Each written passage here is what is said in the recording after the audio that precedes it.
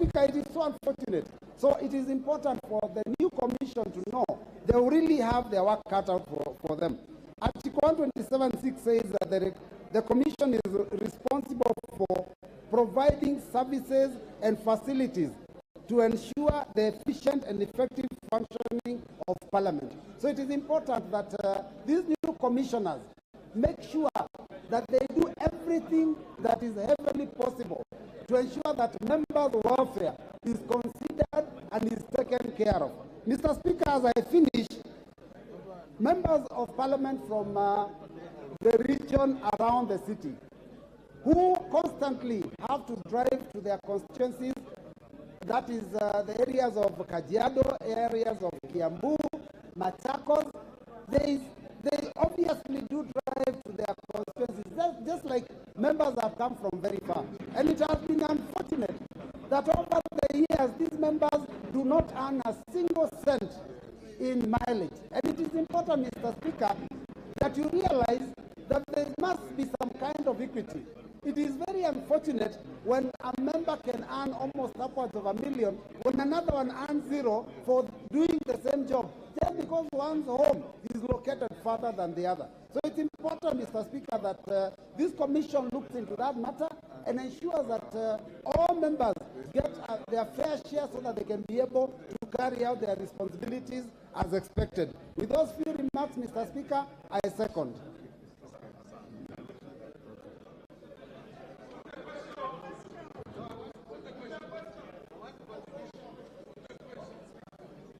All the honourable members, I now propose the question.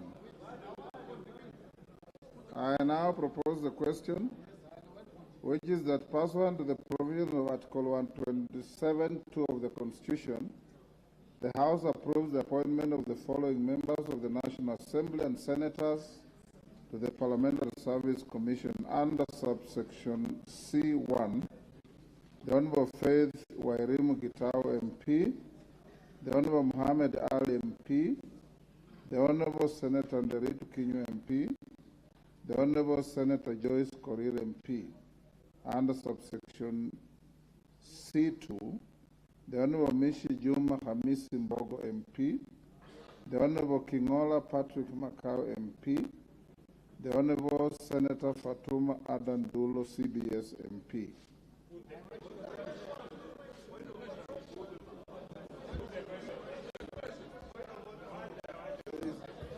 Is that the wish of the House?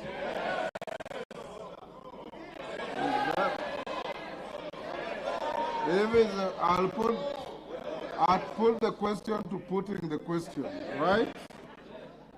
Is it the wish of the House that we put the question?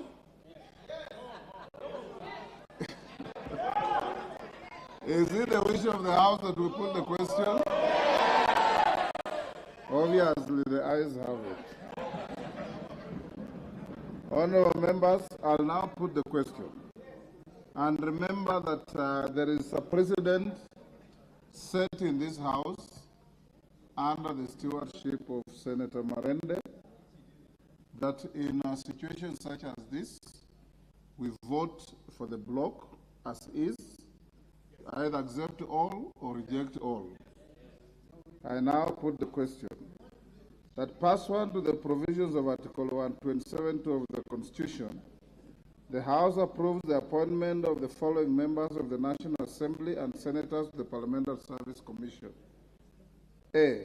Under subsection C1, the Honourable Faith Wairimu Gitau MP, the Honourable Mohammed Ali MP, the Honourable Senator Nderitu Kinyu MP, the Honourable Senator Joyce Korir MP.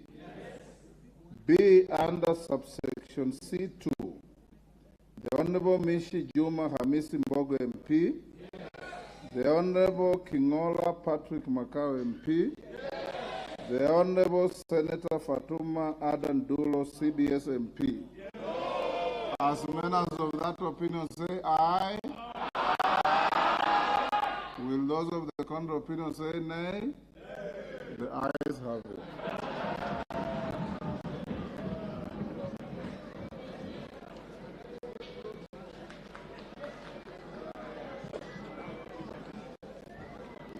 Order. Order, honorable members. Order, honorable members. Order. Honorable members, I want to acknowledge in the public gallery the following schools: Surgeons Academy, Kibra, Nairobi; James Gishuru Primary, Njiru, Nairobi; Kirangari Boys High School, Kabete, Kiambu. On my own behalf and your behalf, I wish to welcome the students to the public gallery of Parliament. Next order.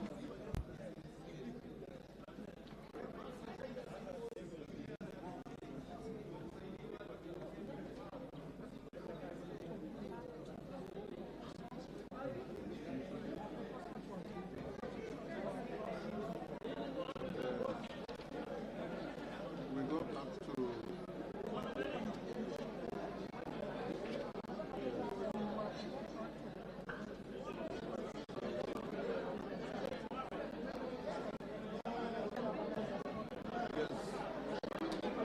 honorable members. Order. Order, honorable members. Order. Order, honorable members. Order, Owen Bayer. It's out of order to take pictures in the chamber. Totally out of order. Honorable members, we'll now go back to the Constitution Amendment proposal of the Honorable Gishimu and the Honorable Mule. So the screen is full. I don't know if the honorable members on the screen wish to speak to this. The Honorable Rindigiri Mugambi.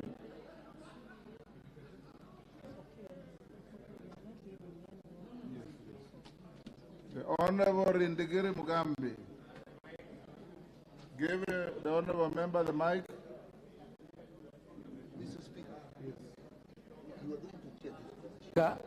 This commission is leading this members now. If you go from audit, Yeah. the way Mr. Speaker, sir, allowing I want to thank you for the opportunity, but let me state for record purposes. For record purposes, I've already spoken on that motion. And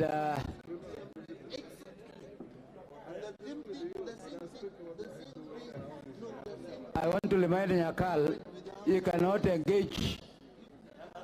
Dr. Nyakil cannot engage. Point of order. He cannot engage the speaker publicly and with a lot of noise.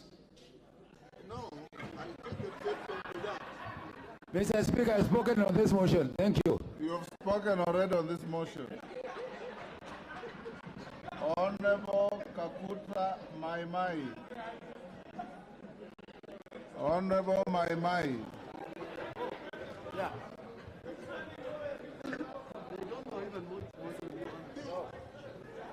Honorable Okay. Kakuta Maimai. Speaker, The floor is yours. thank you for giving me the opportunity to be able to make my remarks in regard to this motion brought by Honorable Gidinji and Honorable Mule. Honorable Speaker, as we have seen that CDF is critical for development of our communities, and as you know, we have seen a lot of work that is visible on the ground is from the CDF, and that it is so important to reinstate CDF to make it possible for us to be able to ensure more children are enrolled in schools. As we speak right now, there are so many children at home, who have not been able to go back to school simply because they have not been able to get the fees they need to go back to school. In pastoral communities like in Kajiado, with ongoing drought, a severe drought is going on, and normally the parents have to sell goats and cows to send to school, but considering this severe drought, a lot of children are home, they have not been able to go back. And CDF can be a lifesaver for many families and children who wants to go back to school.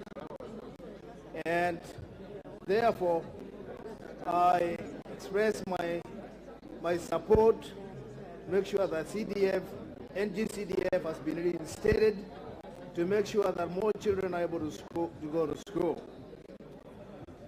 Honorable Speaker, when I came to Parliament, I promised my constituents that I have a goal to build a secondary school in every location of our constituency. Because I know secondary education or high school, there's a big shortage in our constituency. And I promise my constituents that we are going to build more schools, more secondary schools, and making sure that every location have received a high school. Without CDF, that dream of many of our children in our constituency will not be able to have secondary schools in their locations. We have also heard many other leaders talking about the importance of making CDF even elaborate to make sure that as much as we cover so much about building of classrooms, aiding children with school fees, it will also be good to include the water project so that through CDF we can also commission water projects, whether it's drilling of boreholes, equipping of boreholes, and even doing piping water in some of these very remote and dry areas of our land.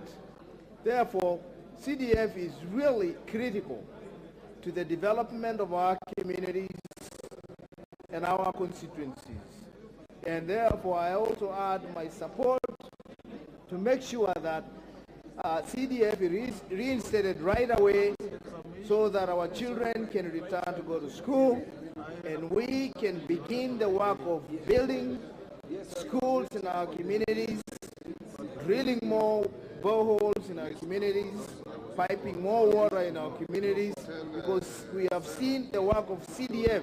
NGCDF is even more visible than the work that is done by many county governments.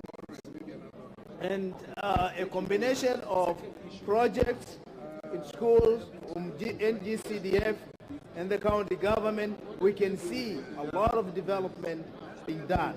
Therefore, I basically rest my point saying that I strongly support reinstating of the NGCDF to make it possible for our constituents to be able to have more schools and to have funding for our children so they can return back to school.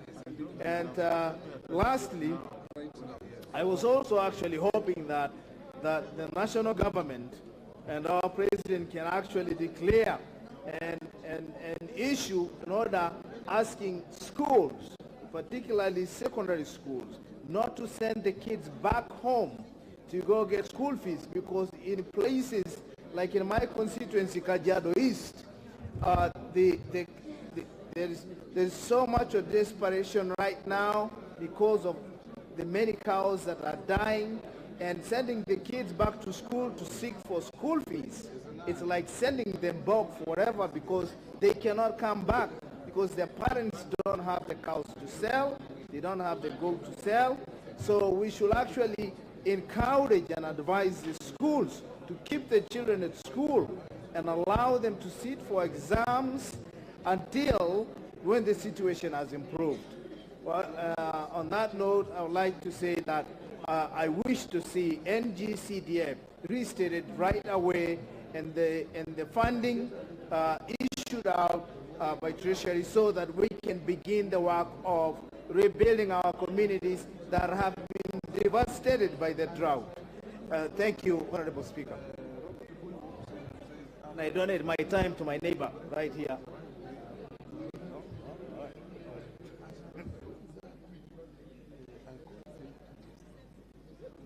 The Honorable Lillian Kogo. Is she in the chamber? The Honorable Felix Odiwar.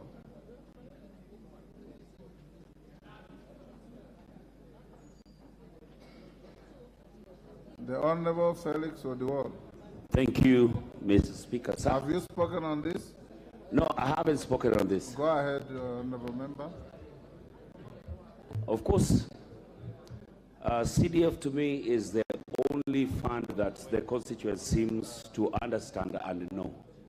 That today, even if we had any other fund out there, you already have Wezo Fund, we have the NGAF, but every other person still asks where CDF is.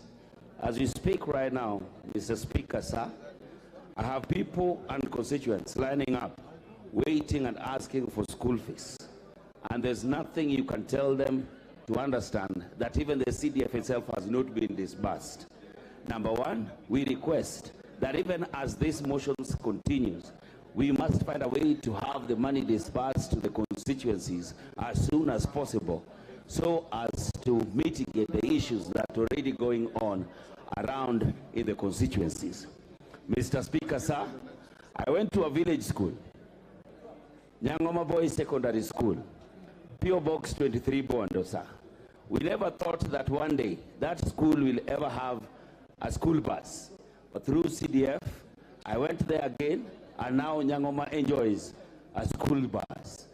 Mr. Speaker, CDF, apart from what it's meant for, it should be opened up to also cater for more other things apart from security or education and sport. And even what is allocated for sports is even not enough, because we have enough talent out there waiting to be exploited. And we know very well that through CDF, we will be able to make sure that this actually happens. Mr. Speaker, sir, I want this House to push for immediate release of CDF so that work in the constituencies can continue immediately. Thank you, Mr. Speaker, sir. Thank you, Honorable Odiwar. Honorable Wangwe.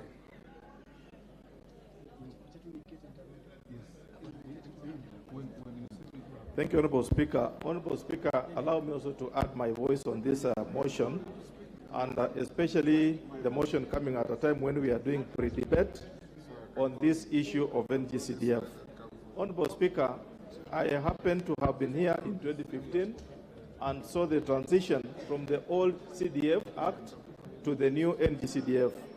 Honorable Speaker, having seen that transition, I wish to make, and also having seen, Honorable Speaker, last Parliament, what we went through in terms of the BBI, I would wish, Honorable Speaker, to make this input into this motion so that the Honorable Mule and Honorable Kishimu can take cognizance of these issues and make amendments before publication so that, Honorable Speaker, we can have a very good document to save our very good fund. Honorable Speaker, my concern is once the bill is published, we will not be able to amend even a comma. That being the case, Honorable Speaker, I wish to request that, Honorable Speaker, the 4 funds which are being proposed in this bill should go in individually, let them run individual, Honorable Speaker, so that, Honorable Speaker, should a ruling of fate befall any of the bills, Honorable Speaker, let it be an issue of exclusiveness, rather than, Honorable Speaker, the whole baby being here alive. Honorable Speaker, that coming from what happened in the BBI, whereby, Honorable Speaker, a few clauses made us lose the entire document. That, Honorable Speaker, should not be the case. CDF being the backbone, Honorable Speaker, of devolution, we build devolution after CDF, Honorable Speaker, and when you go to the ground and walk around my constituency, for example, Honorable Speaker, last weekend I had the privilege of giving out a very nice school bus to one of the schools in my constituency, Honorable Speaker. The enthusiasm, the happiness, the joy that was the students and teachers is enormous. And Honorable Speaker, if you kill the CDF as it is today, it will be a very big blow to the administration of the day, and we don't want an administration of Honorable Speaker to suffer fate which is not theirs. We are happy the President has really thrown the weight behind the bill and is suggesting that we have a very good bill so that we have a good document to support the governance of his administration. Honorable Speaker, CDF is what is visible across the country. Wherever you go, is it a bridge? Is it a rough road? Is it, Honorable Speaker, a school? It's all built by CDF. When you look around and see what the counties have done, yes, they've tried. They've done it well, but they've not done it to the level of CDF. It is my prayer, Honorable Speaker, that we really put down a document that is going to support and make it for posterity, Honorable Speaker. On the issue of the Economic Stimulus Fund, Honorable Speaker, it is my wish and my prayer that we exclude it from the main document, Honorable Speaker. The PFM Act is alive. It gives the CS National Treasury powers to create a fund, to operationalize a fund of such a magnitude, Honorable Speaker. It is important that we allow the PFM Act to prevail. We allow the CS National Treasury to do that function, rather than anchoring that function into the Constitution, Honorable Speaker.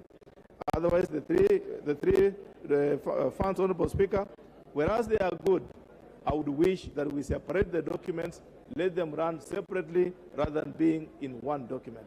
Thank you, Honorable Speaker, and I wish to support. The Honorable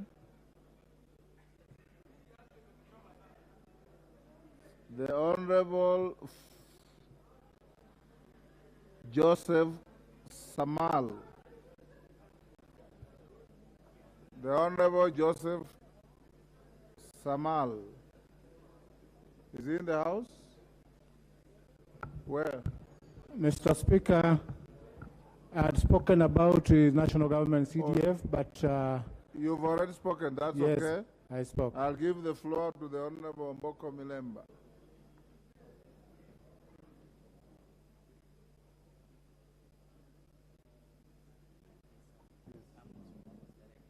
Have you spoken? On CDF? I'll give you. Okay.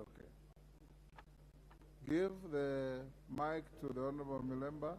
Thank you, Honorable Speaker, for giving me this chance to contribute Honorable on this members, bill. those of you who have already The spoken CDF on this, order, Honorable Milemba, if you have already spoken on this matter, you are advised to log out so that you do not crowd the screen unnecessarily. Thank you, Honorable Speaker. Honorable Speaker, before the CDF, National Government CDF, was introduced, there were several attempts to try and make sure that funds were devolved from the central government to down the bottom at the village level. Such efforts were done by the former President Moi, and they included things like municipal councils and other items like district focus for rural development. The district focus for rural development did not optimize or get much out of this because it did not have a structure of operation. But we want to thank the then government of Mwai Kibaki under the Honorable who finally introduced CDF. And this was the first fund in this country to actually devolve funds down to the village and to the constituency and even to the location level. And since then, this is a fund that went ahead to also prompt Kenyans when they were making the 2010 constitution to realize that it was very important to devolve funds, because for the longest time, this country operated using the sessional paper number 10 of 1965, which was authored by one Tomboya, and which preferred that areas that had some development be strengthened, while those areas that did not have much development would remain behind. It was hoped that the areas which had attained some form of development would later on, using the multiplier effect, pull up the other areas that were down.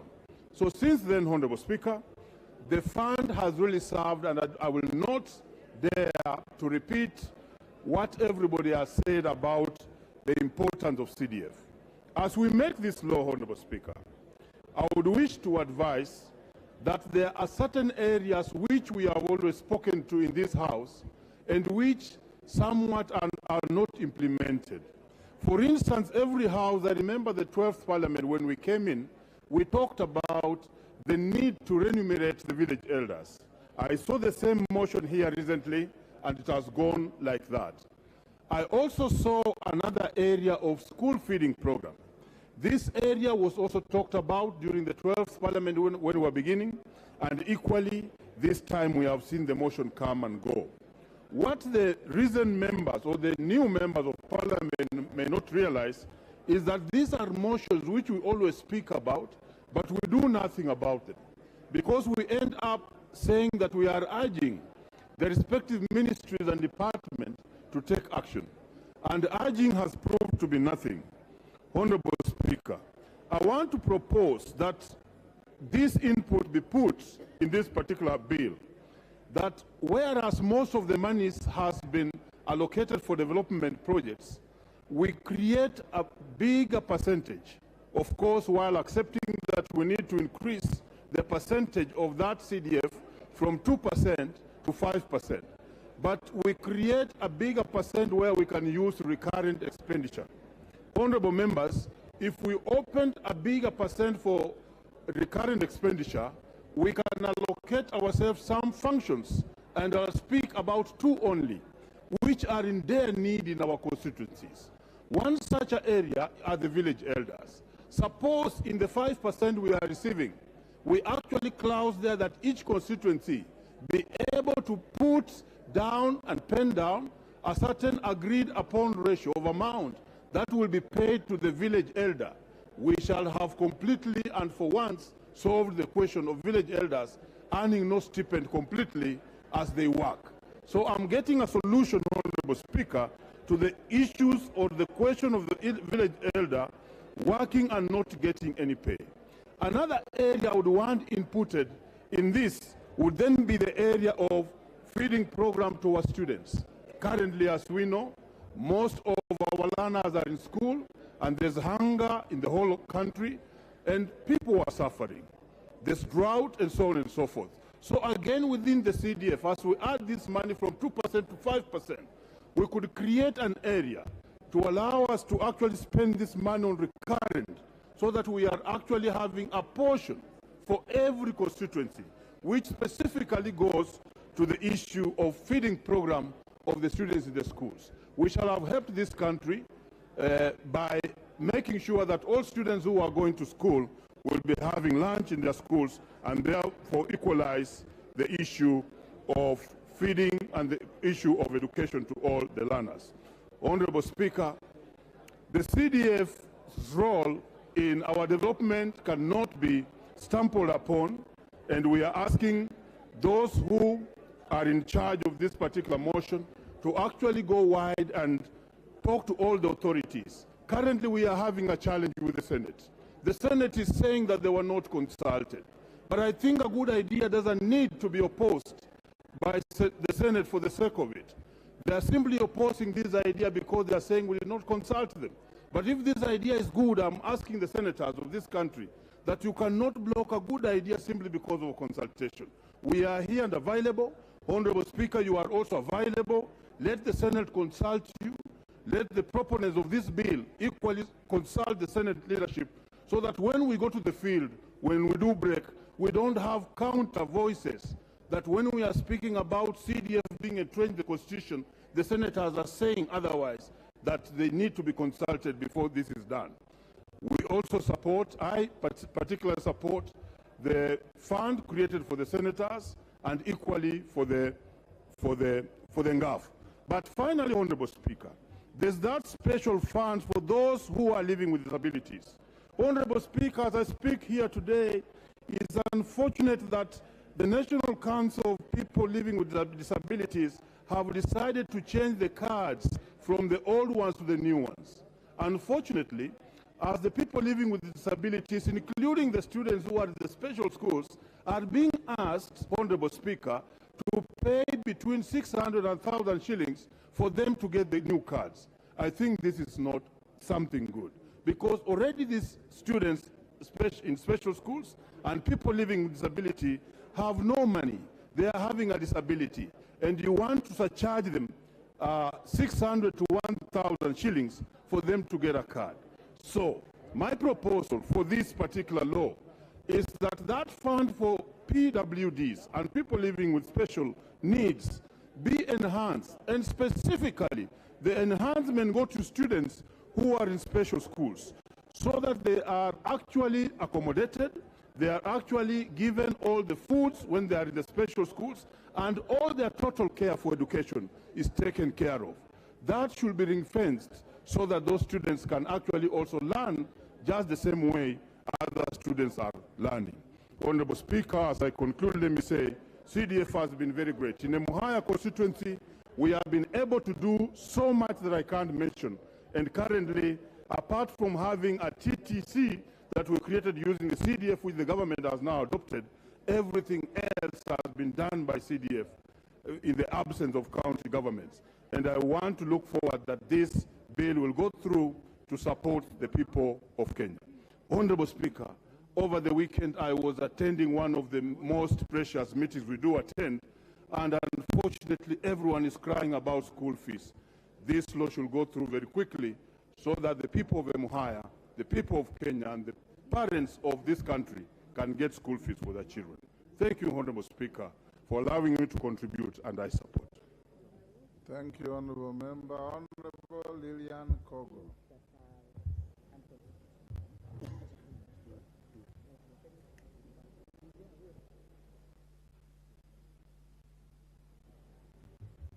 Thank you so much, Honorable Speaker. Thank you for giving me this chance to speak to the matter on the floor of the House.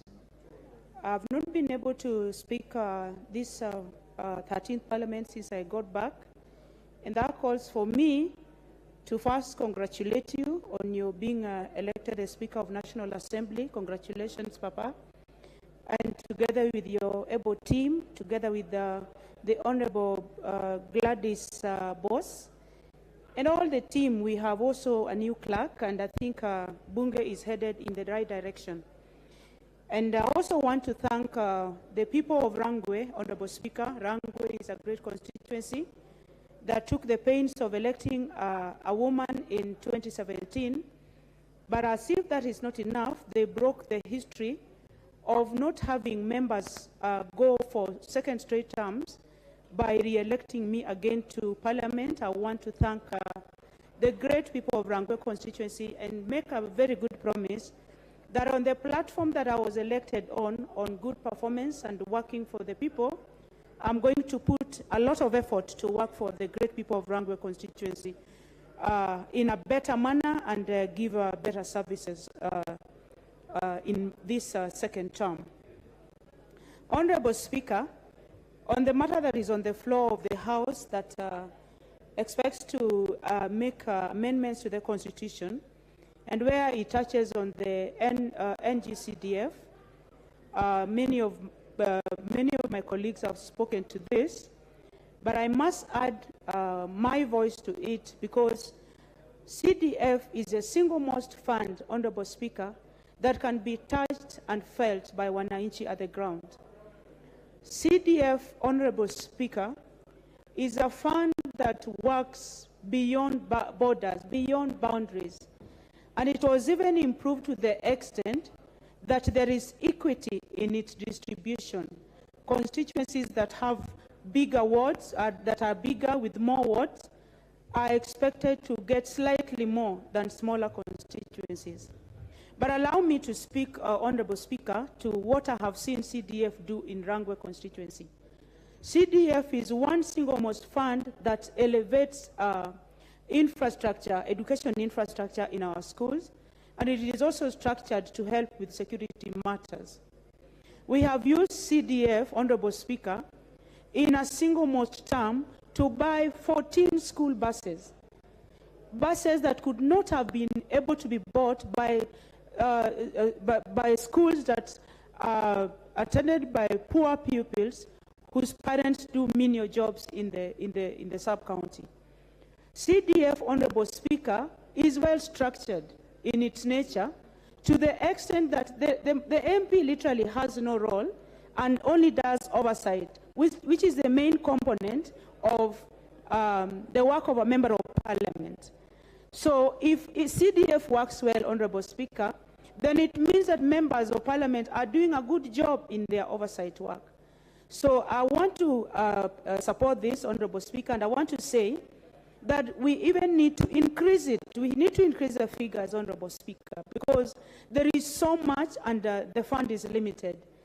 We have so many things that happen through CDF in the maintenance of roads that go to our schools, in the construction of classrooms, laboratories, in the construction of dormitories. And when these things happen and the members of the public, Honorable Speaker, see the changes that can be done through CDF and also in building leaders, and they can compare how a leader who was there at their tenure and a consequent leader, how they have worked.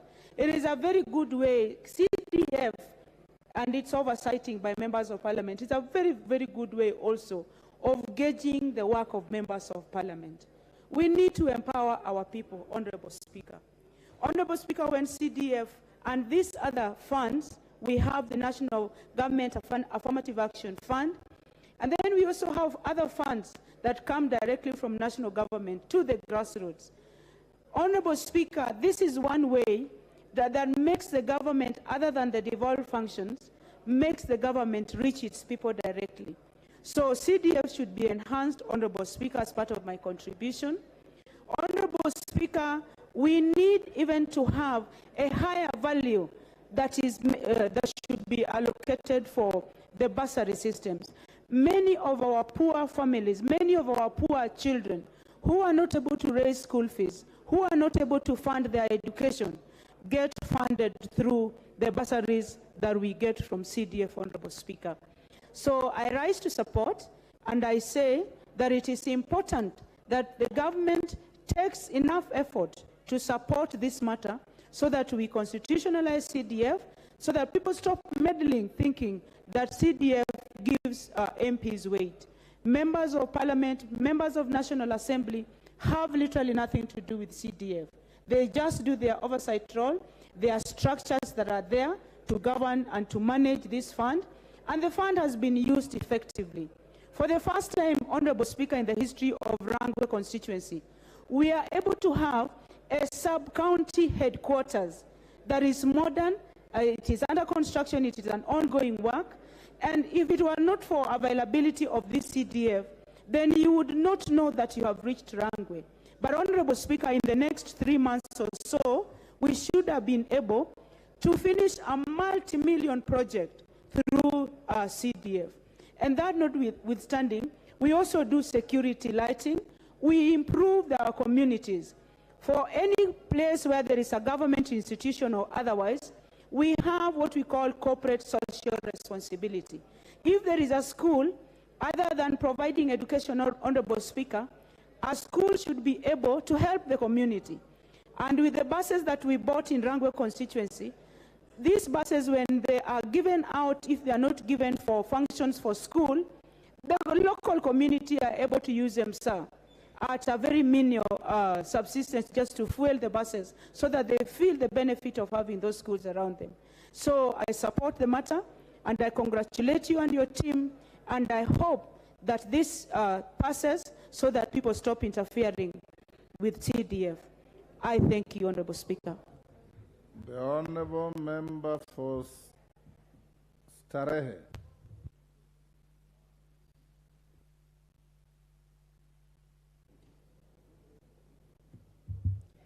Thank you, Mr. Speaker, sir, for giving me this opportunity to contribute on this motion on the amendment of the Constitution for the NGCDF fund. First and foremost, where I come from in Nairobi County, Starehe constituency, most of my populace dwell in the slums, and these people have benefited from CDF through bursaries all over their lives. Saying that we want to scrap off CDF as of now will be detrimental to the gains that have been made by CDF in my constituency.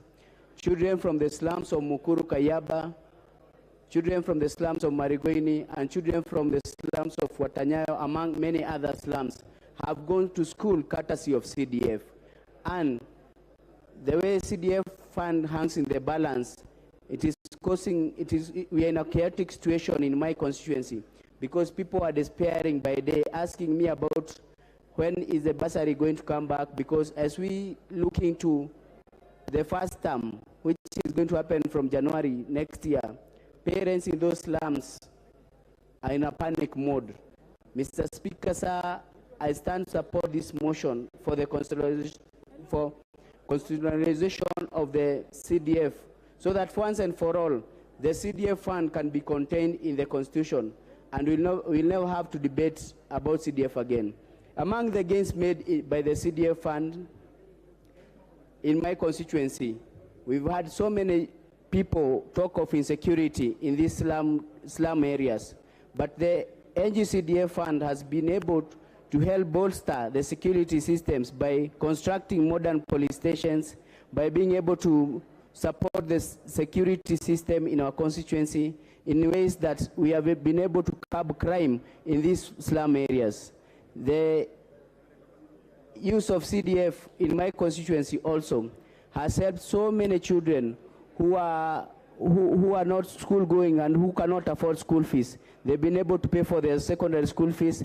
And in my opinion, Mr. Speaker, sir, in my thinking, we would be having a discussion about bolstering the fund, not about scrapping the fund off, because of the functions of the CDF have been very effective in our constituencies. For example, we have these tertiary courses that are offered by the NGCDF, these soft skills that have been offered. You find, like in my constituency, we've been able to take some people to these small courses like the driving courses, tailoring courses, maybe baking courses, and other soft skills that these people have been able to gain through the CDF fund. So in my opinion, Mr. Speaker, sir, we'll be thinking of incorporating more activities for the NGCDF and expanding the fund to be able to help us address the issue of unemployment. If we are able, like my friend John Kerry has put up a motion seeking the NGCDF fund to cater for artists and artisans, to be able to equip our artists and artisans with skills, technology, tools, and machinery and capital. I think that would be a step in the right direction, in that these graduates of the NGCDF bursaries may be able to be empowered to gain skills, be empowered to make a living out of what they learned. So, Mr. Speaker, sir, I rise to support the motion on the consolidation of the National Government Constitutional Development Fund, and I support the motion. Thank you so much.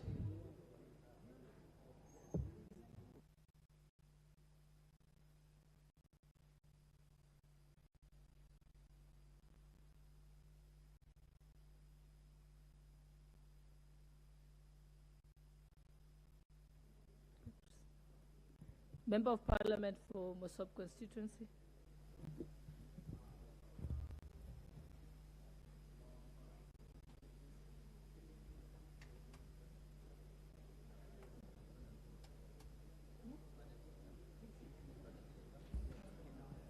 Thank you.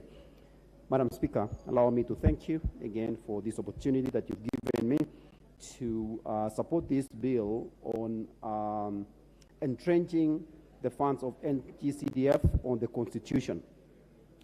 NGCDF, Madam Speaker, has truly played a major role in our country. The funds from this NGCDF has truly helped most of the families who are from humble backgrounds in terms of bursaries. It has helped so many schools to construct structures. Most of the places, especially Mosop, where I am from, most of the schools was constructed because of the funds from NGCDF.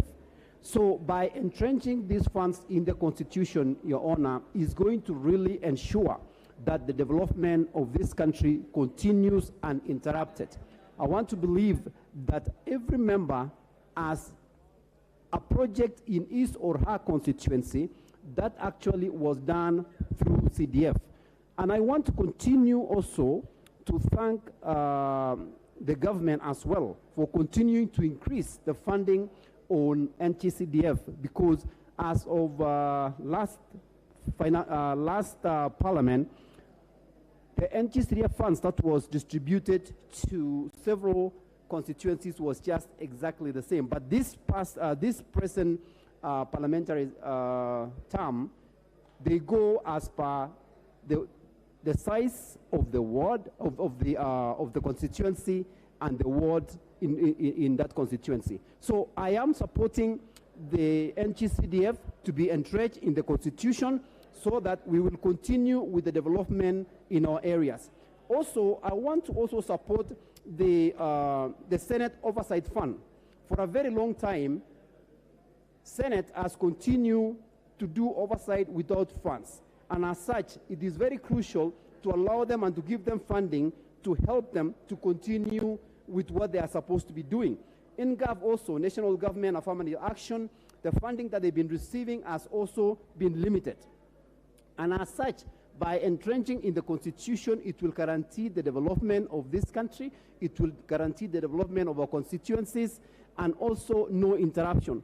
Like as we know as of now, as much as we believe that it's still, we will still be able to receive the national government CDF, but the Supreme Court had ruled unconstitutional. So by entrenching it, we will never have to deal with this issue again. The development will continue. The constituents, every time I'm home, Madam Speaker, are asking us, when are we going to receive our CDF? Because they've always budgeted, they've always believed the NCDF is one of the funds that actually can be seen, the development can be seen compared to other funds of the government. So I want to actually urge and continue to support the bill that we continue with the NTCDF, but more so is to entrench it in the Constitution, that it will continue to support our country, to support our development, and we continue as a country. Thank you again, Madam Speaker. I support the motion.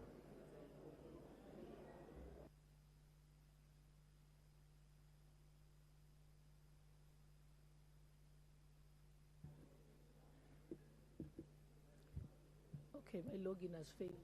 Oh, there. Thank you. Member for Soy constituency.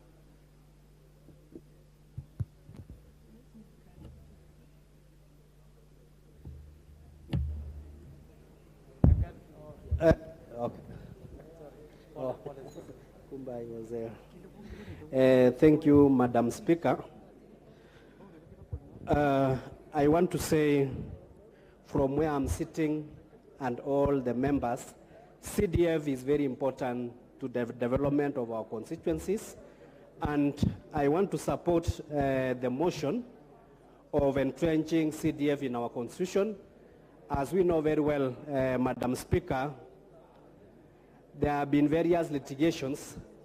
As a result, the CDF Act of 2013 was declared unconstitutional by the Supreme Court, which was not in order. And for such issues to be resolved, the only way it can be resolved is by making sure that at least we entrench the CDF in our constitution so that we can do away with all manner of litigations for those people who are anti-development.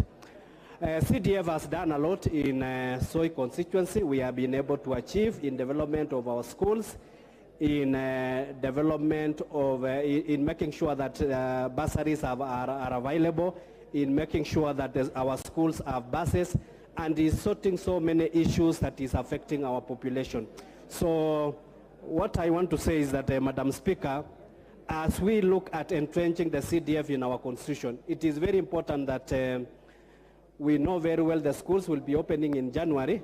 I want to call upon the CDF, the NG-CDF committee to move with speed, to make sure that the committees are in place, to make sure that the allocations to the various constituencies are being approved, and also to make sure that at least before we break for our recess, the money for CDF that is due has been approved and be sent to our constituencies so that we can sort the issues of bursaries.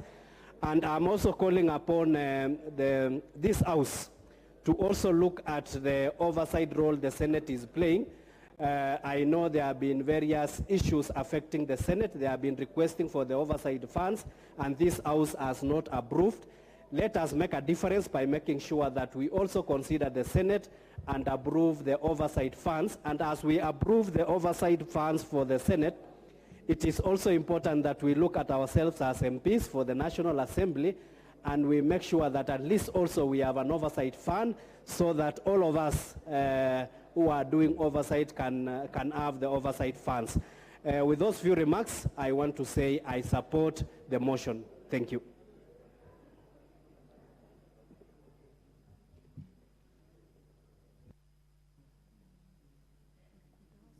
Mike, please. Member for Laikipia East.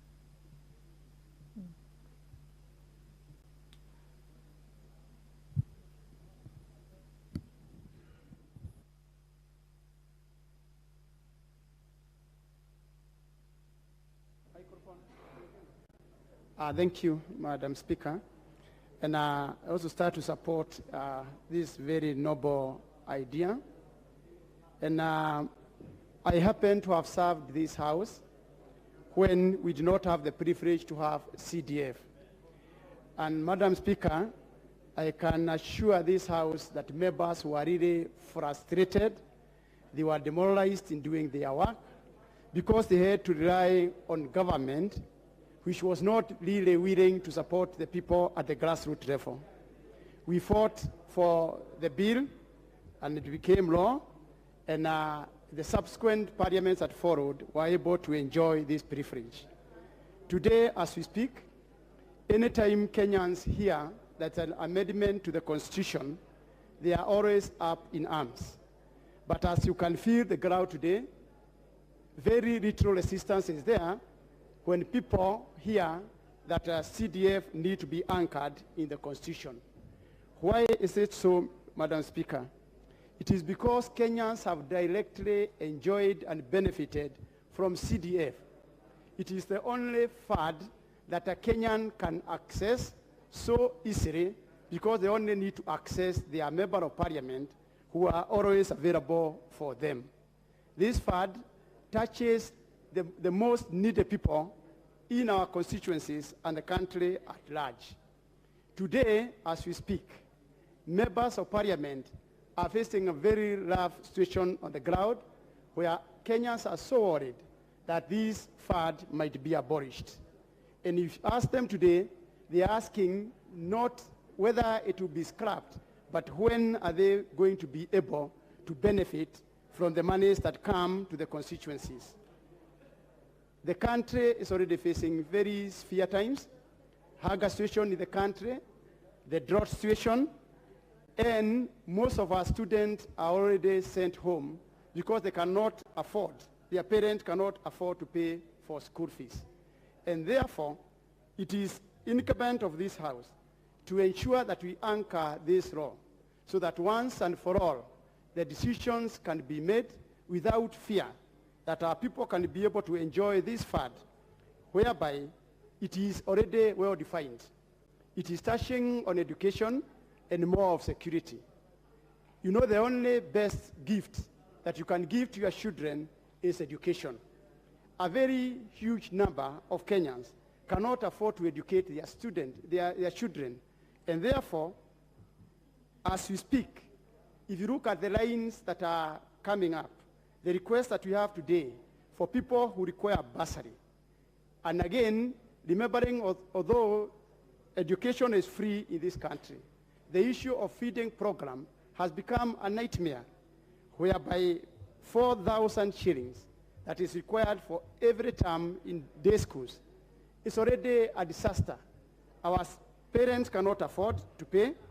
The feeding program itself is not available for our students, and therefore it is important, Madam Speaker, to ensure that the parameters that we are putting in, we are not only discussing of this fund, but even whether we can make additional funds to support this program.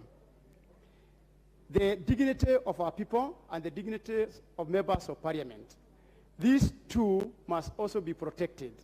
I remember when we could not be able to support our own people who came lining up each and every day in our houses, requiring us to support them through medical fund, which today we can be able to support them through CDF because we can afford to pay NHIF cards for them. On special needs, Madam Speaker, you look at the society and the very needy ones who can even go to tertiary education, those who can pay, for example, assisting our border riders, issuing them with licenses, whereby these licenses could not have been accessed and they were harassed each and every day. We are supporting Kenya Kwanza government, which approach is bottom up. The only fund that can be able to get to our people and help this government implement bottom-up strategy is CDF. Because at the end of the day, the funds have been with the people. The funds can be able to be accessed. And at the same time, Madam Speaker, if you look at the beneficiaries of this fund, you'll be able to say that it is really touching on our people. Lastly, Madam Speaker, it is good for us to remember where we are coming from, be able to remember those people who initiated this program, the likes of Virginia Karoe. And also, we know we have a president like Mwai Kibaki, who is also supporting this program. And we are very sure that with our president, Dr. William Bruto, we will be able to support this program, and our people will benefit, and they will be able to finance their people and ensure their well-being is taken care of. I support, Madam Speaker. Thank you, Member for Laikipia East. I now call upon Member for Gilgil Town.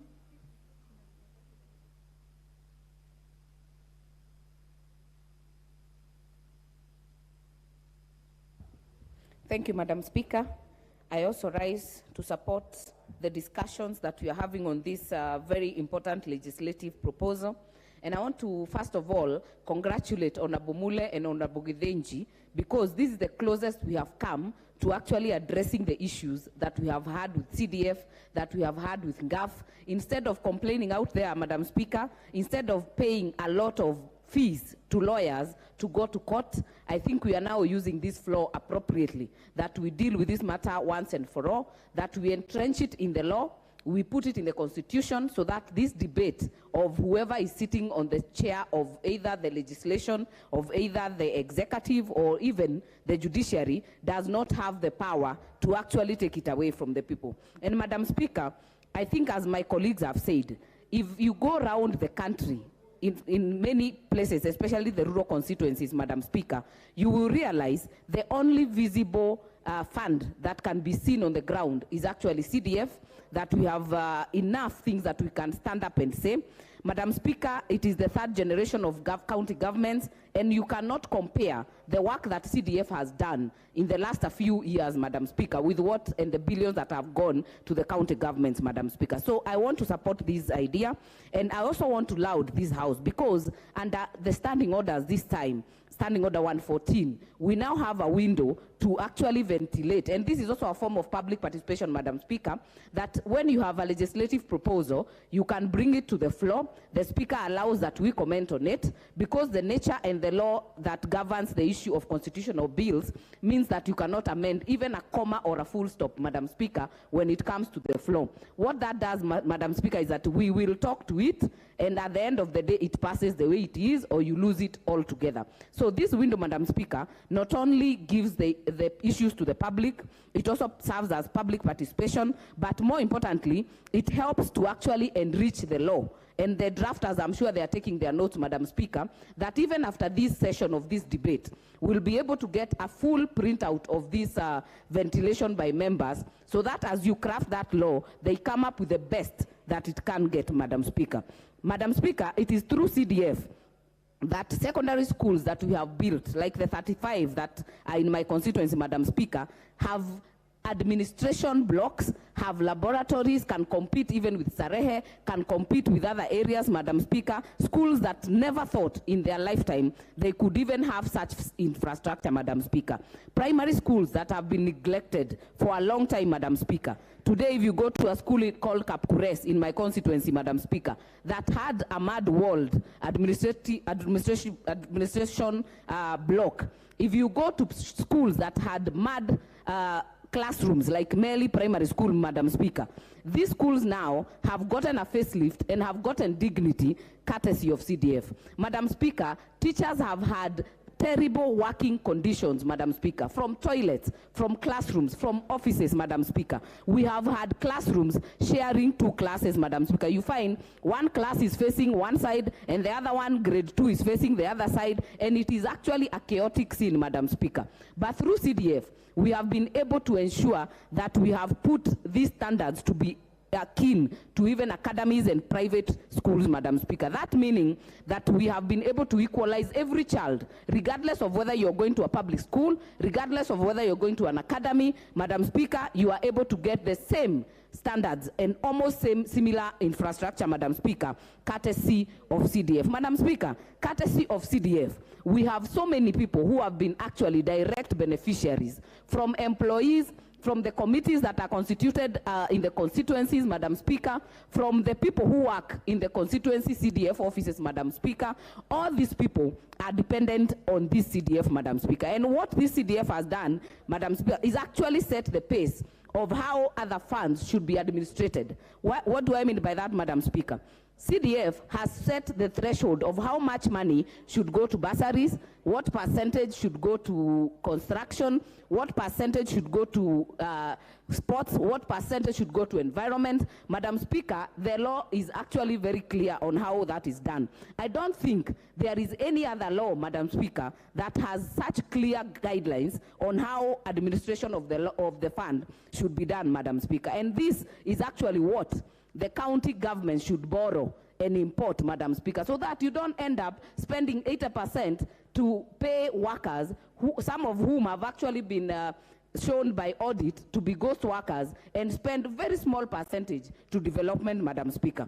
But the push and shove with CDF, Madam Speaker, has had many enemies, right from people who feel like the CDF fund has made them look bad because they're not delivering, and that way we have had very many sponsored cases back and forth from the judiciary, and we have had a long time and a long battle with that, Madam Speaker. So this law will actually put that to rest and will be able now to deal with issues as they come.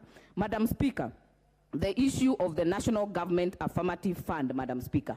I know from the 11th Parliament where I sat, the 12th Parliament where I sat, this fund was actually a fight between members representing single-member constituencies, as it felt like it's a competition. But, Madam Speaker, what the affirmative seats have done, including the women rep position and the nominated position, is incubate leaders that today we can have the governor of Meru, who was a women rep, being a woman, that today I stand here having benefited from a nomination, Madam Speaker, that today we have the governor of Homa Bay, who was once a women rep, Madam Speaker, that today we have the Honorable Mishimboko, who was once a women rep, we have the Honorable Rueda from Lamu, who was a women rep. Madam Speaker, it has become a fertile incubation grounds to get members to run for other seats and to be able to compete outside there, Madam Speaker. But they have had a challenge, because when you're talking 100 million for CDF, you're talking 7 million for a constituency, Madam Speaker, and you're talking billions from the county government, and these women have had a hard time to actually keep up and be able to deliver in their mandate. So putting this in law, Madam Speaker, then, it will be able to give more women the power and be able to run and give them the mandate and give them the power and the push they need to be able to run. And Madam Speaker, what that would mean is that more and more people and more women will be going to be governors from women rep position, will be going to be single member constituencies from women rep position, will be going to be senators, will be going to be deputy governors from the women rep position, Madam Speaker. And what I have learned, Madam Speaker, over the time, the last 3 parliaments, is that we have gone a full cycle, Madam Speaker. We have had people here who sat in 11th Parliament. When I sat in the Senate, they sat in the National Assembly, and they bashed the Senate. But in the 12th Assembly, Madam Speaker, they ended up being senators, and others who are senators like ourselves, Honorable Elachi, Honorable Ngera, we ended up in this house in the National Assembly. So what I hope is that we can look at this legislation for posterity, that it is not a personal issue, Madam Speaker.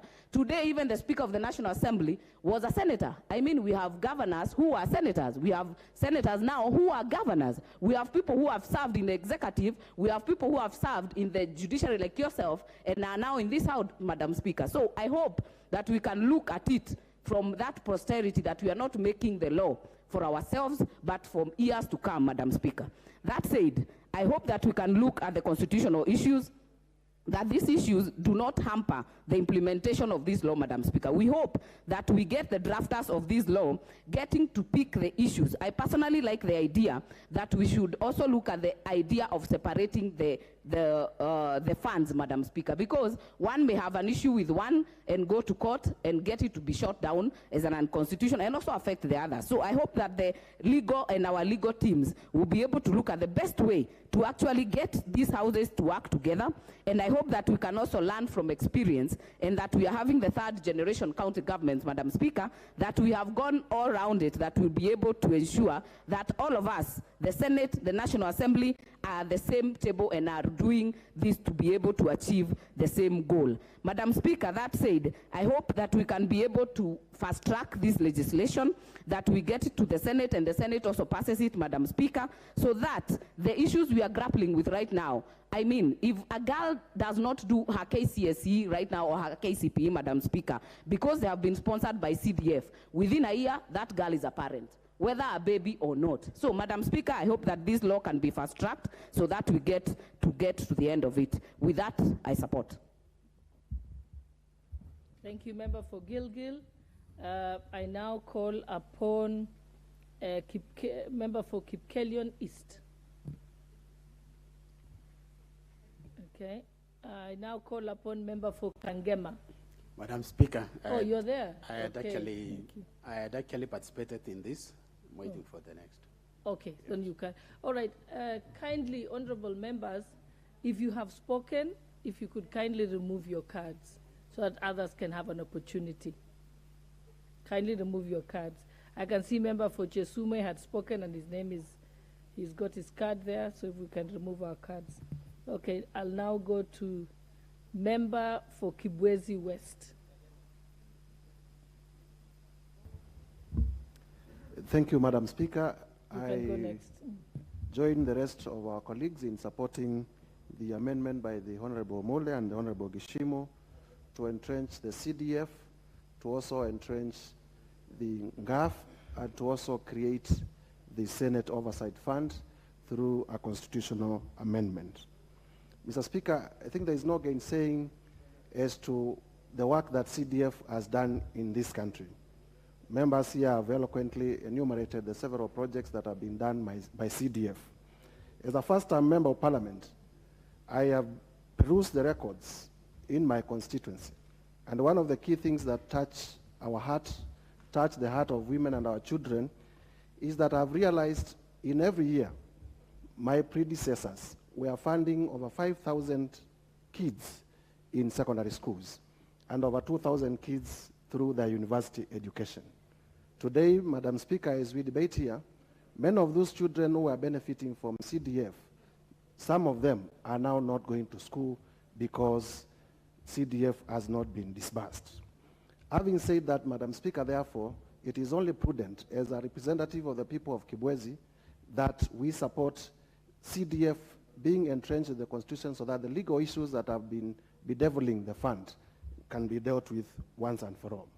Madam Speaker, number two, I have also been following the legal battles that the CDF has gone through, from the High Court through the Court of Appeal, and recently the pronouncement at the Supreme Court.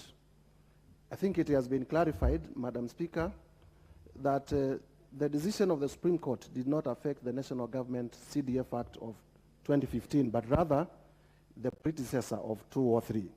And therefore, we wish to urge the board to move with speed now that the committees have begun to be being tabled in this house, to move with speed to disburse the fund, because the act that creates the fund currently is not annulled, as it were.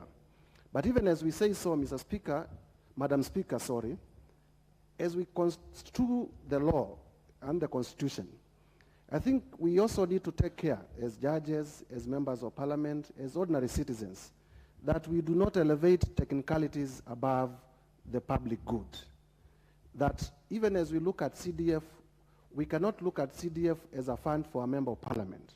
We have to look at CDF as a fund of the people, as a public interest fund. And when we are saying CDF is illegal, we must also exercise our mind as to what will happen to the thousands and thousands of poor children who go to school through that particular fund. I know, and without appearing to disparage the judiciary, that they know of children even within their own localities whose fees is paid through CDF. And therefore, by continuously looking at technicalities, the small issues, as it were, and ignoring public good, they are actually making the poor children to never access an important commodity known as education. Madam Speaker, we are looking at a constitutional amendment, and the threshold is quite high.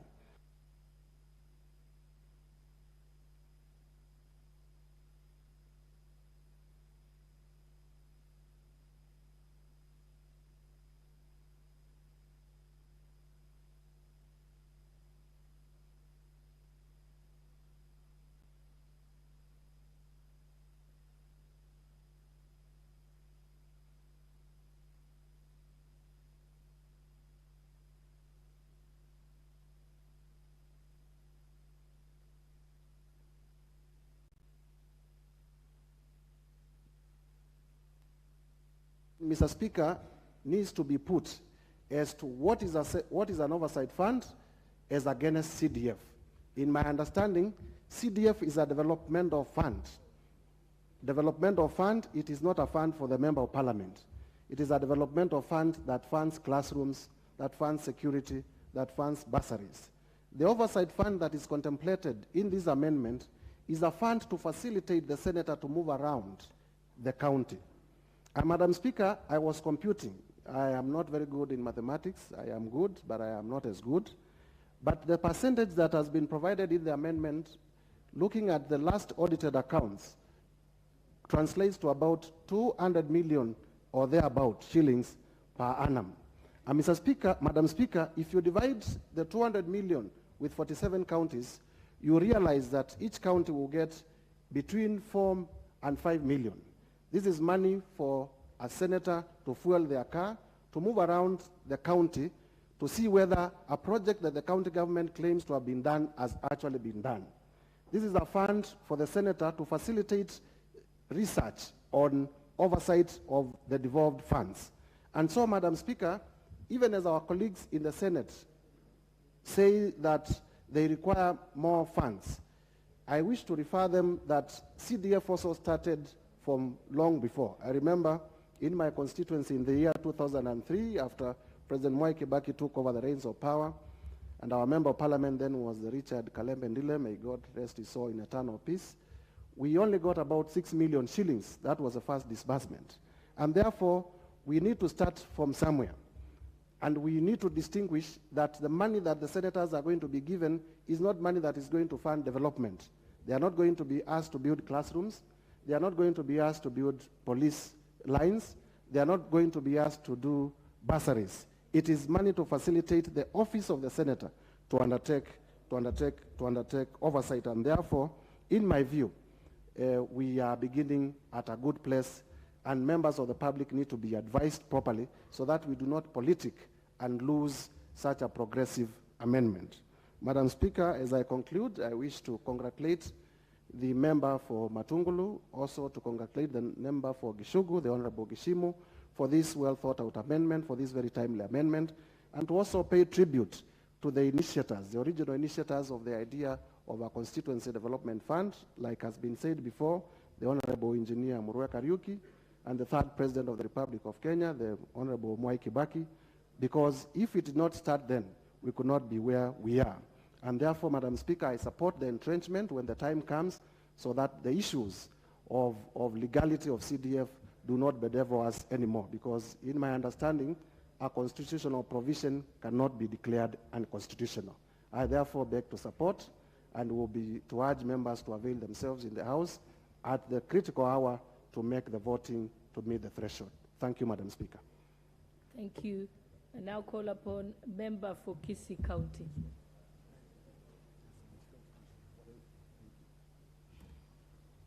Thank you, Madam Speaker. I rise to support the motion because CDF, as some perceive to be a loophole to put money in some individual pockets, there are so many people, Madam Speaker, including Donya, who is standing here from Kisii County, who has benefited from CDF bursaries.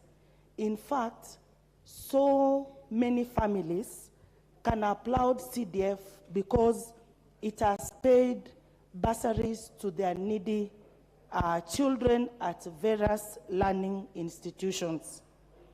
I can tell you, Madam Speaker, CDF has done a great control on the imbalances in regional development, which had been previously brought about by partisan politics.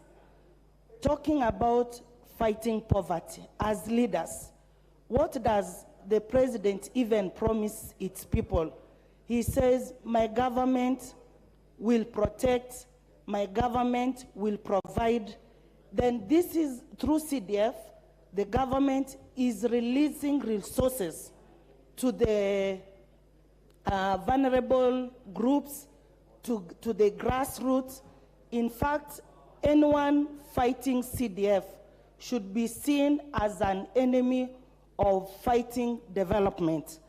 Let me say, for example, when you move around, you will see classes built by CDF. You will see projects funded by CDF. I stand to ask, what if this CDF was dealt away with? As per today, we should be discussing on how can we increase more resources to CDF so that we can even see our CDF issuing through the members of parliament and even through the women reps, sanitary pads to our young girls, some who cannot attend classes because they lack so. On top of it, even CDF should be added to provide school feeding programs to our school-going children, because there are some students who stay at school for the whole day without going for food because there is none that they can get at their homes. So members of this hallowed house, we should be trusted and not be treated as suspects. When you meet some few people out there who don't understand what it entails for the government to release these resources, they are saying that that is money meant for MPs as their pocket cash. Honestly, it has never been a pocket cash for a member of parliament who has its people in his or her thoughts, minding on how, like now January is around the corner. This time, there are students who are calling us, they are saying, help us so that we can clear our fee balances to enable us sit for the exam. So I arise to support that CDF is a rich thing for our constituents, and CDF is not a loophole for politicians to have petty cash. And CDF is very good and very good for our people. Thank you very much, Madam Speaker. Thank you, Member for Kisii. I now call upon Member for Kangema.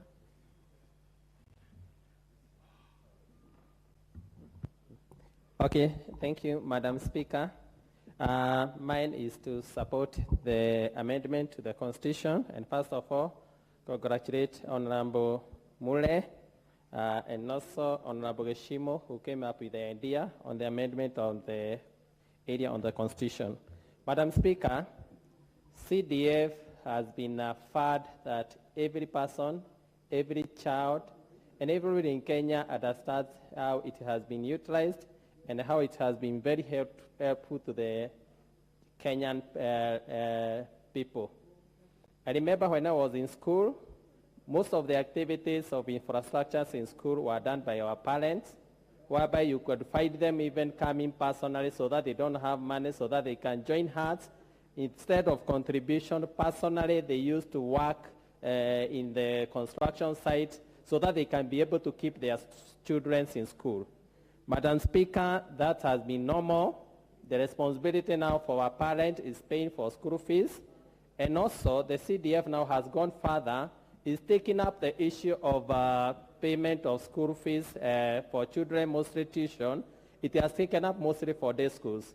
Madam Speaker, a child who is schooling on a day school, and our day school which are doing very well, can be able to be sponsored by CDF 100%, because the amount now is amount that the CDF can be able to afford. One thing I want to say is that the civil societies and those who has been going mostly to challenge the CDF fund, their intention is not for the Kenyans.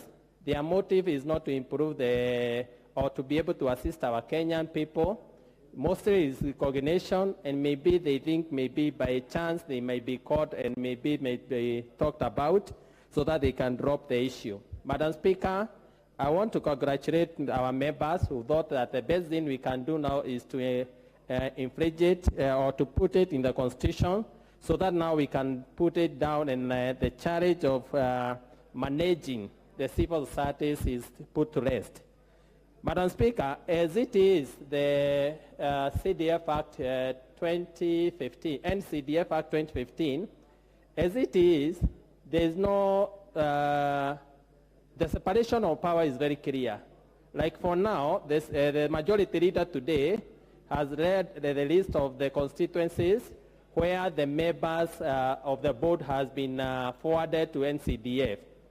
Those members, the advertisement were done by the DCC, who is now the devolved representative of the executive at the constituency level. Therefore, as it is, though we know that the charge was on CDF Act 2013, I think the best thing for now is to put it in the Constitution so that we may put it at rest. But as the NCDF Act 2015, the clear separation of power is very clear, that the board is being chosen and advertised by the DCC, and the board is extremely independent. Our role as members is just as patron and also being representative of people in raising the issues that they require us to do. Therefore, as we are putting it, I want to support the motion, and also, I want to support the idea whereby we put our statement on the amendment. And Madam Speaker, I wish to call upon the members, we support the amendment so that we can be able to infringe it in the Constitution and so that we can be able to assist and support our people. Thank you, Madam Speaker. Member for Tigania West, and I hope you have not spoken. Thank you, Honourable Speaker, for the opportunity to also add my voice to this motion on the constitutional amendment to bring in the CDF and other funds into the Constitution. Honourable Speaker, I thank God for this opportunity to have to discuss this issue.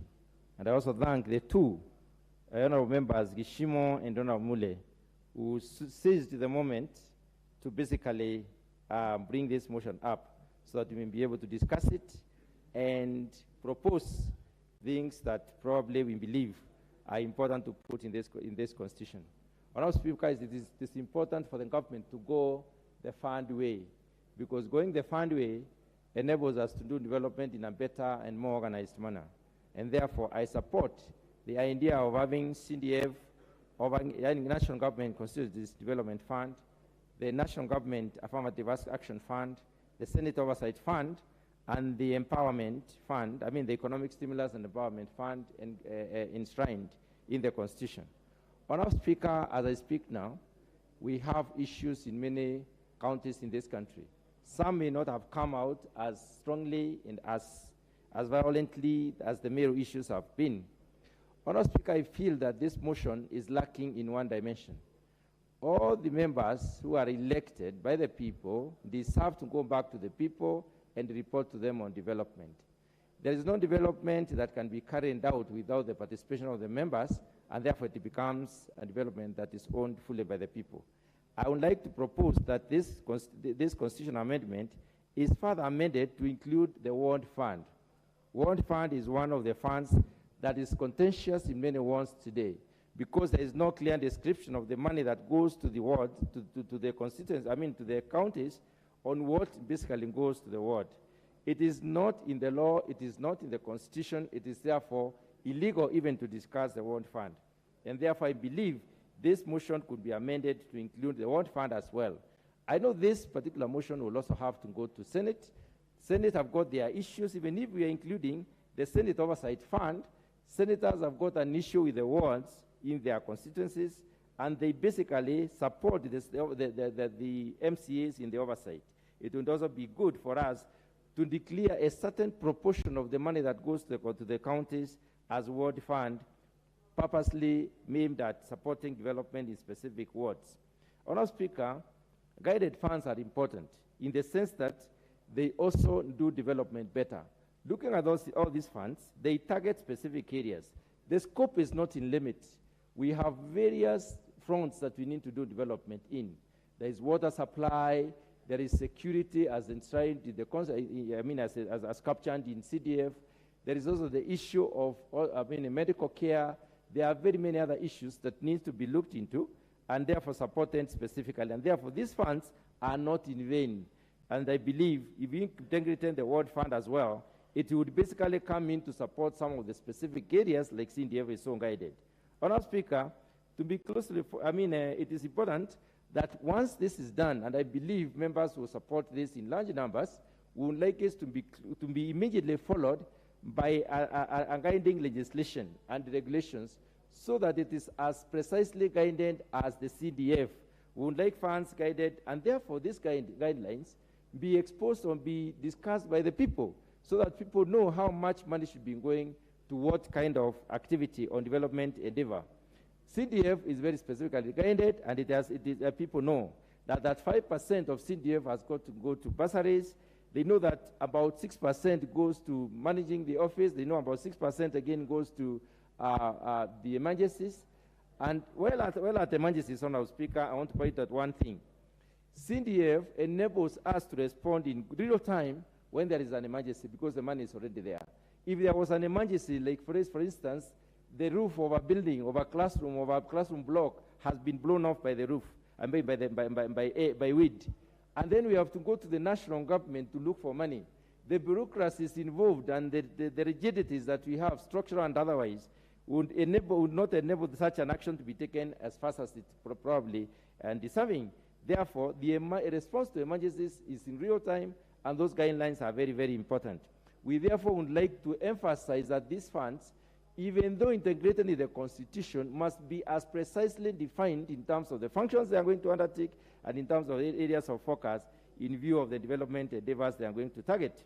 Honorable Speaker, it is important to note that we need to modernize our backgrounds. We need to modernize our areas in terms of development. Development is not just about bringing in new things. CDF has the flexibility to modernize schools, and this has helped us have better and new schools in most of the areas. It has helped us finish up schools that were left unfinished. It has helped us bring down the structures that are dangerous to the pupils and students, and therefore it is a very good fund. And I believe if it is integrated in the Constitution, as much as the other funds are also integrated in the Constitution, it would help us to even be better, focused and be sure that we are going to do the right thing when the time comes. Honourable Speaker, it is important for us to clear out the matters on CDF and NG-CDF at this point in time. NG-CDF is as per the 2015 legislation and the follow-up regulations of 2016. The CDF was 2013 legislation. What has gone to court, and I would like the Kenyans to know this because they're asking a lot of questions, what went to court is CDF 2013. The members of parliament, and even with a lot of consultations in view of public participation, and already realized there were problems in CDF, and therefore they went back to the House, this particular House, came up with a law that is called National Government Constituencies Development Fund, and this fund has clearly and precisely described what needs to be done. So it is no longer ambiguous. There are no areas that are unclear. There is nothing that is not transparent in CDF, and therefore the court issue does not necessarily focus on NG-CDF. It does talk about CDF, which this House had already done away with. Honourable Speaker, it is important for us to look at how do these funds, target development and clear out records. The public participation initiated before investment is very key. People themselves come and say, this is what we would like to be done in our area. So during the planning session, although you could have a forward plan, which is in long-term or medium-term plan, you could always interpret this plan in terms of the people's specific needs. And once you give them to their needs, you supply them to their needs, the fund is precisely used, and it is much more appreciated than any money or any development that befalls our people without having been pre-announced. Honourable Speaker, CDF and many other funds that we are discussing today give people hope and more hope. I'm talking about more hope because today, what the greatest questions that we are answering as members of parliament is when shall we have the bursary? Because people have gone through a period of drought, there has been a lot of famine across the country, there is no money to take children to school, some of them are already doing their exams this year, and therefore they are asking, when shall we have the bursary? The bursary supports more than 70% of the children that go to school and supports them significantly. So very well tailored and very well targeted, this money can help a great deal. Therefore, putting it in the Constitution removes any form of doubt, guards this money against any form of intrusion, and helps us to plan far into the future. And we appreciate the fact that CDF is also focusing on the numbers, because when we were campaigning last time, we were talking about 1 man, 1 shilling, 1 vote. So CDF should also focus on 1 man, 1 shilling, 1 vote, in the sense that what has already been instituted and what we saw at the beginning of this session of Parliament is that CDF will target the number of ones that we have. That if you have 5 ones, you get a little bit more than anybody who has 4, and any person who has got 6 ones will get more money. That means we are prorating development, we are trying to increase equity. So these funds, when they come in, there is need for us to also incorporate equity, in the sense that whatever it is that is being done should target the people, because it is our people that we develop. It is not the area, it's not the expansiveness of an area, it is not anything else but the people. So, Honourable Speaker, I am happy that this has come in time, and I pray that members of this House will support this particular motion, and we shall amend the Constitution to integrate these funds as much as we are also going to include the World Fund. Honourable Speaker, I support. Member for Jomvu constituency.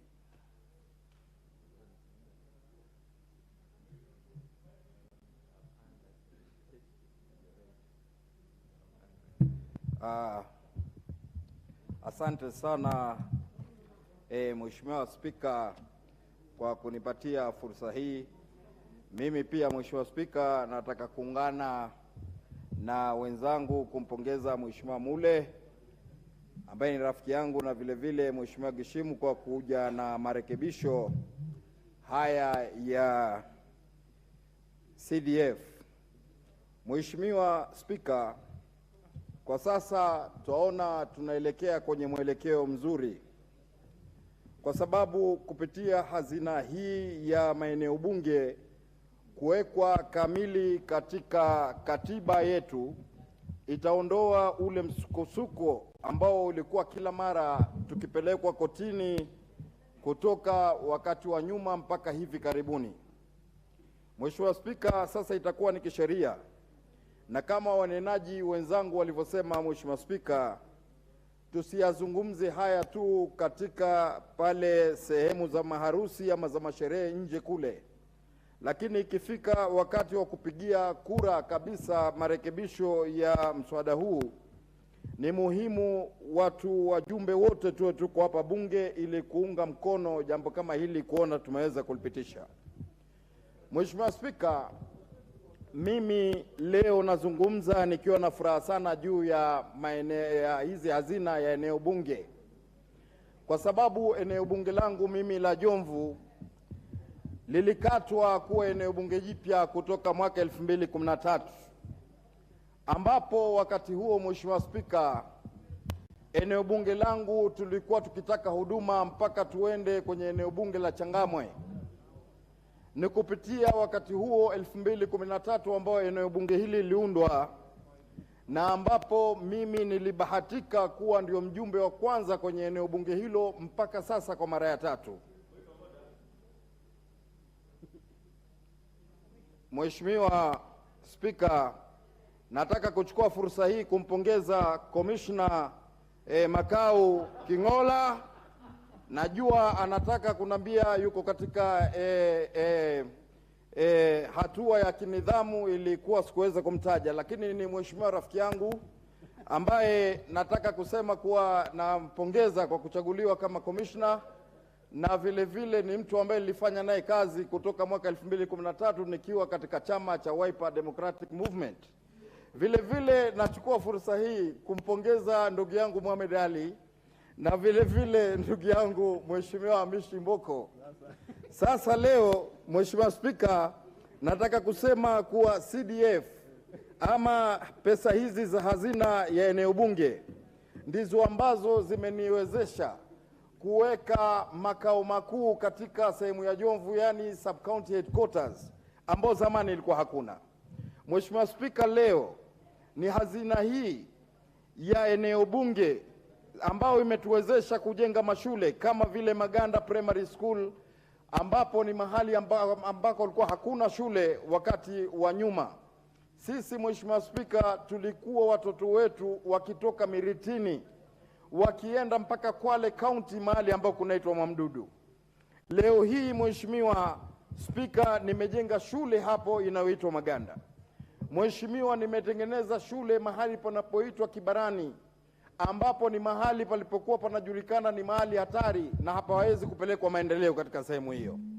Mheshimiwa Spika, kuna mahali ambapo sisi tunapakana na Rabai ambako kulikuwa hakuna shule ya upili. Leo nimeweka shule ya upili inayoitwa Miroroni. Mheshimiwa Spika, mimi niko na wadi 3. Pesa hizi za eneo bunge zimeniwezesha kuweka polisi katika kila eneo katika wadi zangu zile. Vile vile namshukuru Mungu, kupitia pesa hizi ndio zilituwezesha kuweka ofisi za ma-SCCs na machifu wangu katika kila sublocation ama katika kila kata ya eneo langu. Mheshimiwa Spika, wengi wamezungumza hapa kuhusu watoto kusomeshwa, na leo Mheshimiwa Spika, nasema mtoto wa kike na mtoto wa kiume ni wajibu kusomeshwa na ni wajibu kusoma. Leo nikisimama hapa, Mheshimiwa Spika, mimi nina furaha kubwa sana kwa ajili wewe ambaye ni spika wetu ulioko hapo, ndiye ulimwepisha Rais Uhuru Kenyatta pale Kasarani ukiwa katika mahakama. Mimi na imani kuwa nafasi ile hungeweza kuwa registrar wakati ule kama si elimu yako ambayo imeweza kufikisha hapo. Leo Mheshimiwa Spika, tunakukumbuka wewe wakati ulipokuwa commissioner katika Electoral Commission. Hii na imani kuwa ni elimu yako ndio iliyokufikisha pale. Mheshimiwa Spika, leo wewe uko hapo kama spika ambaye unatuendeleshea bunge hili.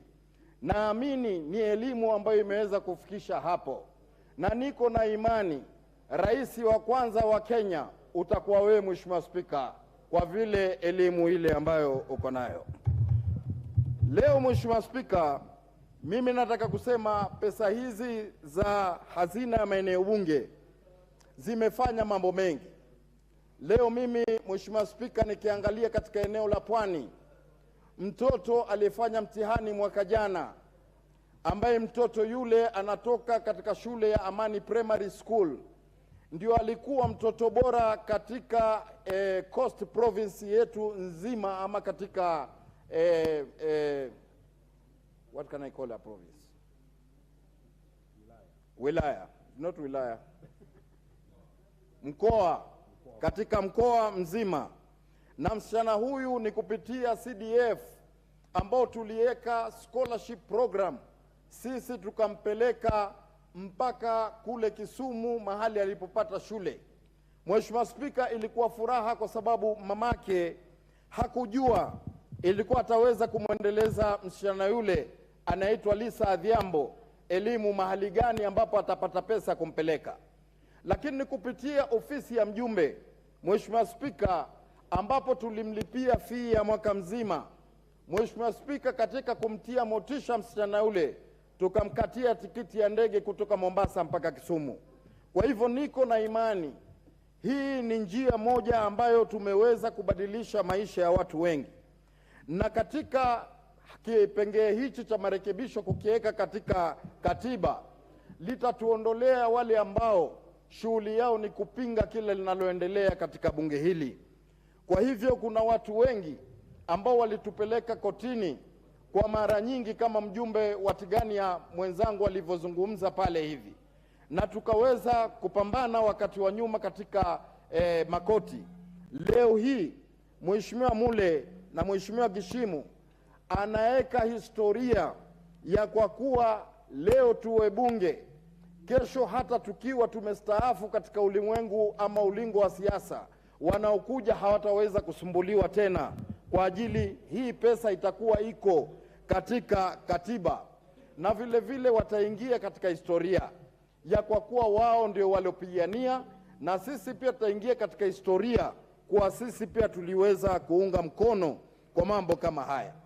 Leo Mheshimiwa Spika, mimi nazungumza kwa sababu eneo bunge langu la Jomvu, mambo mengi sana ambayo tumefanya ni kupitia na pesa hizi za hazina ya eneo bunge ya CDF.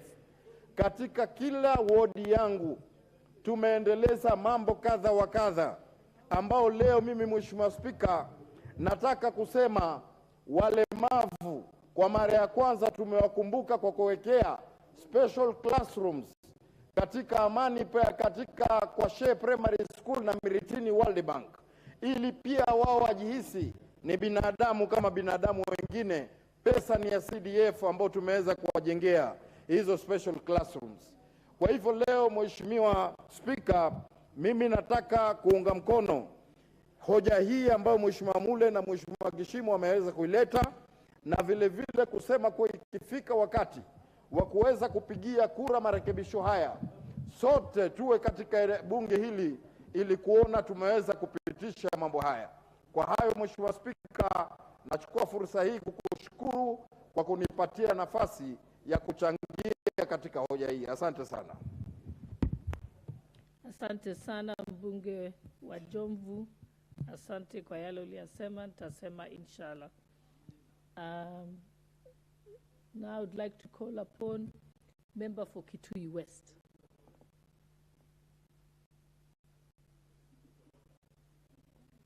Member for Kitui West, you're out of order. You do not rise. If you want to make a point of order, just press the intervention button. Thank you. Thank you. Thank you, Madam Speaker, for giving me this opportunity to contribute to this discussion on anchoring the CDF and the other funds into our constitution.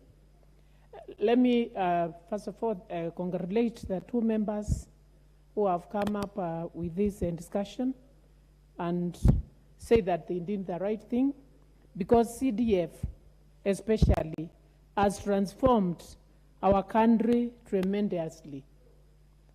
If it were not for the CDF, we would not be where we are in our, in our constituencies. And this makes Kenya actually look very beautiful, look like really a country which has really been transformed as far as developments are concerned. This has tremendously also contributed to the education of our children. Because if you look at CDF, education is the only equalizer, because it will make a child from a poor family perform well and be able to even be considered among others who are coming from rich families. So entrenching this in the Constitution is very, very important, so that we stop the court cases every now and then. It is through the CDF where we came up with the day mixed schools. And these day mixed schools have really transformed education, because the pupils and also students who go to day mixed schools have the opportunity to even have education in secondary schools, a case which was not there before. There are some students who could not have afforded, parents who would not have afforded to go take their children to secondary school because of the huge amounts of school fees. And now because of CDF, we are able to construct mixed day schools. We are able to also pay the little amount of fee which is expected to be paid for day mixed schools. And therefore, this has enabled very, very many students to actually have the opportunity to go to secondary schools, and not only secondary schools, to even access a university education, colleges, and what have you. So CDF has made education possible, therefore making our people be equal to each other. So parents no longer do Harambes. And if actually this time in age, if they were to do Harambes, it would be very costly, and it will not be possible to even have this education or these pupils educated, because the parents can no longer afford to do Harambes and come up, build the schools. So I am standing up to actually support the discussion and say that apart from the programs which are done by CDF, as we amend, we can also bring amendments to also include school feeding programs. And this can also be anchored in the CDF. We can also include things like programs like Kazi Mtaani, and this would really help the youth who have not been employed, who have not been educated well.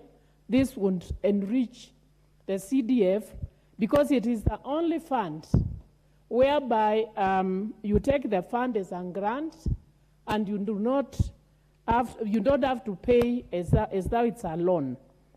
Other funds like Uwezo Fund, Women Enterprise Fund, Youth Funds, you take and then you have to pay back. But for CDF, it's actually free money, especially to our poor students, especially to our poor parents.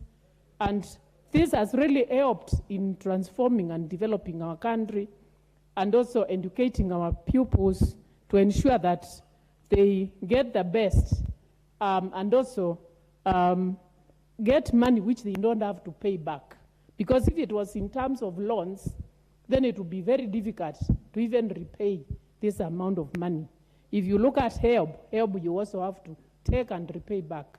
But with bursaries from CDF, this one is free, and therefore makes it possible for pupils to be educated without having to pay back. And I would say that as I support the CDF, I would also support the other funds, and say, especially for the CDF, right now we have a lot of problems. There is a lot of famine, especially in some of the counties. There are some 29 counties where there's a lot of famine. There are also areas there's a lot of famine. And if people cannot afford food to buy food, surely what about education? That means it's very clear that most pupils are not now going to school. Most students are not going to school because they do not have the bursaries, because the schools I've talked about, the mixed secondary schools, almost 90%, 80 to 90% is paid through, can be paid through bursaries. And this ensures that the pupils stay in school. But during this time of famine, when the parents cannot afford food, then they can also not afford to pay school fees. And therefore, I'm asking the government to release funds for CDF, because the CDF, which is in question, is the one for 2013, the one which was declared unconstitutional. But the NG CDF for 2015 is still constitutional. So immediately the boards, the committees are in place, I urge the government to release the money immediately so that the pupils do not continue to lose in their education, because that means they would perform poorly if they actually stay at home. And also I suggest that we increase the funds so that we can also increase the amount from bursary, and this will really help the parents. I'm also supporting the other funds, the GAF, and also the money for empowerment, for the oversight for the Senate. I'm also supporting those ones. But CDF is very crucial for our pupils, and the parents and everyone, every Kenyan is supporting this. So I support this, and I say that let's anchor this in the Constitution, and also try to amend where possible so that we don't always have to and fro cases in court. With that, Speaker, I support the discussion. Thank you. Thank you, Member for Kitui West. I now call upon Member for Dagoretti North.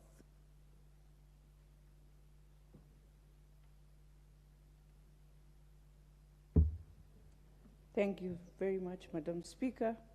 Madam Speaker, I rise to support this motion, a motion that comes in at a time when many of our students across the country, many of our peoples across the country are wondering whether they will indeed see again national NGC CDF. And Madam Speaker, I want to just thank the Honorable Members Gishomo and Stephen Mule for co-sponsoring this to us. Madam Speaker, when you look at this country, one of the things I think we really neglected is to put in a clear policy on how schools and even primary schools, secondary schools will have their funding that government is able to support. But we also want to thank government for standing firm in ensuring it is within CDF that this development can be able to trickle down within the constituencies. Today, as we speak, Madam Speaker, we have our students who are about to just do exams, and I am imagining we need classrooms for those of year 6. We need classrooms, Madam Speaker, for those who are joining Form 1. Some schools need dining halls at the moment because they are wondering what is going to happen. And we are looking at a serious, where this House has to come very firm and to even one day adjourn and debate to understand how our children of grade 6 and those who are joining Form 1 are going to join either in high schools, or are we going to enable them to retain them in the primary schools, where we still need these funds to come in and the funds to really be, to ensure by December and January, these funds have gone to the ground. We have children who have been under bursary. We are wondering, some of them are Form 4s, Madam Speaker. We are wondering whether they will be sitting for their exams, because most of them have not cleared their school fees. But having said that, Madam Speaker, when you look at this motion, it gives us an opportunity as Member of Parliament to look and scrutinize and be able now to look at the different funds that we have, the National Government Constituency Development Fund, the National Government Affirmative Action Fund, the Senate Oversight Fund, Madam Speaker, and the Economic Stimulus Empowerment Fund. Having been nominated in the Senate, Madam Speaker, today, as the Honorable Martha of Gilgil explained very well, that it is no longer for us to say this is a house where you will never be. If you would want to move as a woman from the National Assembly, you would go now as a senator or as a governor, Madam Speaker. And therefore, you would want to see each arm within Parliament being able to go back, oversight, look at the funds that are going, especially the funds that goes to governor. I would tell you, I have been a speaker in the county assemblies. A senator is one person who is so vulnerable, he will not even know what is happening in his or her county, because one of the things that he has never or been able to do is to participate fully, especially when they start their CIDP and when they come now to budgeting and be able now to implement the projects. The senator will always find the document that now the controller of budget has finalized after implementation of everything, is when you are calling your governor to question why these resources were spent or mismanaged. And therefore, the oversight fund is going to support them. It's not about just supporting. It's not about, it's not giving them a token. Because it's like we look at these funds, even the National Government Affirmative Action Fund. I remember, Madam Speaker, how you fought, all of you, to ensure, because at one point it was just going. And so many have realized that that fund has built markets, women have been able to do trade with it, they have been able to even find themselves with grants with their merry-go-rounds. And therefore, if we are able to now ensure that we put this into the Constitution, I think first of all, we will now clear the barrier of every day being in court. Madam Speaker, the Economic Stimulus Package and Empowerment Fund is a critical fund. It is a fund that will come and support the government in many of the challenges that they are facing after post-COVID. And therefore, you remember there was a time we had a serious economic stimulus package that supported many. You will find that women in trade, youth, they will need this economic stimulus and economic empowerment fund. And therefore, even as we continue and ensuring that at the end we will come as a team and support this motion and ensure that we pass it with the numbers that are precise and numbers that are needed, I think this House, one of the things that we must ask ourselves is, even in the few months, many Kenyans are confused. I know within Dagoretti North, many have been questioning, where is CDF? Why is it that we are not seeing projects? Why is it that we are not seeing programs that are running? Why is it that they have not been sensitized, even in the new act? And I think one of the things also we have to do is, let us go back and sensitize our constituencies so that they are able to understand that, one, the act has changed. Two, it is more not for the honorable member, but it is a fund now that is supporting the national government to ensure development goes within the constituencies. Yet it has been ring-fenced to ensure that we deal with security, we deal with schools, we deal with bursaries, education, and I think it is important also for the citizens to know that, because at the moment, most of them think it is the old CDF way of doing things, where Mheshimiwa will pick just a committee and bring and decide how things run. I think it is important for them to know we have fund managers, and those fund managers are from the different constituencies, and you cannot have a fund manager from your own constituency. It is important also for them to know that.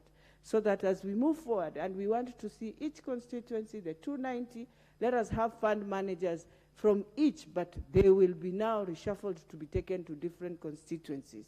But let us also have a clear regional balance so that we don't find one constituency having 10 fund managers and another one has none.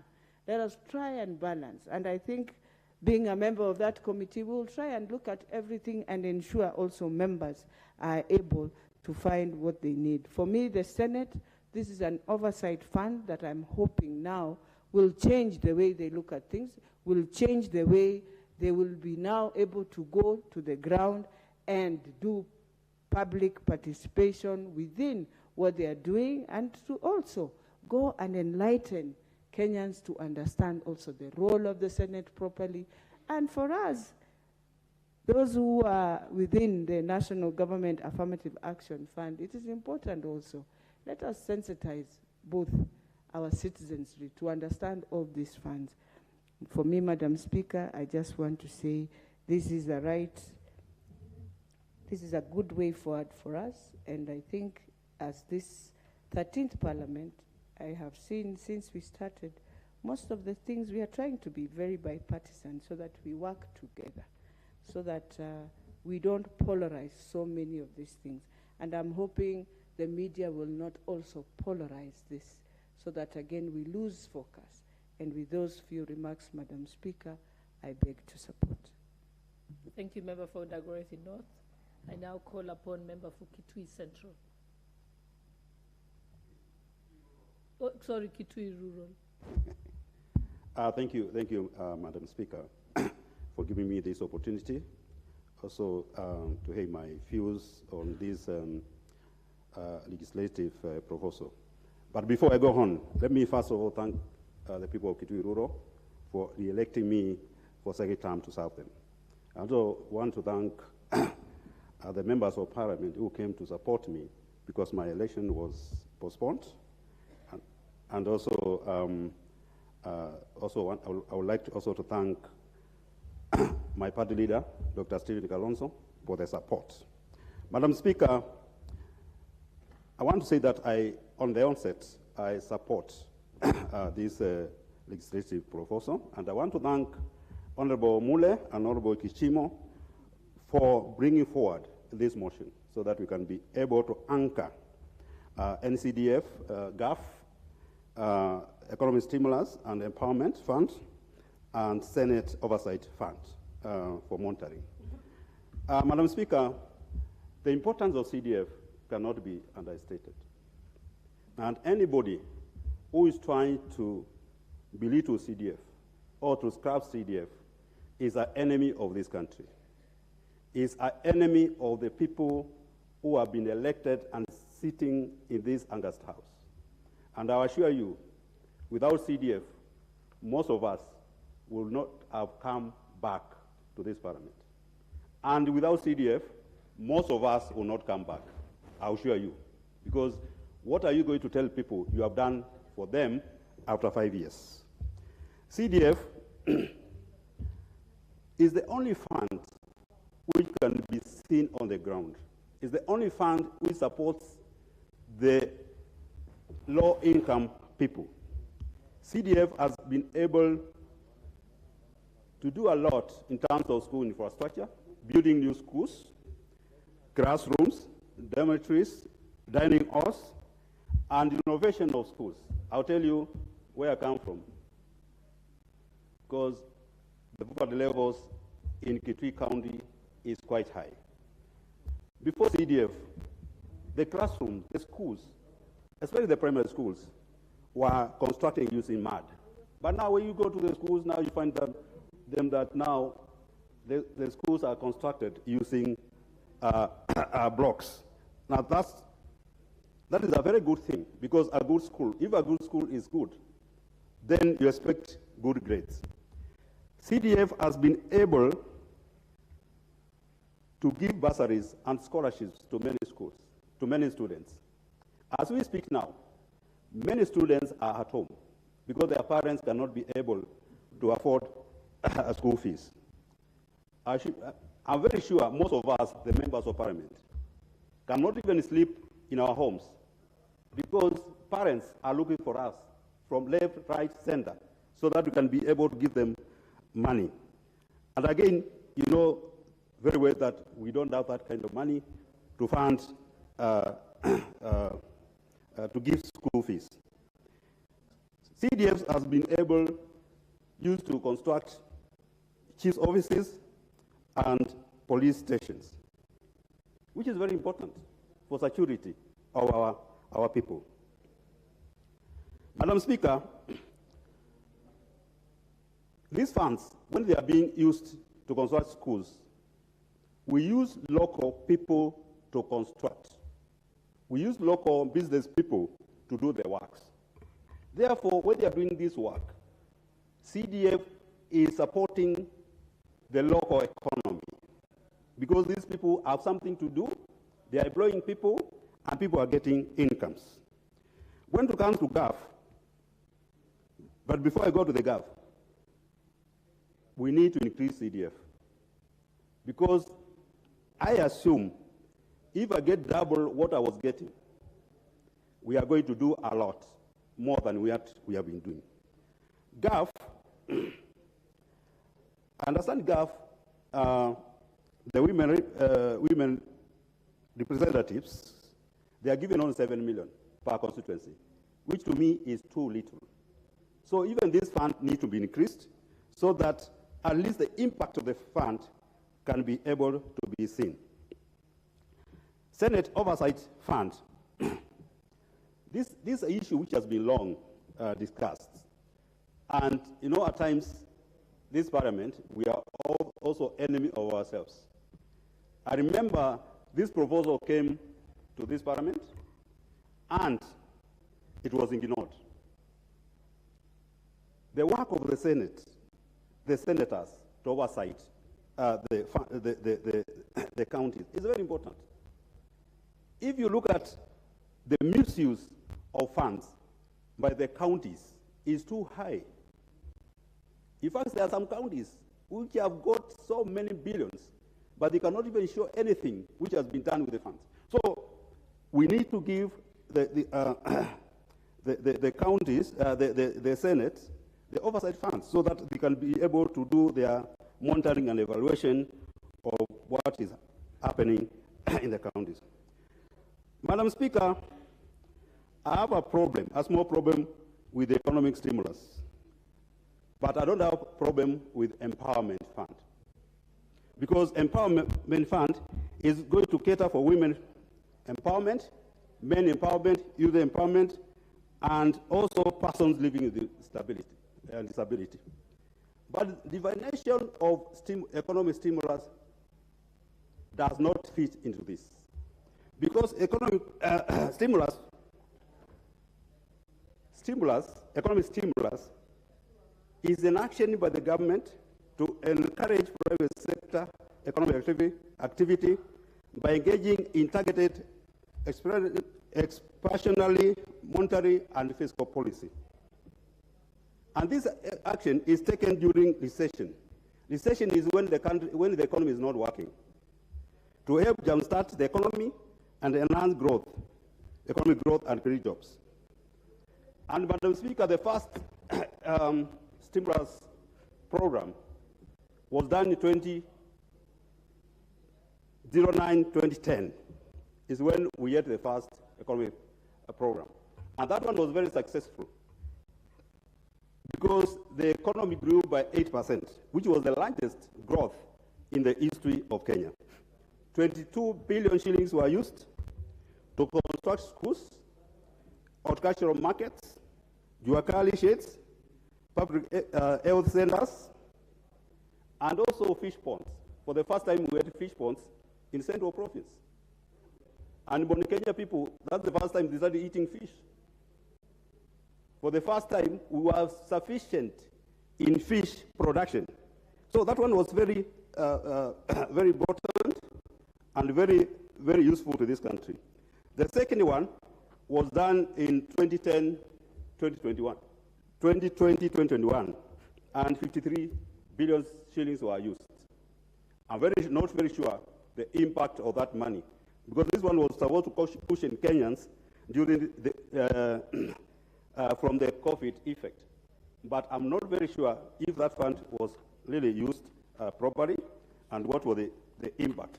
So my proposal is that to the drafters, that they remove the word economic stimulus from the empowerment. So we remain with the empowerment funds, because economic stimulus is something different than what we are looking at. On the issue of empowerment program, I think also we need to have a structure on how we are going to disperse that money. Otherwise, you can have money, and this money will not be able to help the people who are targeted. Madam Speaker, with those few remarks, I support. Thank you, Member for Kitui Rural. Now we'll have the member for Embakasi Central, Honorable Benjamin Gaviru. Thank you, Madam Speaker. Let me say from the onset that I like to support this bill by Honorable Mure and Honorable Gishimo. But before then, let me take this chance to thank God and the people of Embakasi Central constituency and Kenyans at large for giving me this chance to serve in the 13th Parliament, being my second term as a member of Parliament. I also want to congratulate the people of Kenya for the way they voted, remained calm, and agreed that the government that was elected and let it work without those things that demonstration that we used to say to see. So I thank every Kenyan who participated in this election. On the issue of the NGCDF, Madam Speaker, myself as a member of Parliament who was present in the 12th Parliament, and also who was a member of the NGCDF Committee of the National Assembly, I think this motion is timely, because we had been having that problem of the NGCDF being anchored in the Constitution. And I want to say that the NGCDF, the GAF, this money has been helping very many Kenyans. As we speak, very many students are at home, university students and secondary school students. They are at home for lack of school fees, because most of them have been relying on bursaries that we usually issue, both the members of Parliament and the county MPs. So, Madam Speaker, I support this. The NGCDF has been helping very many needy cases, like actually in Nairobi, we have shortage of classrooms. Using the NGCDF money, we have been able to build very many classrooms that are helping us reduce the number and the ratio of student to the teacher. That is supposed to be 1:40, where Nairobi we have a ratio of 1:100. So, Madam Speaker, I urge the House, and when the bill goes to the public participation, I urge the people that they should support these amendments.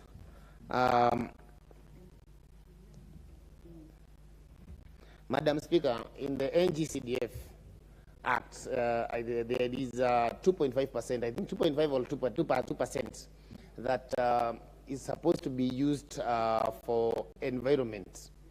And this money will also go a long way in helping each and every constituency in taking care of their environment, e.g. planting trees and cleaning of rivers. If you see that we are talking about climatic change as of now, but the big problem is that trees have been, we haven't planted as many trees, And we're using the NGCDF money. Many members will be able to add on this number of number of trees. Madam Speaker, if you visit very many constituencies, when you are visiting the constituencies, the money that you see or the development that you see, they are actually 90%. In every constituency, you will see a development project that has been done using the CDF. So, Madam Speaker, I support that this one, the bill by Honorable Gishimo and Honorable Muri, we should all support. And finally, Madam Speaker, I would like to urge members that we should concentrate on if it's about changing the Constitution or anchoring anything in the Constitution, we should so much concentrate on issues that are Wajiko driven, not these issues of term limits and other things. I thank you, Madam Speaker.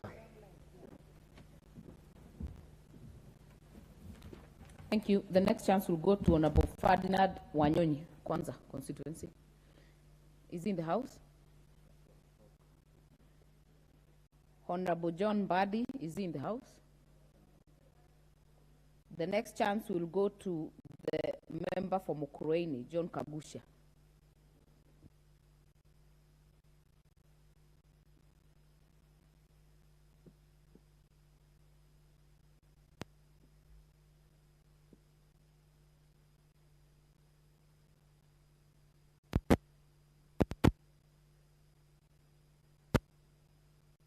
The microphone for Honorable Kagusha.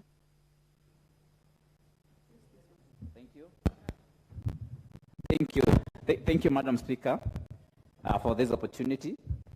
I would like to support the motion on the floor of the House, and this particular bill, which has to do with the CDF, anchoring the CDF into the Constitution, is something that I think, as a member, is going to be of much benefit to us as a country.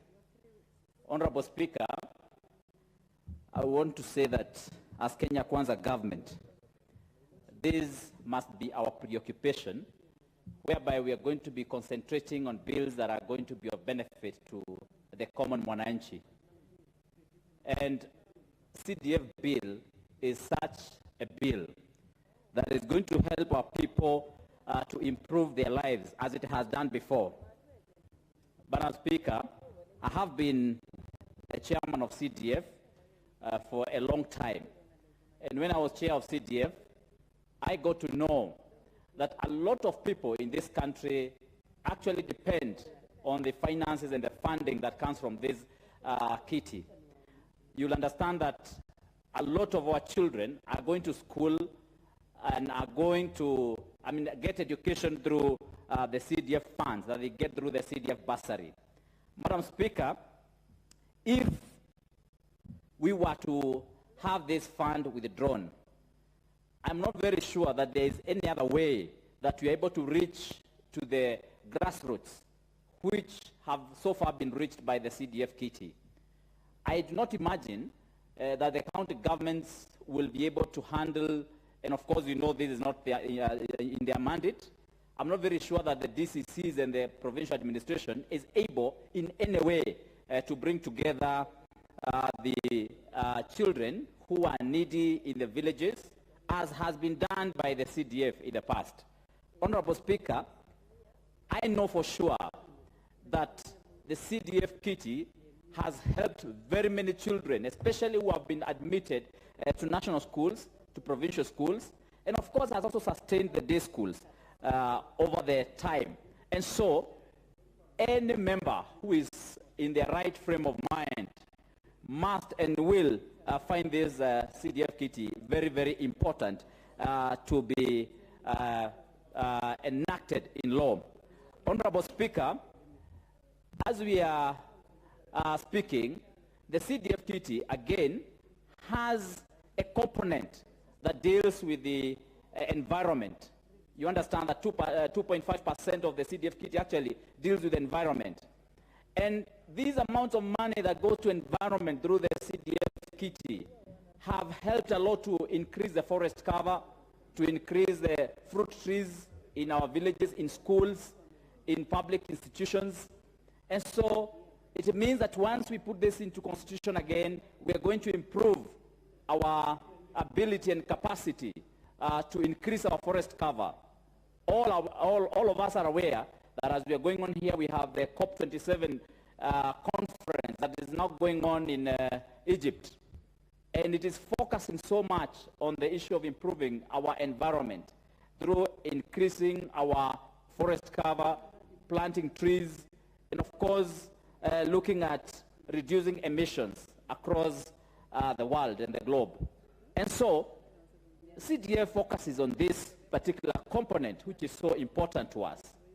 Honorable Speaker, CDF again focuses on the component on sports. We know a lot of our young people depend on the leagues that are organized through the CDF kitty. And so, enacting the CDF kitty into the Constitution means that we are going to be taking care of these young people who require this attention, who require this support from their members of parliament and of course, from their government, so that they are able to participate in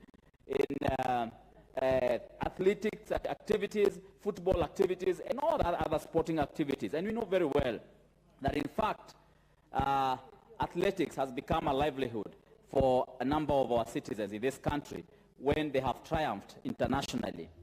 Madam Speaker, what I think we actually need to be looking at again is, in fact, increasing and enlarging the mandate which the CDF kitty can be able to address. When I served as a chairman of the CDF was before the devolution came about, and so at that particular time, CDF was focusing on a broad spectrum of mandate. But today, CDF has been reduced to mainly a few of the social intervention areas and security and education.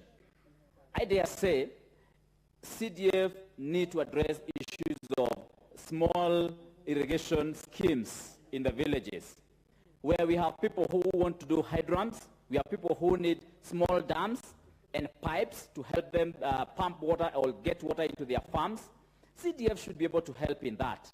And I do not see in any way any overlapping roles here between the CDF and the county government funds, especially when it comes to the issue of small irrigation projects, whereas we depend on the National Irrigation Board and the county governments to probably have bigger irrigation projects. I know for sure if I had the CDF to be able to do this, irrigation schemes, some of them that are in Mukurweini, would actually be comfortably be handled in this. I am reminded of the micro irrigation scheme, which was actually started by CDF kitty, and later on it was taken up by other donor funding, and now it has become a huge irrigation scheme. I'm reminded again of the Sagana irrigation scheme, Iganjo irrigation scheme. Also we have Igoda in Gekondi irrigation scheme. And I mean, we can be able to start even very many other irrigation schemes that we can be able to support, Madam Speaker. And I want to once again also echo some of the sentiments that have been echoed by our members and also our political party. That as members of parliament, we must be preoccupied much more with the issues that are going to be dealing with the Wanjiko. And I know the Honorable Benjamin has also raised that issue. Our members and our party must be preoccupied much more on the issues of enacting CDF into law, into the Constitution, and we must desist from diversionary tactics by some of the members to talk about issues of term limits, which are not necessary, which are not important, and which cannot help our country to move forward. So as an assembly, as a country, as Kenya Kwanza government, we must be focused much more on the issues that are going to be helping Wanjiko. And I want to say, and I want to ask our citizens not to pay attention to those diversionary voices that have been heard, especially today, about issues of term limits. And I want to say that we as members of National Assembly will be very clear on our mandate. We are very clear, as the President has put it, that ours is to ensure our people are uplifted from poverty, are lifted from the bottom and taken to a higher position where they are able to fend for themselves. Ours is to ensure that we have money into Kenyans' pockets so that they are able to run their day-to-day lives without much struggle. Madam Speaker, I want to put it at that so that I can be able to leave a few more minutes to other members. But Madam Speaker, I must say that as an assembly, as a National Assembly, we must remain focused on the main agenda, which is to uplift our people's lives through these kind of bills that are of importance to our nation. Thank you, Madam Speaker. The next chance will go to the Honorable Member for Kilome, 3rd years, Zambia. Thank you, Madam Speaker, for this opportunity. And let me first thank my people from Kilome constituency for electing me the second time to serve them. Madam Speaker, I rise to comment on the proposed legislative proposal to amend the Constitution so that it captures the National Government Constituencies Development Fund, the National Affirmative Action Fund, the Senate Oversight Fund, and the Economic Stimulus Empowerment Fund. Madam Speaker, let me first thank the two colleagues, Honorable Ngishimu and Mule, for their effort to co-sponsor the proposal as one of key and critical business for this 13th Parliament. Earlier on, there have been lots of confusion about the existence of the NGCDF. Madam Speaker, after the courts pronounced themselves on the same regarding the constitutionality of this CDF Act, Madam Speaker, CDF fund was brought up sometimes in 2003. After the Kibaki government came into power, an idea which was borrowed from India and Ghana, one of the cardinal values in transparency and accountability, which equates the whole exercise to public scrutiny from different facets of government, both public and private. The main purpose for this fund is to address socio-economic development of the people at the constituency level, as it is designed to reduce poverty and enhance regional equity. Madam Speaker, historically, Kenya has been labeled as a nation with immense levels of unjust opportunities amongst its people and the communities, as it was consumed since independence. Madam Speaker, the fund over the years tried to elevate communities which have rather been left behind by the infrastructural developments and projects, contribution in education in terms of school fees payment to the needy students. And Madam Speaker, as I stand here, I have sponsored over 300 students in my constituency from since I was elected in 2017. Out of the 300 students which are fully sponsored with a full scholarship, around 200 have now finished Form 4. They are joining colleges, universities with grade A and better grades. And this has been facilitated by the funds through the CDF. Madam Speaker, we have built so many schools in my constituency, both the primary and secondary schools. There are so many level classes, especially in primary schools. We've modernized them. So anybody who is in denial about the CDF fund, I think is an enemy of the people in this republic. Madam Speaker, the inclusion of NGCDF fund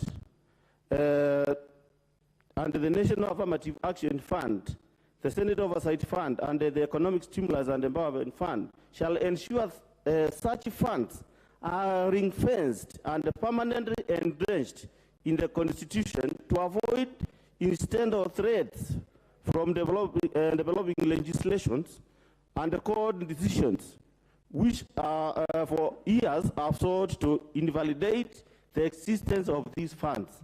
This is the highest time the 13th Parliament is supposed to be firm on this exercise. Madam Speaker, the introduction of the Senate Oversight Fund shall strengthen the operations of the devolved function in a manner that is strictly done in compliance with the law to reduce privileges. The fund shall enable the upper house to ensure that the counties shall perform their function without the earlier experience and unprecedented delays, so that the citizens can benefit in time. Madam Speaker, if you go around in all the constituencies, you will realize that the only fiscal and development infrastructure are from the NGCDF. Counties have been getting billions of monies, but when you compare with whatever little we get from NGCDF, the development is immeasurable. Madam Speaker, despite trying to entrench these funds to the current constitution, there is need to raise these funds from the current 2.5% to at least 5%. Madam Speaker, I can confirm that if these funds truly are increased from the current percentage, you'll find that all the counties will just come to benchmark in the constituencies. Madam Speaker, I challenge the counties to make sure that they reduce their wages and at the same time increase the number of projects they can manage, Madam Speaker.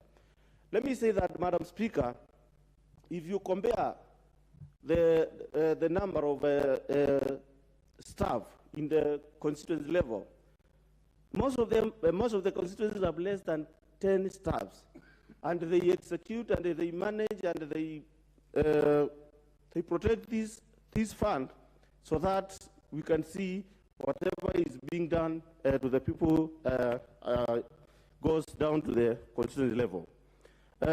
Importantly, in addition, Mr. Speaker, the economic stimulus fund shall be key as it shall align with the current Kenya, with the current government, so that we can access, the people down there, whatever we call Wanjiku, can access the funds. Though we need to review the funds because it will be like a duplication of the WESA fund, Madam Speaker. We need to check into that so that we don't duplicate the funds. Madam Speaker, inclusion of such funds in the Constitution, and more so the NGCDF, shall ensure all running and ongoing projects shall be concluded to the benefit of respective constituents, and also shall not have ghost projects in the expense of taxpayers' money and at the inconvenience of the actual recipients of such projects. Madam Speaker, there are some constituencies which have major projects costing over 20 million. There has been provision of several phases. You can do phase 1 like for 5 million, phase 2 another 5 million. And Madam Speaker, you find that if these funds are not, if the funds do not trickle down to the constituencies, these projects might be quite relevant. Madam Speaker, NGCDF remains to be one of the closely monitored funds, and its utilization has met the expectation of the citizens. Reports from the Office of the Auditor General has also attested that there has been minimal cases of mismanagement due to its utilization criteria and the mandatory approvals before, during, and after undertaking the projects. Madam Speaker, as we speak now, at the constituency level, some students are still at home. Why? Because the parents are very needy. We have, very needy students whose parents cannot afford to pay for them their school fees. We have orphans who are in need and bright. So, Madam Speaker, nobody should make a mistake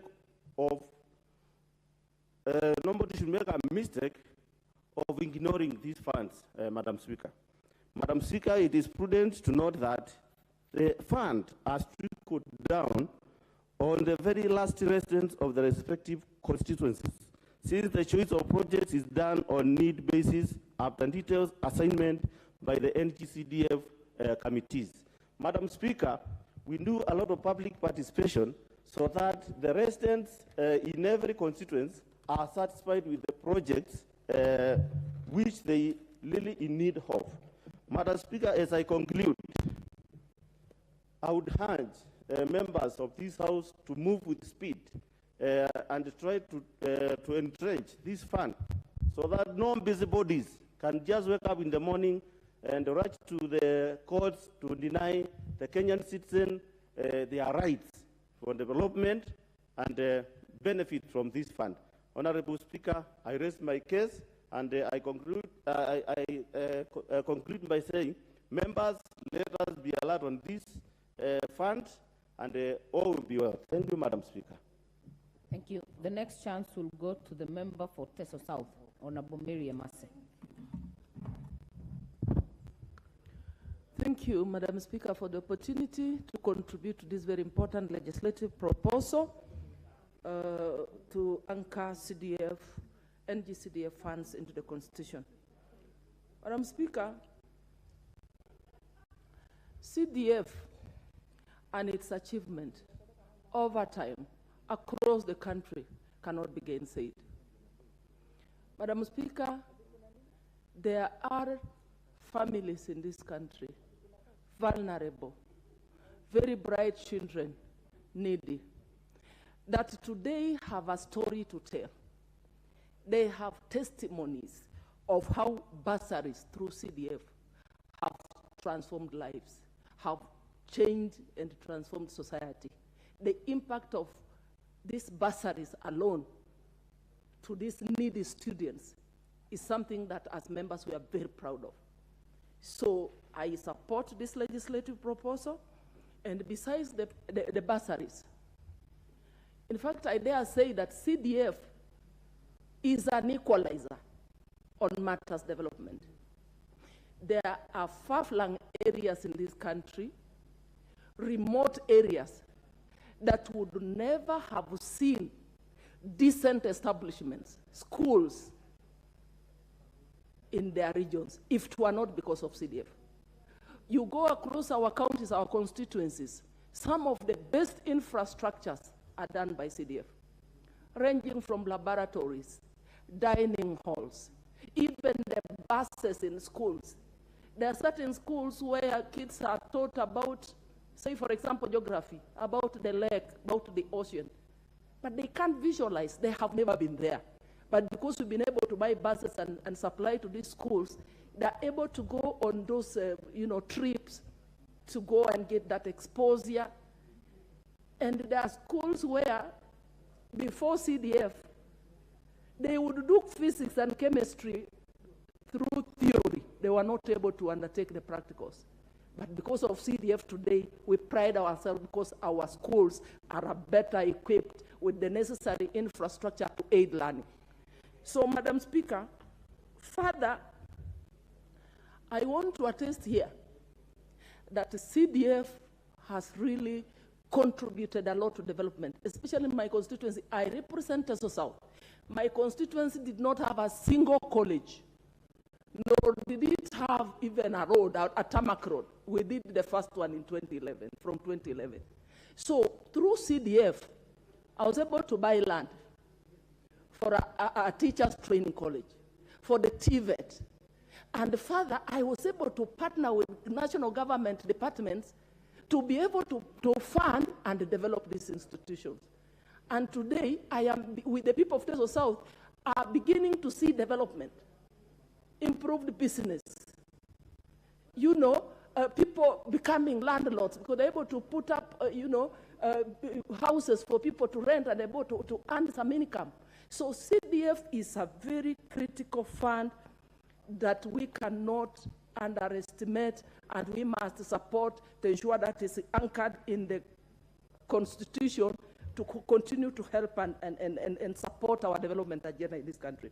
Madam Speaker, speaking to the other funds, like the Empowerment Fund, Economic Stimulus, I must say that this amendment is very timely, coming at a time when we know that jobs are scarce and our youths are languishing out there unemployed, coming at a time when the economy is on its knees, coming at a time when we desperately as a country need to create employers who can create opportunities for the young people.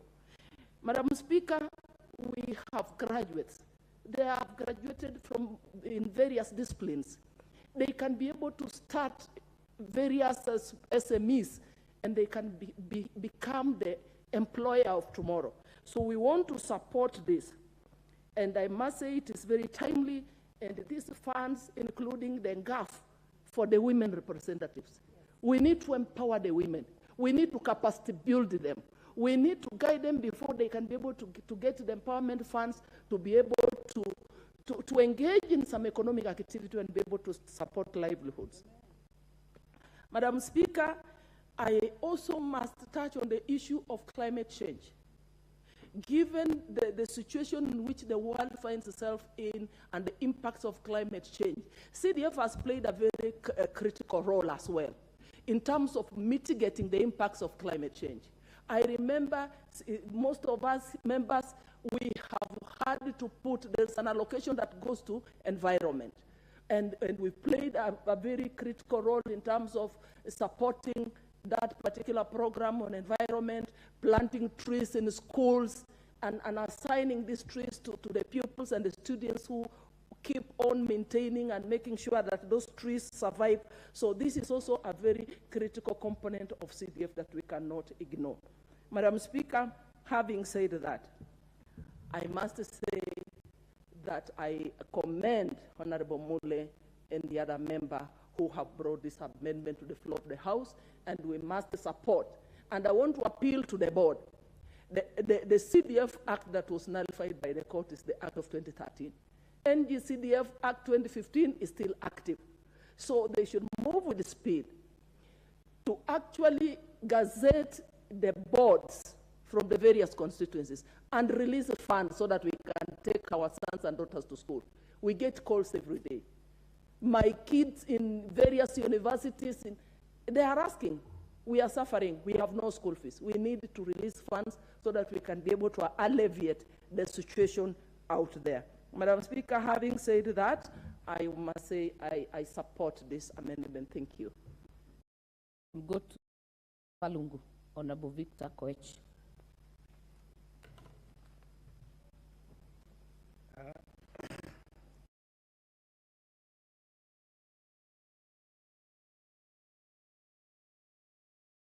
On this particular motion, and from the onset I want to really appreciate the two drafters of this particular amendment, the Honorable Mule and the Honorable Kidinji. Madam Speaker, I want to, from the onset, to actually support this particular initiative so that we have CDF entrenched in our constitution. CDF, as it can be seen, has really done a lot to our community. The impact that has actually brought is actually seen by all.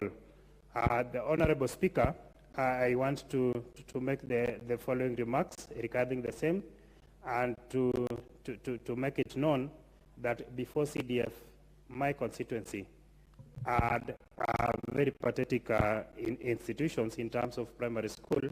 In fact, we had less than 40 primary schools. As we speak today, because of CDF, we have more than 180 primary schools.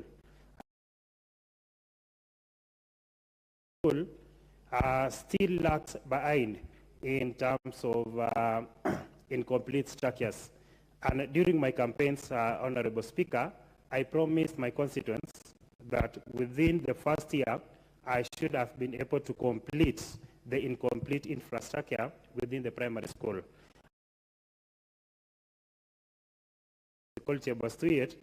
As almost 5 incomplete classrooms. And with CDF, I was going to complete the same infrastructure before the elapsing of 1 year. Madam Speaker, the primary school that I went to, primary school called Kimaya, is in a vulnerable situation. The school actually, if every government institution was going to work, should have been closed as of now because of the structures that are in deplorable condition. The Honorable Speaker, I had promised the constituents, including the primary school that I went to, that within the first 2 years, I should have given them proper structures for learning. If CDF is not going to continue to exist, Madam Speaker, we are forced, or we will be forced to go back to the days when the only way to achieve actually development was through the Arambe Clarion. Honorable Speaker, we want to speak on behalf of the vulnerable families that we are all coming from. I want, for instance, to talk about myself, because the Honorable Speaker, were it not for CDF, I don't know where I would be as at now.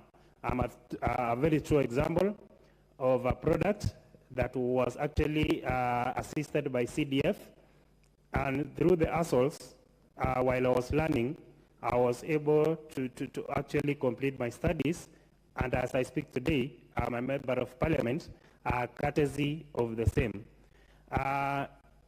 The people who actually went to court to challenge the existence of CDF should have at least given a thought on what will happen to the vulnerable families, what will happen to the needy in our society, what would have happened or what is going to happen to the orphans who may live together in our communities, whose main source of hope to educate their children and to actually get basic needs of education is through CDF.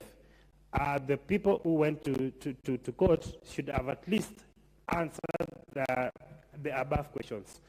Madam Speaker, I want to talk about the registration of the upcoming or mushrooming schools within our society.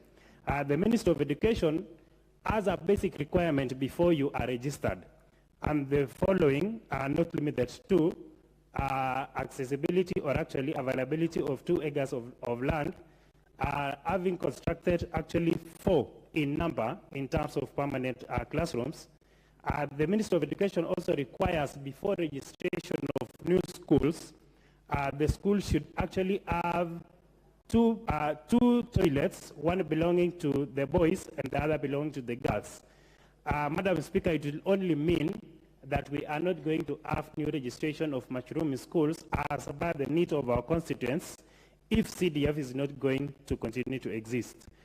Madam Speaker, I want to really support this particular motion because we really want to see meaningful development continuing to exist within our constituency. The Honourable Speaker, as a member of Parliament, we should support the sporting talents for the various disciplines within our constituency, and namely volleyball, football, and the others. Madam Speaker, if CDF is not going to continue to exist, we don't know what will happen to our talents, and we really want to support, as it is indicated within the NCCDF, that 2% should normally go to sports. As my earlier colleagues have spoken about, also the conservation and protection of the environment, that CDF mandates us to allocate around 2%. As I finish, the Honourable Speaker, we cannot be speaking, as a government, we cannot be speaking from 2 ends. We cannot be demanding that we have 100% transition to secondary school, while at the same time, we want to deny the poor and the needy within our society the basic needs to education due to the lack of school fees. The Honourable Speaker, the impact that this particular, the impact that is going to come with CDF not going to exist anymore, it will only mean that we will have no library construction in our young schools. And that will mean a drop in terms of performance in the various secondary schools that we have within our constituencies. Lack of CDF, again, will only mean, Madam Speaker, that no new laboratories are going to be constructed to our new schools. I have several requests while I was campaigning, while I was going around. I had actually several requests for construction of laboratories. This will have actually greatly impacted on improving the performance of the various schools. Lack of CDF will only mean we go back to Arambe. This is something that our government, the Kenya Kwanza government, would not want to see our country going down. Talk of the rise in dropout in number of students who are going to drop out, Madam Speaker, we would all want to see the vulnerable families not educating their children or their pupils simply because they are lacking the school fees. This is the reason why, Madam Speaker, we want to plead, to pray, and to also make sure that we have CDF properly entrenched within the Constitution so that CDF continues to exist and to continue to exist and to support which that is supporting us at the moment. Actually, denying vulnerable society the basic need of education is ungodly, Madam Speaker. And for this reason, I want to entirely make my few remarks and to support this particular legislation. Thank you, Honorable Speaker. Thank you. And for the benefit of the new members, Honorable Johnson Manya, when you're crossing the floor, please go to the bar and bow. Don't just cross as you have just done. The next chance will go to the Honorable Agnes Pareyo, MP Narok North. Agnes, Honorable Agnes Pareyo. Thank you, Madam Speaker, for giving me this opportunity to contribute to this motion.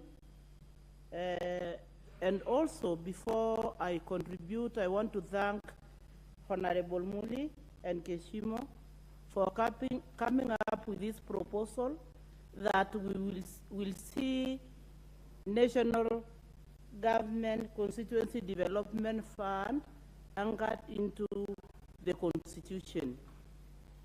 This is a fund that is known by everybody in Kenya. It is a fund that is not meant for the members of parliament because we have our schools because of CDF. And this is a fund that has helped a lot in the constructions of primary school and building the laboratories, building the dormitories, the dining halls in our constituencies. If it were not for these funds, I think our children would still be going to mud classrooms. And as I speak, there are those that still go to classrooms that are not permanent. And therefore, that is why we support the National Government Constituency Development Fund to make sure that it is in place to pay school fees for our children. And at the moment, we are going through a drought, and in my constituency, most men are not at home. They are all with their animals looking for greener pastures for them. So once these children are sent home, they just come and find their mothers.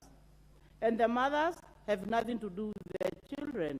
It means that we have most of them at home.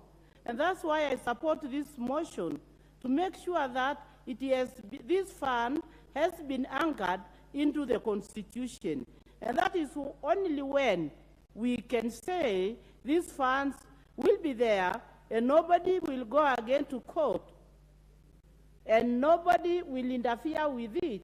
Whether we are there or not, the funds will remain and will help people in paying school fees. I also support the increment of this fund to 5%. This is because this fund was not used to give water to our communities. And some of our communities are semi-arid and arid, and therefore they have no water.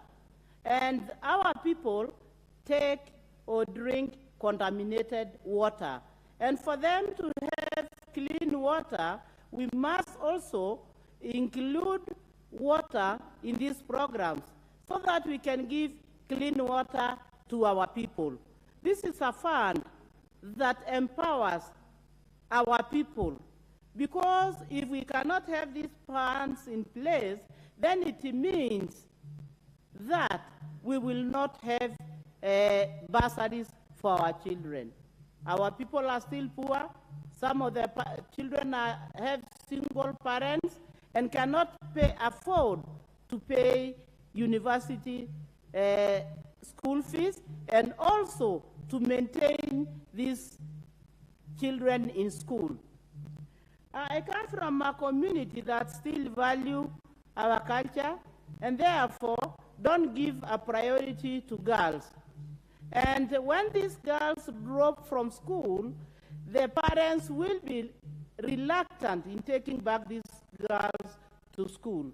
And that's how we chip in as leaders to make sure that we give these girls another opportunity to try and be who they wanted to be by giving them funds to continue with their education. And that's why I support these funds to be anchored into our constitution, so that we cannot be threatened by anybody else. Because if it is in the constitution, it remains there and it will forever be there. I also want to support the funds that empower women. That is NGAF and any other funds that comes to the youth and the women. And this is money that empowers our women. This money that puts, this program puts money into the pockets of women. I see them doing the table banking, and when they do the table banking, they also have knowledge on how money can be used, how you can borrow money, how you can pay back the money. Therefore, it gives knowledge to our women. When we construct these classrooms, we give the local contractors tenders to make sure that we retain our money in our constituency or in our county, and it's going to deal with the eradication of poverty, because this money remains there, it circulates, it doesn't go anywhere else. So the people who benefit are the communities in those areas. And that's why I stand or I rise to support this motion, to make sure that we support the proposal of having a legislative to anchor national constituency development funds in the constitution. And I just want to ask Honorable Muli and Honorable Keshimo to try and add a few members who will look into that proposal to make sure that it is done in a way that it doesn't go and then fails, to make sure that there are no loopholes, to make sure that it comes out clear and our ideas have been reflected in the proposal.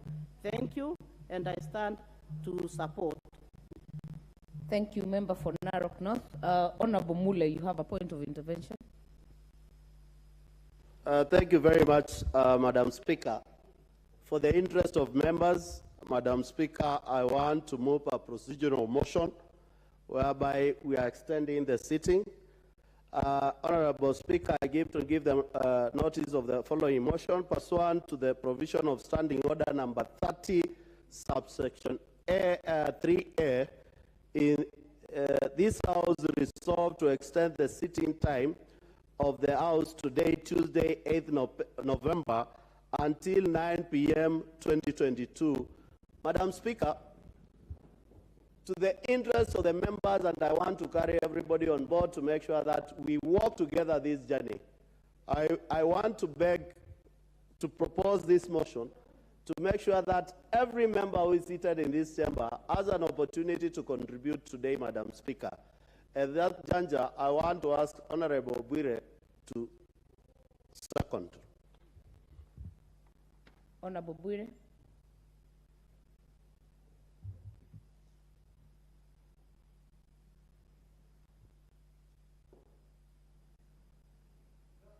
Thank you. Thank you, Madam Speaker. I rise to second that motion, and reasons being, Madam Speaker, we have members who have been sitting in the House for hours and hours and have never got an opportunity to contribute in the House, and especially the new members.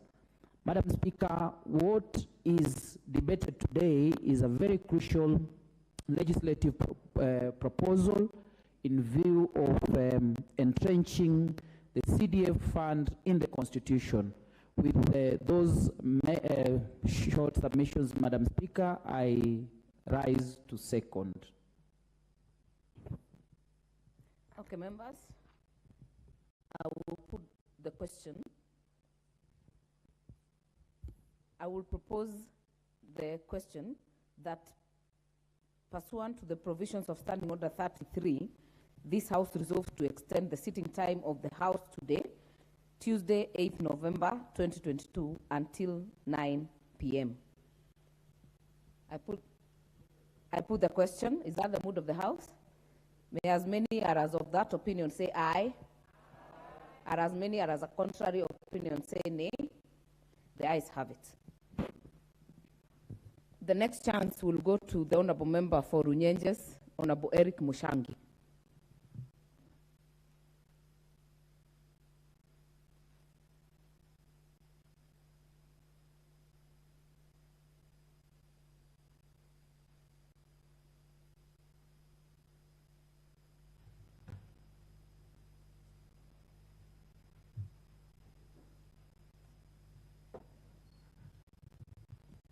Thank you, Madam Speaker. I want to thank you, Madam Speaker, for the opportunity to contribute to this very important proposal on the amendment to the Constitution of Kenya so that we can, by law, entrench the NCDF into our Constitution. Madam Speaker, I'll start by saying that there is no one in this country who can underscore the importance of this fund. It was started around 20 years ago, and it is one of the funds that has brought a lot of impact, actually, compared to other funds that exist in this country, including Uwezo funds, Youth Fund, Women Enterprise Fund. The National Government Constituencies Development Fund has brought a lot of social and economic improvement in our constituencies and in our country. And this is a fund that every person in our country should embrace. Madam Speaker, I am reminded of the many students who are at home because of the lack of school fees.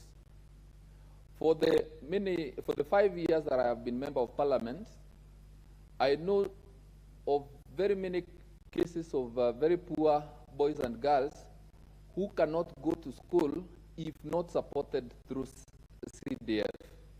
And therefore, I would say this to our country, that there is no one who should, even by a minute, think that we should do away with the National Government Constituencies Development Fund.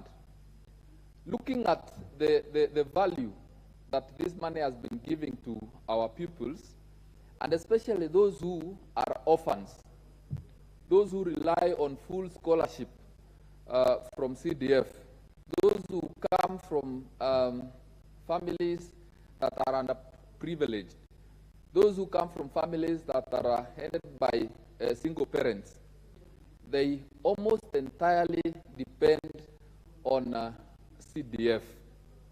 Madam Speaker, in the last few weeks, I have been going around my constituency, going into every sublocation, doing what I call public participation on priority projects.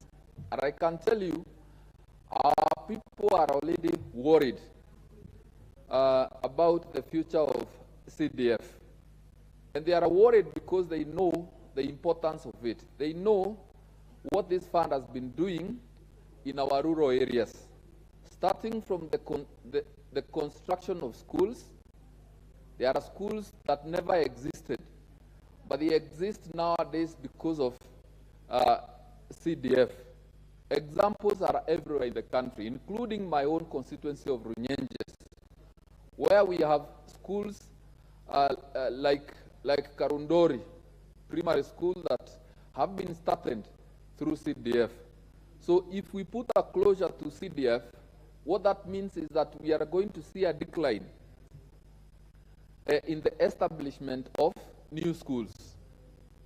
Madam Speaker, we have very many facilities that have been constructed through CDF, including laboratories, including multipurpose halls, including the police stations, including police posts, offices of chiefs, offices of assistant chiefs. All this has been done courtesy of National Government Constituencies Development Fund. So if we are going to end this fund, it means our people are going to suffer immensely because of the lack of it. So instead of actually doing away with CDF, I support this proposal to double CDF, to get it from 2.5% and to get it to 5%, so that it can bring more impact, bring more value to our people, so that people can now stop relying on Harambes.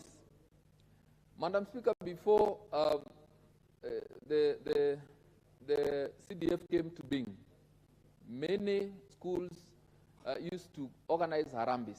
And what we have witnessed in the recent years is that there is a considerable decline in these Harambes.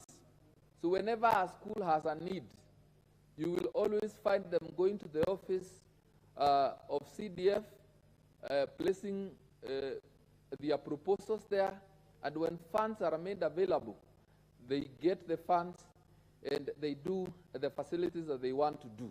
So, Madam Speaker, if we are going to do away with it, we are going to go back to the days when every other weekend schools were holding Harambes to put up structures in their schools. Then again, Madam Speaker, in many constituencies we have had instances where toilets and other buildings have gone down and have required a kit, an emergency kit, to restore the buildings. And this is where now CDF comes in handy. And I have seen in my constituency, whenever we have had emergency projects that need to be done, CDF has always come and assisted our people. Madam Speaker, CDF has a provision or an allocation for the environment. And looking at what is happening in our world today, and also looking at the issues to do with climate change, it is required of us to even double our efforts or even triple our efforts in keeping our country and our environment green. Madam Speaker, in my constituency, we have had programs to plant trees in many schools, and we have even considered planting avocado trees. And Madam Speaker, over the weekend, I took time to go to many places, and I was very happy to see some of the avocado seedlings that we donated to our schools are doing very well. We did this so that we can provide our schools with an alternative source of income.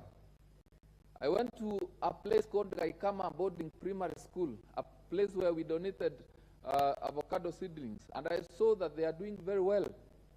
I went to Kiga, and I was very happy to hear responses from the school that in the very near weeks and months, they are going to have income from these avocado trees. So this CDF has really assisted our people. Then, Madam Speaker, the issue of sports, 2% of the national government constituencies fund is allocated to sports. And I can tell this House and Kenyans that this fund is never enough, because we always do sports in our constituencies, and there are many people, very many young people, talented, who want to try their hand in talents, but the fund is insufficient. So doubling it to 5% will also double the amount that is needed for the sports, and we'll be able now to consider many other games. Sometimes we find ourselves doing football for our young men and women, but with more funds coming through CDF, we shall be able to include other games that will be supported by CDF. Madam Speaker, there is a misconception in this country that CDF belongs to members of parliament. CDF, Madam Speaker, does not belong to members of parliament. It belongs to the people of Kenya. It benefits the people of Kenya. And its success stories are known from all over Kenya, including in this House. We have people who have been supported through CDF, and I am one of them, Madam Speaker. My school fees was at one time paid through CDF, and here I am, a member of parliament, serving my second term. So I am sure if we continue giving and supporting our students, we will see in the near future other people coming up with other success stories, and it is through the support that they received during their time. So with those few remarks, I support. Next chance will go to the MP for Bobasi, Honorable Innocent Momanyi. Is in the House. If not, it will go to the member for Nandi, Cynthia Muge.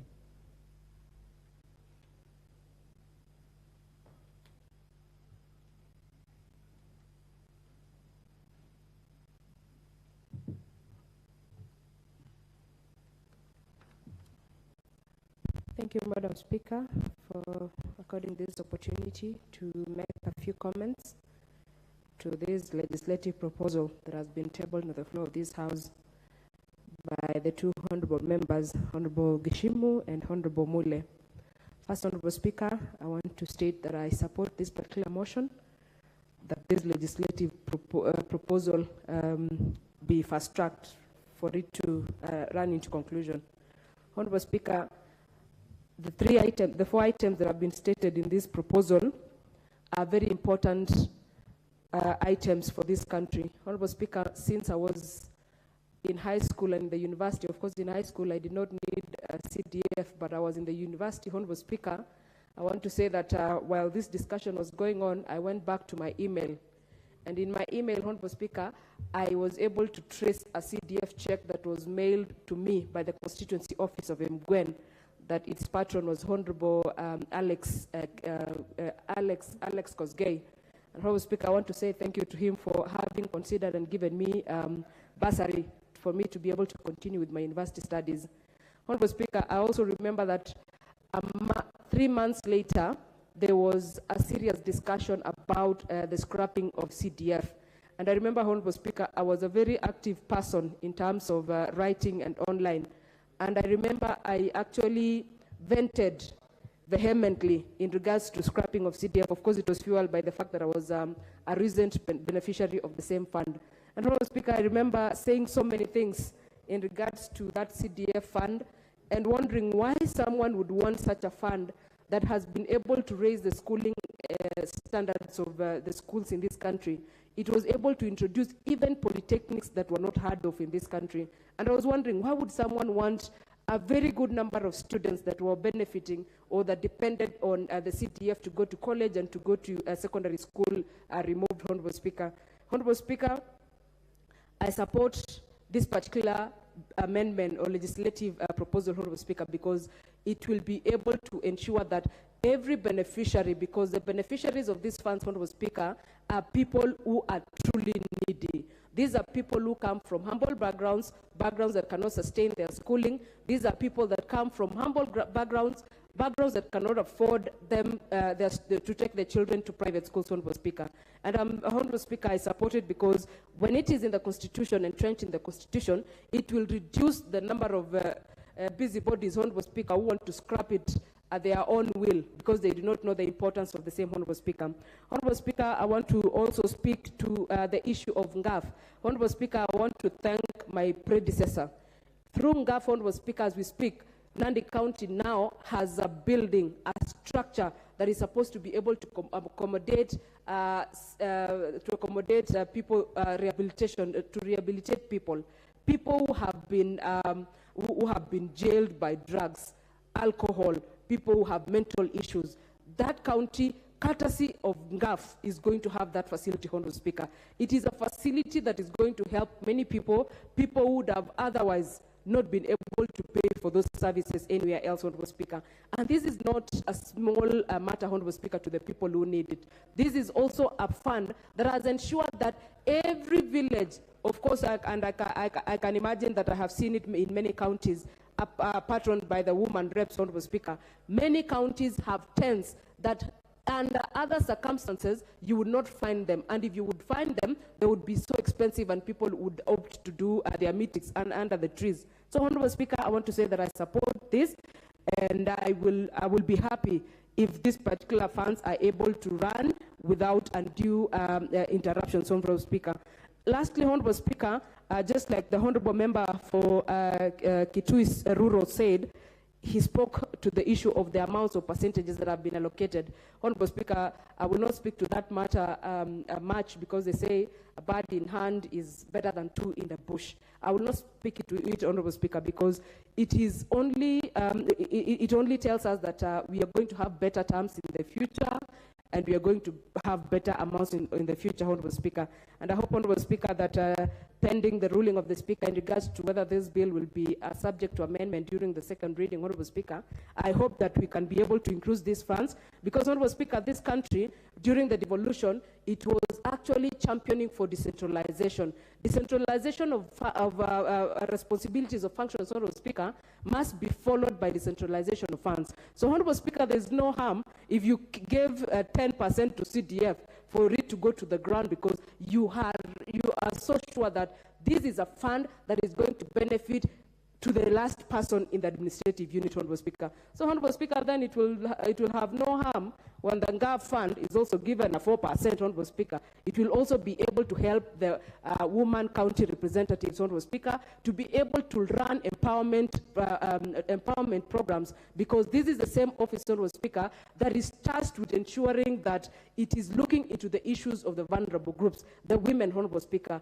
the person living with disabilities, Honorable Speaker, the youth, Honorable Speaker, and we are saying when the women of this country are educated, every other person is safe. When the youth of this country are catered for, they have jobs, they have things to do, every other person will be fine and the economy will be doing better. So, Honorable Speaker, there will be no harm in that, but that said, Honorable Speaker, we look forward to having the amounts increased so that those activities take place in the, further down the administrative unit, Honorable Speaker. So, Honorable Speaker, I want to say that I support this particular motion, and I want to say that I also support the Economic Stimulus and Empowerment Fund. Of course, Honorable Speaker, I look forward to the regulations that will be able to govern and lead these particular funds so that we have things happening on the ground. I remember, Honorable Speaker, in my county where I come from, in a constituency called Tindret, there is a very nice market that was built by the Economic Stimulus Program that was run by His Excellency, the President Kibaki. In 2003, around 2003 and 4 and 5.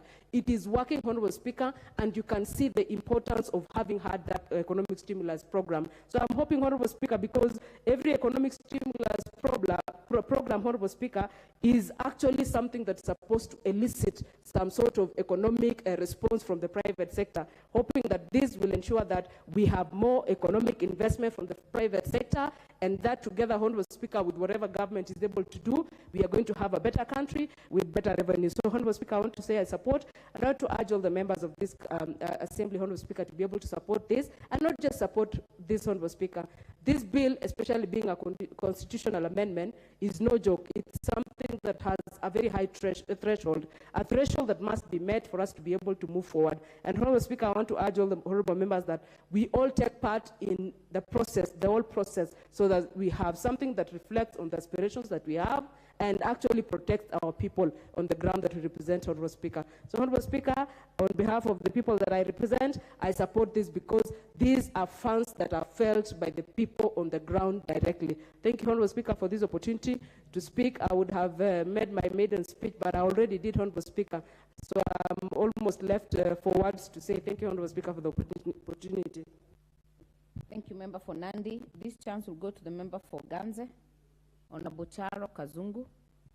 If he's not in the house, the chance will go to the member of Limuru, Honorable John Kirago. Thank you, Madam Speaker, for giving me this opportunity to say a few words. First, it's been 5 years since I last talked in this house, and I thank God for this opportunity and for the people of Limuru to give me a chance to come to this house and to represent them. Madam Speaker, one of the reasons I believe I have come back to this house is the way we worked with the CDF in the 11th Parliament. Madam Speaker, I found a constituency that had problems in schools. We did not have enough facilities, particularly for the boy child, and a lot was done to ensure that we help out those people who do not have a place to go to school. Madam Speaker, I remember in 4.5 years that we were able to start new secondary schools in Gatora, Kameredo, Nimuna, Kabuku, Umoja. All these are new schools that were created through CDF. Madam Speaker, you know in Central Province we have a big problem of alcoholism and early marriages. And when CDF is used to build new schools, for example, we take a lot of young people who otherwise would be lost because they have no facilities to move on with their education. So for me, CDF is a very, very important fund. And Madam Speaker, I want to thank the honorable members, Honorable Mule and Gishumu, for helping us to focus again on these matters so that it can be anchored in the Constitution. Madam Speaker, as I stand here, I have seen young people who have benefited from CDF and who would have been lost and not even pursue higher education. And Madam Speaker, within 5 years, in Limuru particularly, I saw young people who went through CDF but were able to acquire higher qualifications in the university, and they were lucky to get scholarship to go for further studies in very prestigious universities around the world. I know, Madam Speaker, as I speak, I have people like John Mukavi, who was a young person who did not have parents to support, but through CDF, he went to Manchester University I have Wainaina, who went to Yale University. I have Kahinga, who went to school in Korea. Sebastian, who went even for railway engineering in China. Madam Speaker, the background of these children, or these young people, were such that in fact they would not have made it if it were not for bursaries that they got through the CDF. So, Madam Speaker, I rise here to support the sentiments that have been given by various members of parliament on the good side of CDF. And Madam Speaker, I also support the other funds that have been proposed that can also contribute to uplifting the lives of the less fortunate people in our society. Madam Speaker, as we speak, people at home are wondering, why are we referring Constitution as a problem to them getting CDF? Madam Speaker, they believe Constitution is one that helps them, not one that blocks them to access such support like the CDF. And because we know, Madam Speaker, the Act of 2015 is still active, we cannot have answers to people who are desperate, they are at home, and they are crying for help. All what I can ask is that it is important that we have funds released so that we can sort out the pressing problems with the people in our constituencies as we continue pursuing this matter of anchoring these funds into our constitution. Madam Speaker, I support. Thank you. Thank you. The next chance will go to the member for Turkana South, Honorable John Namoit. Thank you, Honorable Speaker. Honorable Speaker, I rise to start with. I take this opportunity to thank my God, Honorable Raila Odinga, and the people of Turkana South for electing me to represent them in this August House. Madam Speaker, CDF has undergone several evolutions, right from the Act of 2003 to the Act of 2015. Honorable Chair,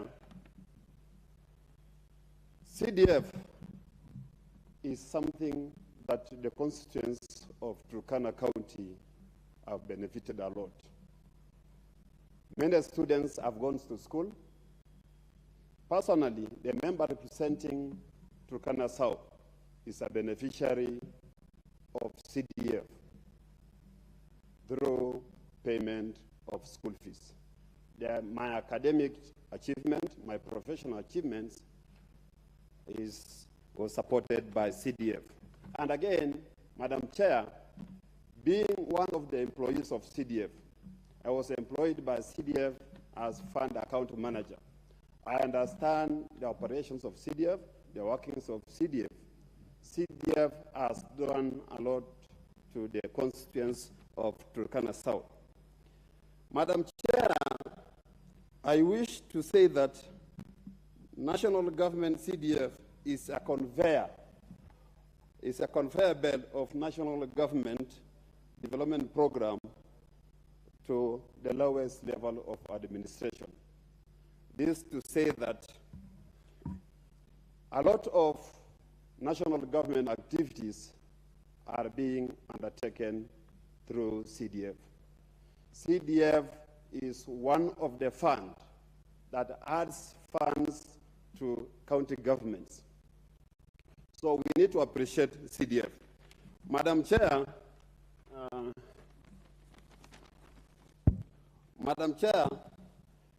I wish to say that to facilitate the performance and implementation of national government programs, CDF has done this. The performance of government, because CDF is implementing some of the programs that are supposed to be implemented by national government. There is need for this fund to be anchored in the Constitution. In addition to that, Madam Chair, we need to reduce pressure that is being exerted to the leadership, the political leadership at the lower level of governance. And one of the funds that is targeting to reduce this pressure is CDF. CDF has supported so many hustlers of this nation. We need to understand that CDF is one of those funds that has targeted the lowest level of governance. If you look at how CDF operates through project management committees. It is these committees that undertake the procurement of the projects, and these PMCs normally gives contracts to the so many hustlers of this nation.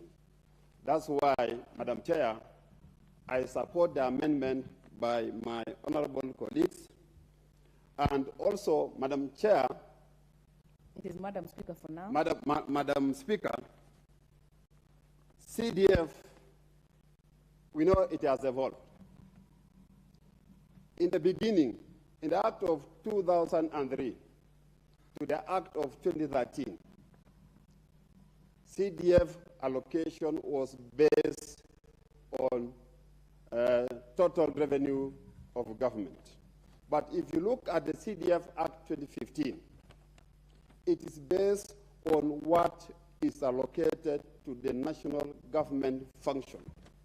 And that's why the busy bodies that were going around the streets of Nairobi and the courts of Kenya to ask courts to reject the implementation of CDF are taking us for granted. I want to say that the persons who want CDF to be removed are the enemies of the hustlers of this nation. Madam Speaker, CDF authorizes a number of constituencies or the neighboring constituencies to pool their resources. And pooling of these resources, Madam Speaker, will enable coexistence, harmonious coexistence of these constituencies. Giving example of the county of Turkana and county of West Pokot. If the national government CDFCs come together to implement some common projects, some peace dividend projects that will enable the two communities to come together and to coexist. These projects will enable these communities to interact, to work together, to do their business together, to school together.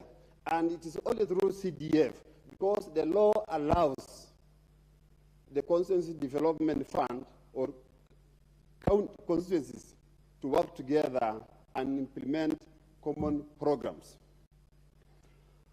Madam Chair, Madam Speaker, I'm sorry, Madam Speaker,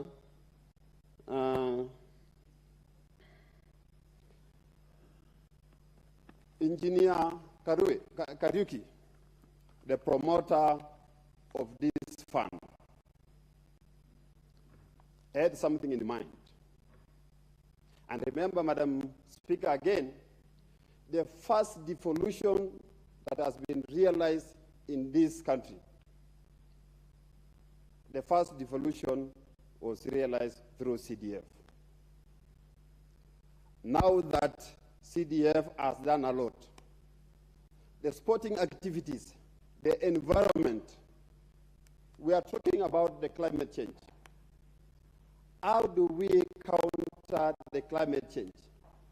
we can only counter climate change through the implementation of some programs in CDF. So, Madam Speaker, I take this opportunity to appreciate, to recognize and appreciate the honorable members, the good honorable members that have brought this amendment before this August House to anchor CDF in the Constitution of Kenya. Madam Speaker, I support this amendment. Thank you, Member for Turkana South. This chance will now go to the Member for Central Imenti, Honorable Moses Kirima. Thank you, Madam Speaker. I hereby support the motion before this August House to amend the Constitution to anchor the CDF funds to proceed in developing our rural areas, and especially the areas where the central government has been very rare in the past and even in the present. The CDF Act, as it is in the year 2013, was done away by the Honorable Court because it was really not anchored in the Constitution, or it was not tailored in a way that it could work together with the devolution. It was in one or the other colliding. There was coalition between the central government, the county government, and the activities of the CDF, where MPs used to be the patron or used to oversight.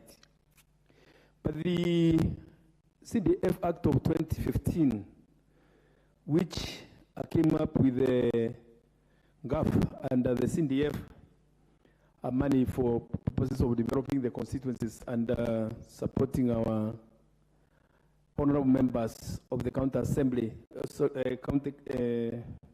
counties, the leaders in this chamber, was turned in a way that it is not seen where it conflicts with county government development. But due to the existing circumstances of the judgment, which has already been delivered by the Honorable Court, we are going to live on a shaking ground unless the Act or the CDF is entrenched in the Constitution. So this amendment is necessary.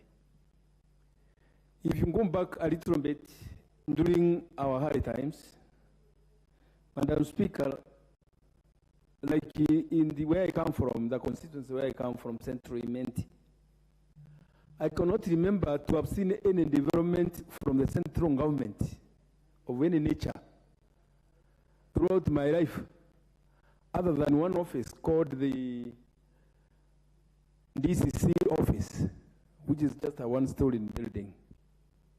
All other development in the area, infrastructure of any nature, both school and administrative, and the security infrastructure, they have come up with this CDF.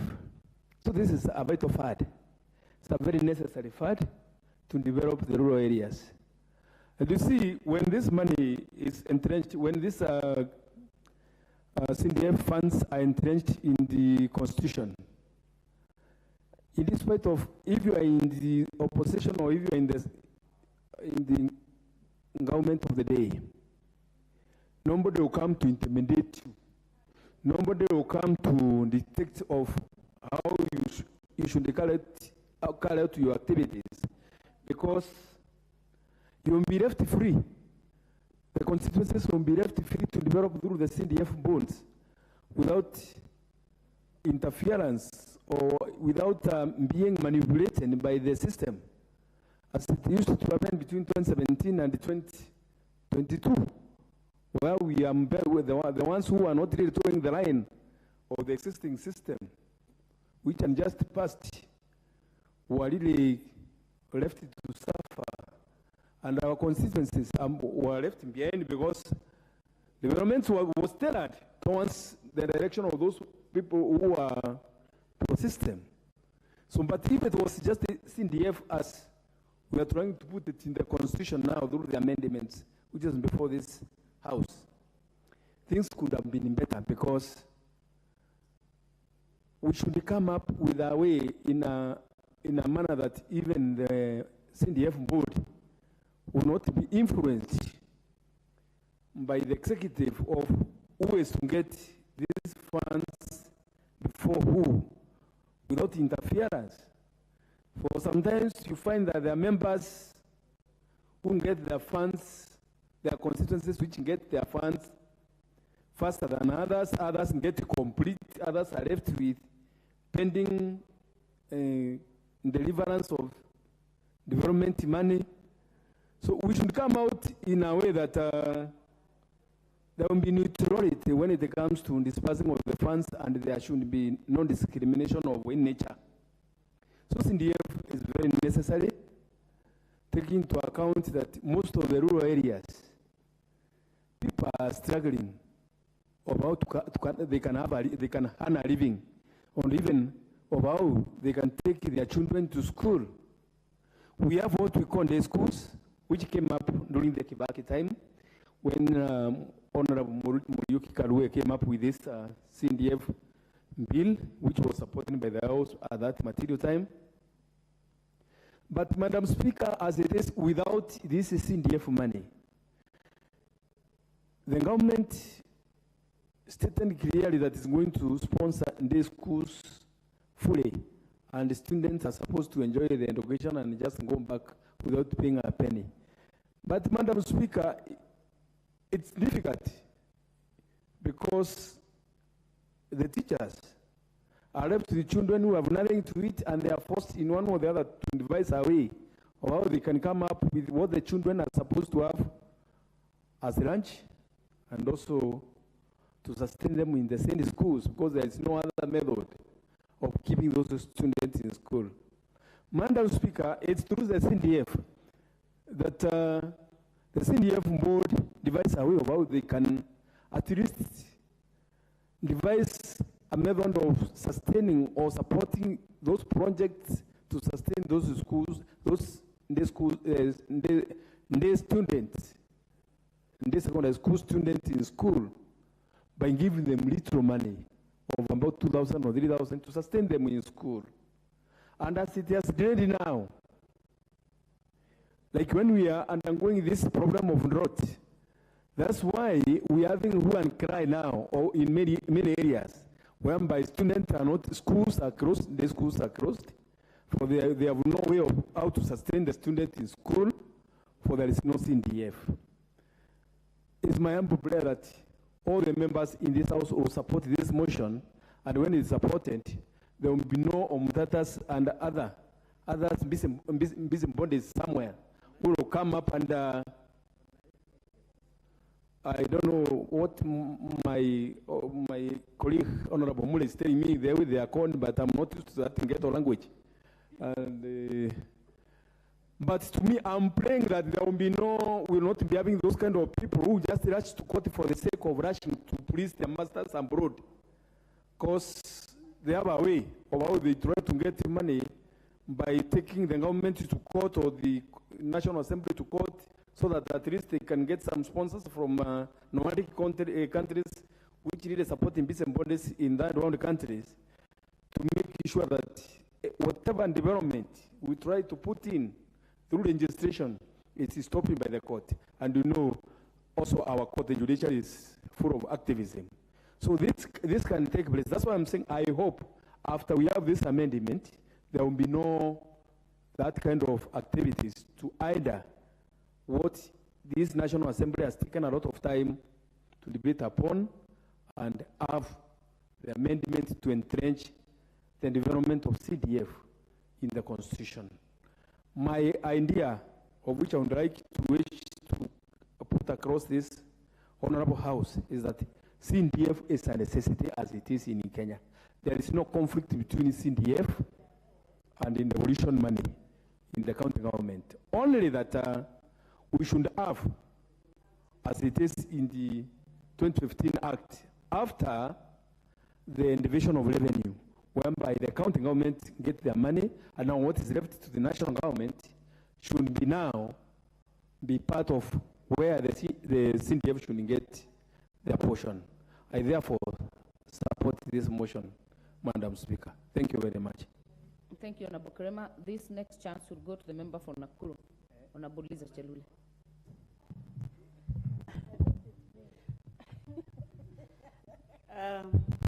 Thank you, Madam Speaker, for giving me this opportunity to also contribute and to add my voice to this very wonderful motion that was brought to the floor of this House by Honorable Mule.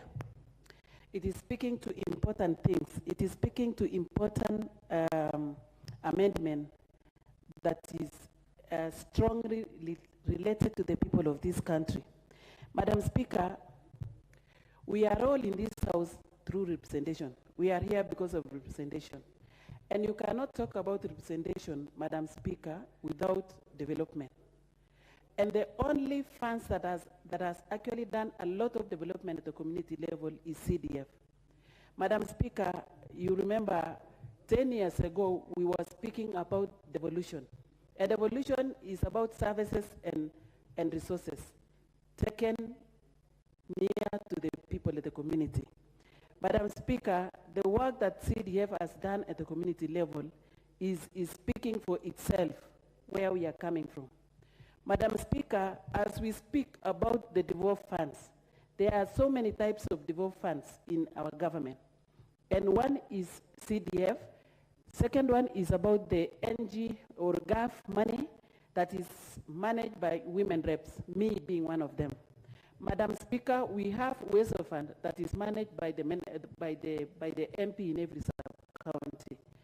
We have Youth and Women Enterprise Fund, Madam Speaker.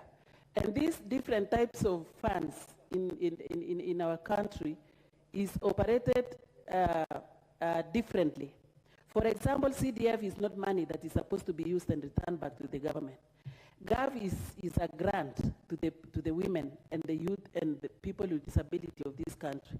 This is money that is taken to the community for the purpose of development.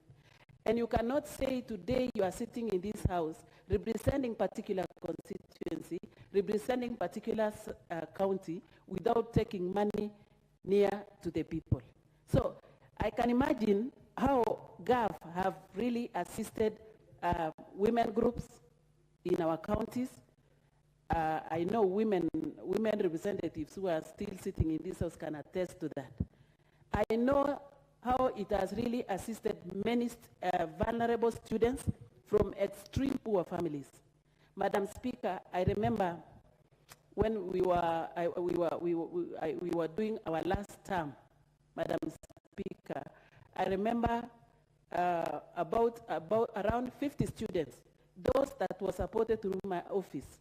And these students, we were paying them from Form 1 to Form 4.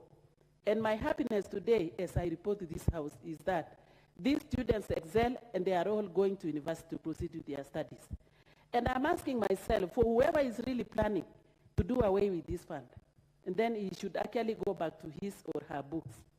The devolved funds is very meaningful. We cannot speak that we are going or we are coming to the National Assembly to represent the people of this country if we are not doing any development. And there is no development that is going to be done, especially by the sub-county members of parliament, without CDF. You can remember, Madam Speaker, what CDF has really done in your sub-county. Madam Speaker, I am sure you are one of those students who benefited from CDF. That if it was not for CDF, Madam Speaker, you would not be sitting where you are as our Speaker today. So for whoever is actually planning to do away with this money, we are here today to say we need the same funds to be anchored in our Constitution. Madam Speaker, I do remember very well that in our regulations, the management regulations of the GAF money or the National Government Affirmative Action Fund, there is a section that says there should be a county-wide project. And in Nakuru, we picked a county-wide project as buying tanks to those schools, especially those vulnerable schools in our county. And you know, these big tanks, the 10,000 tanks that we bought to some schools, has really, really assisted, especially during Corona. Madam Speaker, we are supporting these devolved funds, because if there is nothing that you take to you will take to your people, then there is nothing, there is no reason. You will never have a reason as a member of parliament as to why you should come to this house to represent them. Madam Speaker, I'm in support of these regulations to be entrenched in the Constitution, so that this fund will all the time be protected, Madam Speaker. Madam Speaker, I want to support all the members who actually requested that this CDF money still is not enough, and they need the money to be raised from 2.5% to 5%. While as the women reps, we are requesting to be given 30% of the CDF. When I say this, Mr. Speaker, for example, if a particular sub-county is getting 140 million per every financial year, and then the women, so the GAF money should actually should have 30% of that 140 money to be able to cover all the women projects in their counties. Mr. Speaker, people have been confused sometimes. We are sitting in the same house, Mr. Speaker, as members of this house. But you know, the area coverage of women reps is so big compared to the sub-counties. While we are not complaining about that, but we also need to be considered for an additional money, for the GAF money, for us to be able, as women reps, to cover the county. Because, for example, Nakuru County, we have 11 sub-counties. And the area coverage of Nakuru is so vast. Mr. Speaker, we are also requesting as women reps that this money should actually be added. We should be given more money. Right now, as I'm speaking, we are being given only 7 million. 7 million compared to a sub-county which is being given 140 million. We are only given 7 million in every sub-county. We would also want to have the 50%, so that if a sub-county is receiving 140 million, we are supposed to be receiving 70 million by every sub-county. Mr. Speaker, this money belongs to the people of this county, and this money will make the people of this country to pay for their taxes. They will be empowered to grow the economy of this country. Mr. Speaker, Weso Fund is money that is called, it is called revolving fund. It is money that should actually be going round. It is money that is supposed to be given to a group, a registered group, and then after some time, after they return back, another group also will continue to benefit. So, and that is the reason why it is called revolving fund. The same thing to Youth Enterprise Fund and Women Enterprise Fund. These are money that are supposed to be taken by women groups that have been registered, and this money is supposed to be returned back to the government for other communities, for other groups also to benefit from the same group. So there are different types of funds to the community. Mr. Speaker, we need to also have a program of civic education to educate the people of this country about these three funds or three types of funds or many types. Anything community or any money going to the community, I mean, nobody should oppose to it. So in this matter or in this reason, I'm supporting all the devolved funds to be protected by the Constitution. I am requesting that all the devolved funds to be anchored in the Constitution. Mr. Speaker, it is so painful when you hear, maybe even whoever is planning, whoever is choosing to say, okay, we should do away with CDF, is somebody who actually benefited through CDF in his education or her education. It is very bad, and to be very bad, Mr. Speaker, you know, we are under CPC, and very soon the CPC students will be sitting for their examinations. And these students are supposed to go to school. It is very, very bad if someone is choosing to say we do away with CDF. You know, CDF have been assisting students. The women, the GAF money has been assisting students from extreme vulnerable families to go to school. It is not good to have our children at home just because there is no. In fact, the issue of schools, of school fees in this country should actually be taken 100% by the government. So, Mr. Speaker, I'm so happy because of the two Member of Parliament, Mr. Honorable Mule and Kishimo, who actually brought these amendments to this House. Me, I fully support on behalf of the people of Nakuru County. Thank you so much, Mr. Speaker, for giving me this space to speak my voice.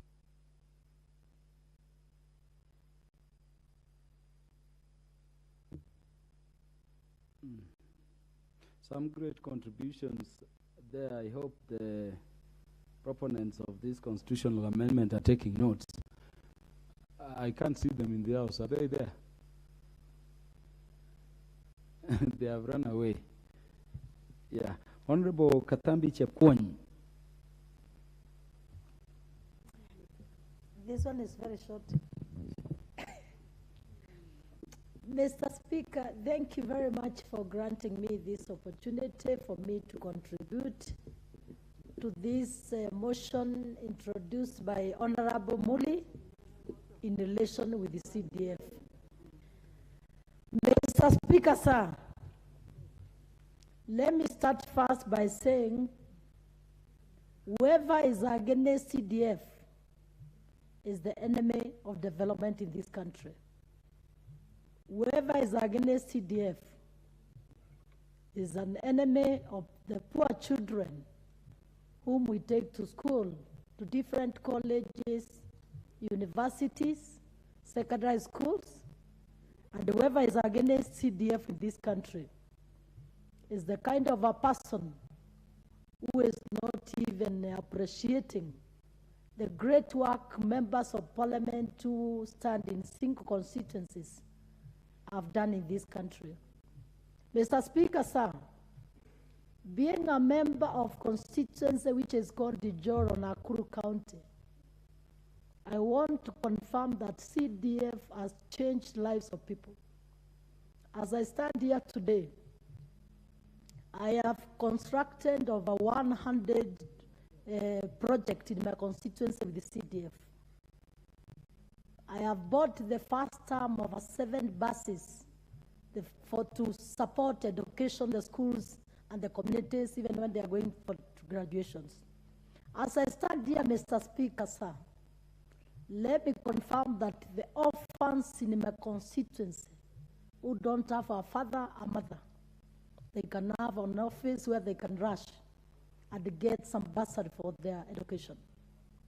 I still want to confirm as I'm standing here that through the CDF, it has given me opportunity to introduce even short courses so that even the pick riders can go for courses, get fully equipped, and they get licenses so that they can have a proper requirements as the government requires from them.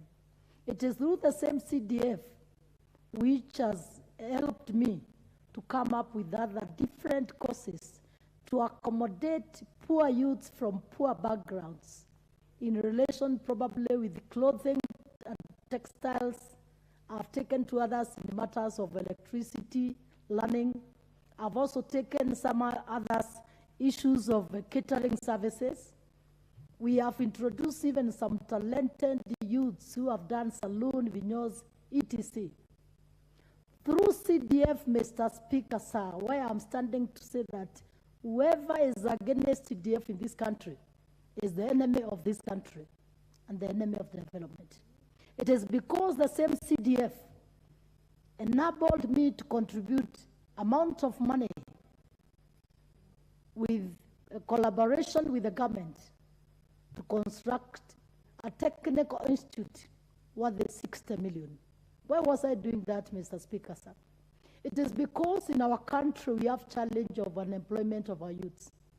And if we can construct TTIs, TVETs, where we can give a place for our youths to get empowerment skills, then to some extent, we are really empowering our jobless youths. Mr. Speaker, sir, it is the same CDF has given us an opportunity to support our officers, our police officers in construction of their offices, and previously before the previous dictatorship against our officers to get houses for their residential areas. We used to support that. Mr. Speaker, sir, let it also be noted that it is through CDF we have managed to construct even offices for our assistant chiefs and the chiefs and even DCCs, so that we can give them a good environment which can enable them to do their daily work. And therefore, Mr. Speaker, sir, I still want to support that why CDF must be supported no matter the cost.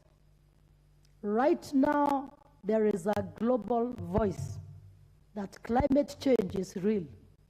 It is affecting all of us. Through CDF, once again, it has given us another issue of environment. Therefore, through my CDF and through environment, being part of CDF, we managed to buy tanks for some schools because there's water scarcity in this country. And therefore, water being a big problem even to institutions and to the communities, the same CDF has given us an opportunity to make sure we get tanks to provide water for our children and also communities. This is the same environment which has given us another facility of even purchasing trees and the campaigning for planting of trees. And it is on that point, Mr. Speaker, sir, the role members of parliament are playing through CDF in their single constituencies is so much that it cannot be ignored. Whoever can ignore the role of CDF probably might use a bad word. That might be a foolish person. Because with all the issues I'm mentioning here today, Mr. Speaker, sir, if there can be a woman or a man in this country who can be beating, who can be against the CDF which has saved lives of the hopeless single mothers who cannot have somewhere to rush, they can rush to the CDF offices and they get bursaries for their children. Then whoever, again, Mr. Speaker, is against CDF has no plan, has no dream for our future and for our generations. Therefore, Mr. Speaker, sir, it is my humble request to the entire parliament that we support, no matter the cost, whichever action it might take. Let us do the best to make sure that it is fully put, that it can never no longer be shaken by the enemies of the development of this country. Therefore, Mr. Speaker, sir, I stood here to support Honorable Muli with his colleague who came up with this idea that we must make sure that the CDF is fully anchored in the law so that we can, all of us, continue benefiting and making our constituencies and our country a more better for all of us. Thank you so much, Mr. Speaker, sir.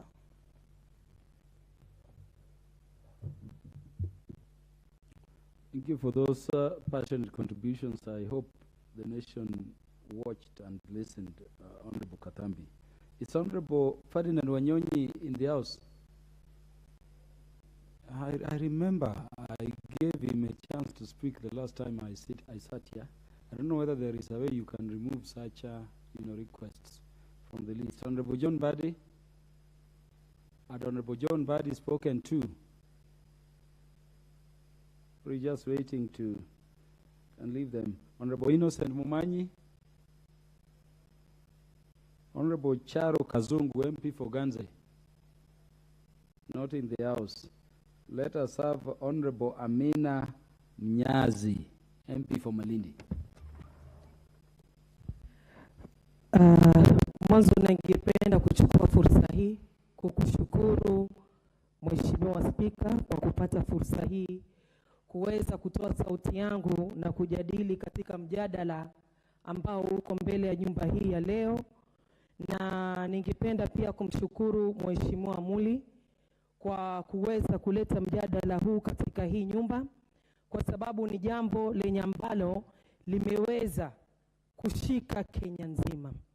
Mheshimiwa Spika, mimi mwanzo nashangaa sana na wale watu wenye ambao wanapinga. Order member, I'll give you a minute. Honorable Gachobe, could you be leaving?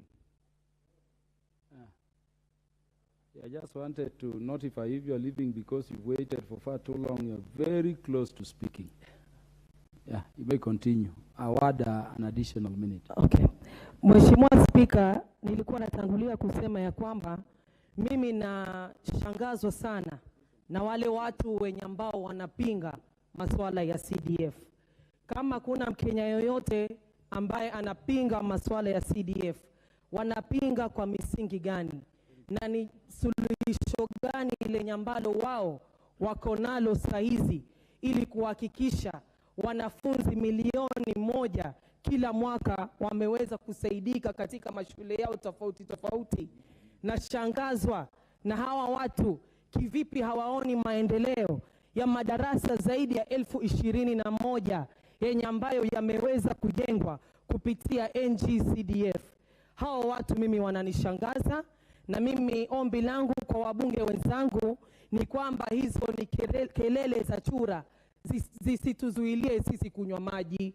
Sisi ni lazima tufanyie wananchi wetu kazi, na kufanyia wananchi wetu kazi ni lazima masuala ya CDF, masuala ya ngaf tuipitishe na tuiweke katika katiba ili kuhakikisha kwamba matatizo madogo madogo kama haya hayawezi kutukumba huko mbele katika maisha yetu. Jambo la kwanza ningependa kusisitiza ni majengo bora, Mheshimiwa Spika. Kama vile ambavyo mnaona Kenya yetu saizi sisi imebadilika. Zile enzi za kuwa watoto, zile enzi za kuwa wanafunzi wanaketi chini, wanasomeshwa chini ya miti, hayo yote yameweza kusaidika na yameweza kuondolewa kwa kupitiwa huu mfuko wa CDF wenye ambao wabunge wako nayo. So mimi naunga huu mjadala mkono kwa sababu najua kuna mambo makubwa yenye ambao yametendeka katika eneo bunge langu la Malindi, na si shule peke yake. Kuna masoko, kina mama wenye ambao wanatoka katika manyumba yao, wamebeba mizigo yao, wamebeba biashara zao.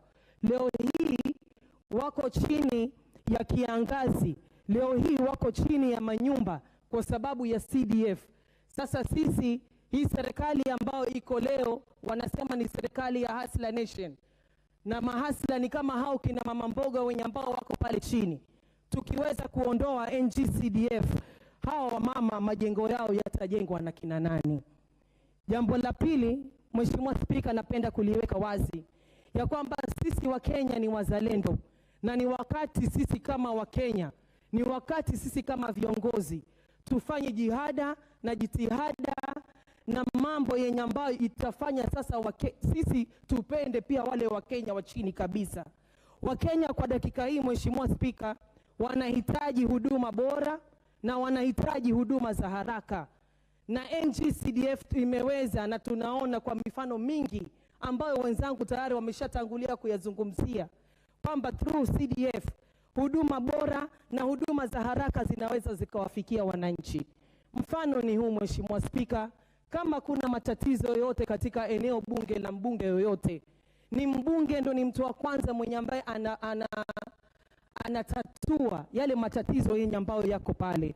Leo hii tukisema tunaondoa NG-CDF na tunaleta haya maendeleo yote hapa katika national government, unafikiria ile shule yenye ambayo inakwenda kuboromoka kitambo, hata yule mbunge zile pesa ziweze kumfikia, ile miaka yake ya miaka 5 itakuwa imeshamalizika. So through the CDF tunakuwa na huduma bora na huduma za haraka. Mheshimiwa Spika, pasipo kusahau zile kazi zenye ambazo watu wameweza kuajiriwa through NG-CDF. Saizi watu tuko na matatizo katika Kenya hii. Kuna watu wengi ambao hawana ajira. Masuala ya ajira yamekuwa ni donda sugu kabisa, Mheshimiwa Spika. Mbali na ile ofisi ya CDF yenye ambayo iko hapa ndani ya Nairobi, wale wameweza kuajiri watu. tukisema tunaondoa CDF, wale ndugu zetu tunataka waishi vipi? Hata pia mbali na hao, katika kila eneo bunge kuna wafanyikazi ambao wameandikwa courtesy of NG-CDF. Hilo jambo nalo likiweza kuondolewa, hawa ndugu zetu sisi tunawaelekeza vipi katika maisha yao? Na ndio maana sisi tunasema kwa niaba ya watu wa Malindi kwamba CDF na huu mjadala wenye ambao uko hapa leo uweze kupitishwa haraka sana. Mheshimiwa Spika, kuna matatizo ya elimu, kuna matatizo ya karo kwa watoto wetu kule mashuleni. Kama vile nilivyotangulia kuzungumza awali, wanafunzi zaidi ya 1,000,000 wanaweza kusaidika kwa njia tofauti tofauti kupitia basari. Wanafunzi kama hawa sisi tunawaelekeza wapi na tunawapatia mbinu gani mbadala kama CNG-CDF? Mheshimiwa Spika, hivi ninavyozungumza kuna wanafunzi zaidi ya 5,000 wene ambao wanaenda kufanya mtihani wao wa kitaifa, na hao watu sio wote Mheshimiwa Spika wenye ambao wako na uwezo wa kujisaidia. Zaidi ya 70% ya watu ambao wanakwenda kufanya mtihani wa kitaifa katika eneo bunge la Malindi ni watu wenye ambao hali zao ni duni. Sisi tusipowashika mkono Mheshimiwa Spika, maisha ya watoto wetu tutakuwa tumeyapoteza. Na ndio maana sisi tunasema tunataka tuunge mkono huu mswada wenye ambao uko hapa. Kwa kumalizia Mheshimiwa Spika, CDF imeweza kuleta mazingira bora kwa wale watu wenye ambao wanafanya kazi katika mashule, katika polisi tofauti tofauti katika Kenya hii yetu. Mimi nakumbuka project yangu ya mwisho ambayo nimefanya katika Malindi, hata kabla pale sijapata kiti cha ubunge, niliweza kujenga vyoo katika shule ambayo inaitwa Maziwani Maziwani Secondary, mahali penye ambapo kuna wanafunzi zaidi ya 600, kuna walimu wa kike na wa kiume Mheshimiwa Spika, na hawa watu walikuwa wanaenda katika haja zao kubwa na ndogo msituni Mheshimiwa Spika. Na ndio maana sisi tunasema tunataka hili jambo tuweze kuweka katika katiba ili maendeleo yazidi kufikia wananchi wetu katika maeneo bunge tofauti tofauti. Kwa kumalizia, kwa niaba ya watu wa Malindi, mimi naunga huu mswada mkono 100% Mheshimiwa Spika. Kwa hayo machache, asanteni. Asante sana. Tuendelee na hiyo lugha kidogo. Nataka Mheshimiwa Rashid Bedzimba, mjumbe wa Kisauni, aendelee vivyo hivyo. Asante sana Mheshimiwa Spika. Nitaendeleza lugha hii ya taifa kwa sababu watu hujiringia na lugha yao. Kwa hivyo nakushukuru pia kwa kulifahamu hilo. Ukienda Urusi wanazungumza lugha yao, ukienda bara Arabu wanazungumza lugha yao, na wameendelea zaidi. Hapa kwetu tumejaribu kuchukua ya kigeni kuiweka mbele, ndio sababu hata tuwezi kutengeza hata sindano ya kushona nguo kwa sababu mambo mengi. Basi wacha niachie hapo. Mheshimiwa Spika, pia mimi nichukue fursa hii kwanza kukushukuru we mwenyewe na kukupongeza kwa kunipa fursa na mimi kutia sauti yangu ama kupenyeza sauti katika marekebisho haya katika mswada huu. Mimi naunga mkono marekebisho ya katiba kuihalalisha CDF katika katiba, iwe haitaweza kusumbuka, iwe kusitokee mtu kwenda kuishtaki ama kuilalamikia, iwe iko ndani katika katiba, iwe ni sheria, kwamba hizi fedha ziwe zinakuja bila ya kuwa na kikomo, bila ya kuwa na hofu. Kwa sababu Mheshimiwa Spika, mengi yamezungumzwa, lakini mimi pia nitatia sauti yangu hapo. CDF ni hazina ambayo imesaidia wananchi. Taifa la Kenya ni taifa ambalo wengi wao wakaazi ama wananchi wao hawana ajira, na wengi ni maskini, wenye uwezo ni wachache, wengi wanashindwa hata kunywa chai, wengine wako na watoto 2 ama 3 ambao wote wako shule. Inakuwa ni vigumu yule mzazi kuweza kupata karo za kuwasomesha watoto wale. Ndio unasikia wengine anawaambia wakae nje wachunge mbuzi, mmoja anaenda kusoma kwa niaba ya wale. Lakini hii hazina ya CDF imesaidia hata maskini kwamba ameweza kuwa na matumaini kwamba anaweza pata elimu ya msingi, akaenda katika shule ya sekondari na hata akaenda shule za vyuo vikuu, kwa sababu ana imani kwamba kuna mgao fulani ambao utamsaidia kusukuma ili elimu yake iwe sawa na wale ambao wana uwezo. Hata wale, Mheshimiwa Spika, ambao wanaenda kuishtaki CDF kwamba ni hazina ambayo si halali, wanasema itolewe, ni watu wa kushangaza sana. Sijui kama wao wanaishi katika taifa hili ama wanaishi ng'ambo, kwa sababu ama wao ni kwa sababu wana uwezo mkubwa na hawaangalii maskini, hawaangalii mtu ambaye hana kitu, ameamka asubuhi hata chai hana.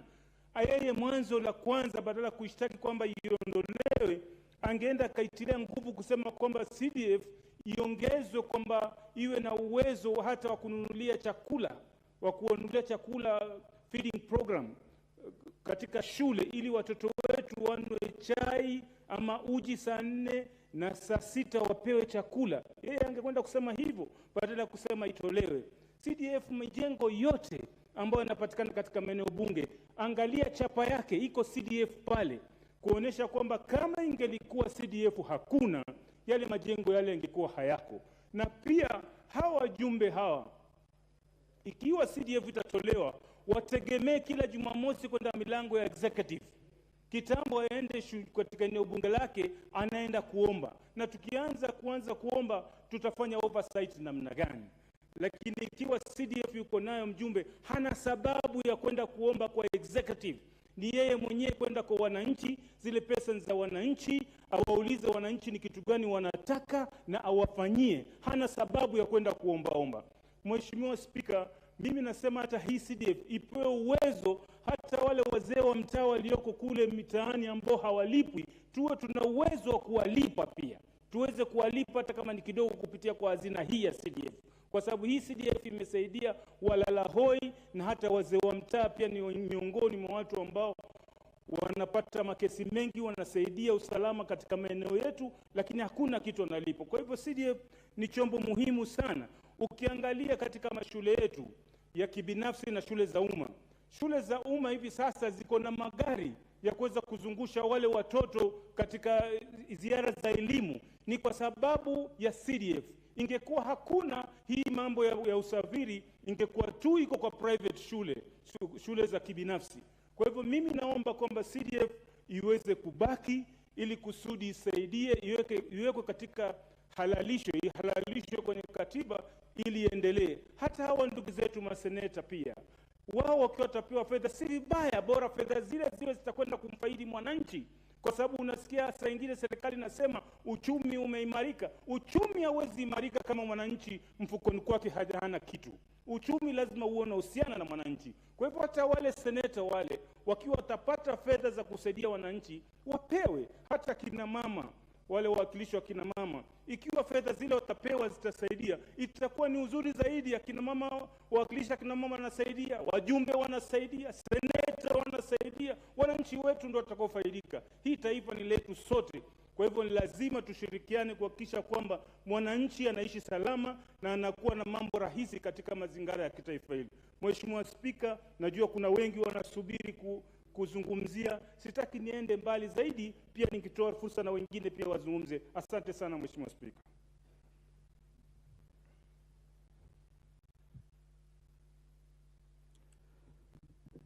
Asante sana Mheshimiwa. Tunaye Mheshimiwa Janet Sitienei, mjumbe wa eneo bunge la Tarbo. Tuendelee na Kiswahili dada. Thank you, Mr. Speaker, for giving me this opportunity. Today I don't want to speak in Kiswahili. I want to thank you for giving me this opportunity. I also want to add my voice to this motion.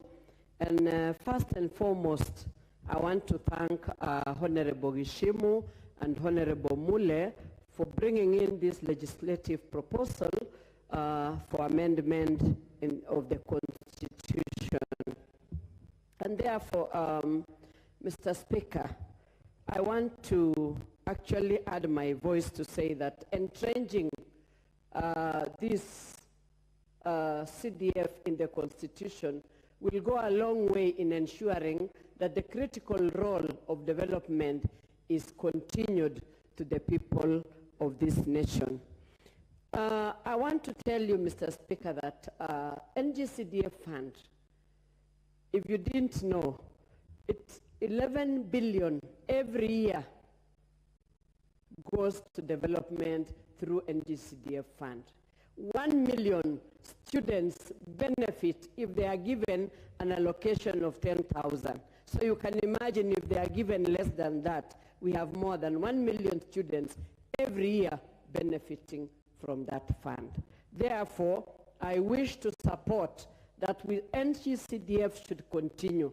It has done an amazing job in this country.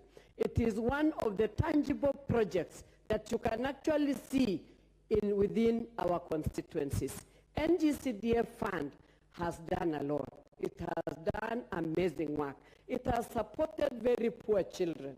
It has constructed classrooms, dormitories. It has even done MTCs, TTIs, and on top of that, it has ensured that their children are actually get bursary to go to these institutions and learn skills which can empower them for their livelihood.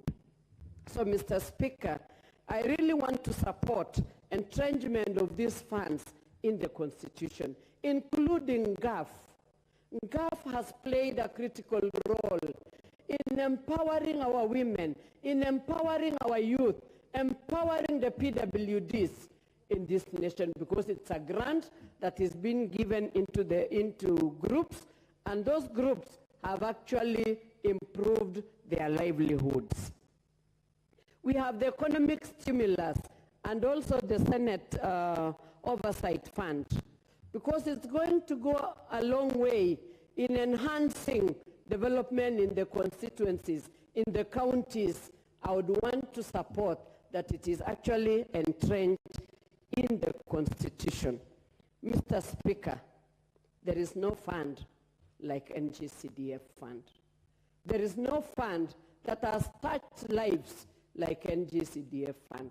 Even the border, actually this is now the real hustlers that have benefited from this NGCDF fund. If you look around the constituencies, the counties, the fund that every Mwananchi talks about every day because it is talk of town, it is about NGCDF and what it has done. It is amazing. Therefore, I wish to support that the poor children should continue going to school through NGCDF fund. I want to support that those poor children can get an institution to go for higher learning through the fund of NGCDF. Therefore, Mr. Speaker, I want to support this motion that these funds should be entrenched in the Constitution, and therefore they will go a long way in enhancing development within our nation. I want to shorten it so that those other colleagues that have not gotten an opportunity can also have an opportunity to add a voice to this fund. Thank you, Mr. Speaker, for giving me this opportunity. I donate my time to the rest of the members so that they can say something. Thank you. Thank you, Honorable CTNA Janet, for those educative words and for your generosity to the members. And I think it is a trend we should continue with so that as many members as possible may talk. We are honored to be in the House with the chair of the Committee on Budget and Appropriations. I want to give him this chance so that he can tell the nation what government is planning around these three funds. Thank you, Honorable Ndindi Njoro, the MP for Kiaru. Thank you very much, Mr. Speaker, even for that generous, very generous introduction. First of all, I rise to support the fact that we should have this FAD, very important FAD CDF in our constitution, because, Mr. Speaker, even from the onset, of all the funds we have in this country and all the devolved funds we have in this country, including the county funds, Mr. Speaker, there is no fund that is more efficient and that has got as many tangible projects as NGCDF. Going around the country, Mr. Speaker, anywhere, from whichever side of the country, you realize that most of the brick and mortar projects, tangible projects that you see around, are projects that have been funded by NGCDF. And therefore, Mr. Speaker, NGCDF starts tall as a fund that should be emulated by the others. And therefore, Mr. Speaker, the more the reason we have had many countries, especially in Africa, coming to benchmark with CDF. A country like Zambia, the current devolved fund they are running currently, they came to Kenya to learn on how to have such a fund. And therefore, Mr. Speaker, a good idea should only give room or way to a better idea. A good idea should not give room to a bad idea. We already have a very good idea in CDF and DCDF. The best we can do is to entrench it and strengthen it. One of the features that is very enviable insofar as CDF and DCDF is concerned, Mr. Speaker, is the fact that as we grapple with issues, and especially physically speaking, when we are budgeting, when we are expending public money, the elephant in the room is always about the fact that we spend most of our money on recurrent expenditure, Mr. Speaker, at the expense of development expenditure. But, Mr. Speaker, this NGCDF is a very good learning tool, even to the national government, on how to render service to the Kenyan people. Because out of 100 shillings that is remitted by NGCDF, only 5%, Mr. Speaker, goes into expenditure that is recurrent in nature. 95 shillings out of 100 goes into tangible projects that benefit the community, Mr. Speaker. And I can cite many examples because I've gone across many constituencies. But I want to cite where I represent, Mr. Speaker. Kiharu constituency is the largest rural constituency in the entire Mount Kenya region in regards to the size and in regards to population. We have around 112 public primary schools. Out of all the 112 public primary schools, Mr. Speaker, NGCDF has got a chance to transform all of them, which were totally dilapidated, the normal rural schools. And all of them are 100%. Currently, they look, and to quote like academies, Mr. Speaker, the children of ordinary parents now go to classrooms and primary schools in Kiharu, where all of them, 100% without exception, are a child. And by childing, I mean we have been able to refurbish the rest in terms of the other amenities that are provided in a classroom. We have also been, like many other constituencies, been able to do a lot in regards to the security sector, in supporting our administration, supporting our security officers, installing security lights, and therefore this fund has been very integral to the development of our regions, of our localities, and also enhancing security. Mr. Speaker, there is only one thing that I will invite this House that we look at, because this House, I'm sure, we are very reasonable people. And I'm speaking even on the other side of the sphere. So that when we get to the third reading, I'm sure it's far away, but we should be preparing that we front a percentage that will be acceptable by all parties. Because this is a house of debate, it is a house of negotiations. Even budget making process is a negotiating or is a process of negotiating. And I'm sure when we reach there, we'll cross the bridge when we get to the river, Mr. Speaker, so that we come up with a percentage that will be sustainable and that will be acceptable to all parties, so that we do not squeeze too much and lose too much as we chase for what we are chasing for. And I'm sure even the promoters of this bill are reasonable. They are my friends. We will sit down so that we have a percentage that is acceptable, and so that we remove all the hurdles on the way, Mr. Speaker, so that we are able to entrench CDF in our constitution. As I come to wind up, Mr. Speaker, this House will have to revisit one thing that was actually anchored there before in our regulations, something called the county development committees.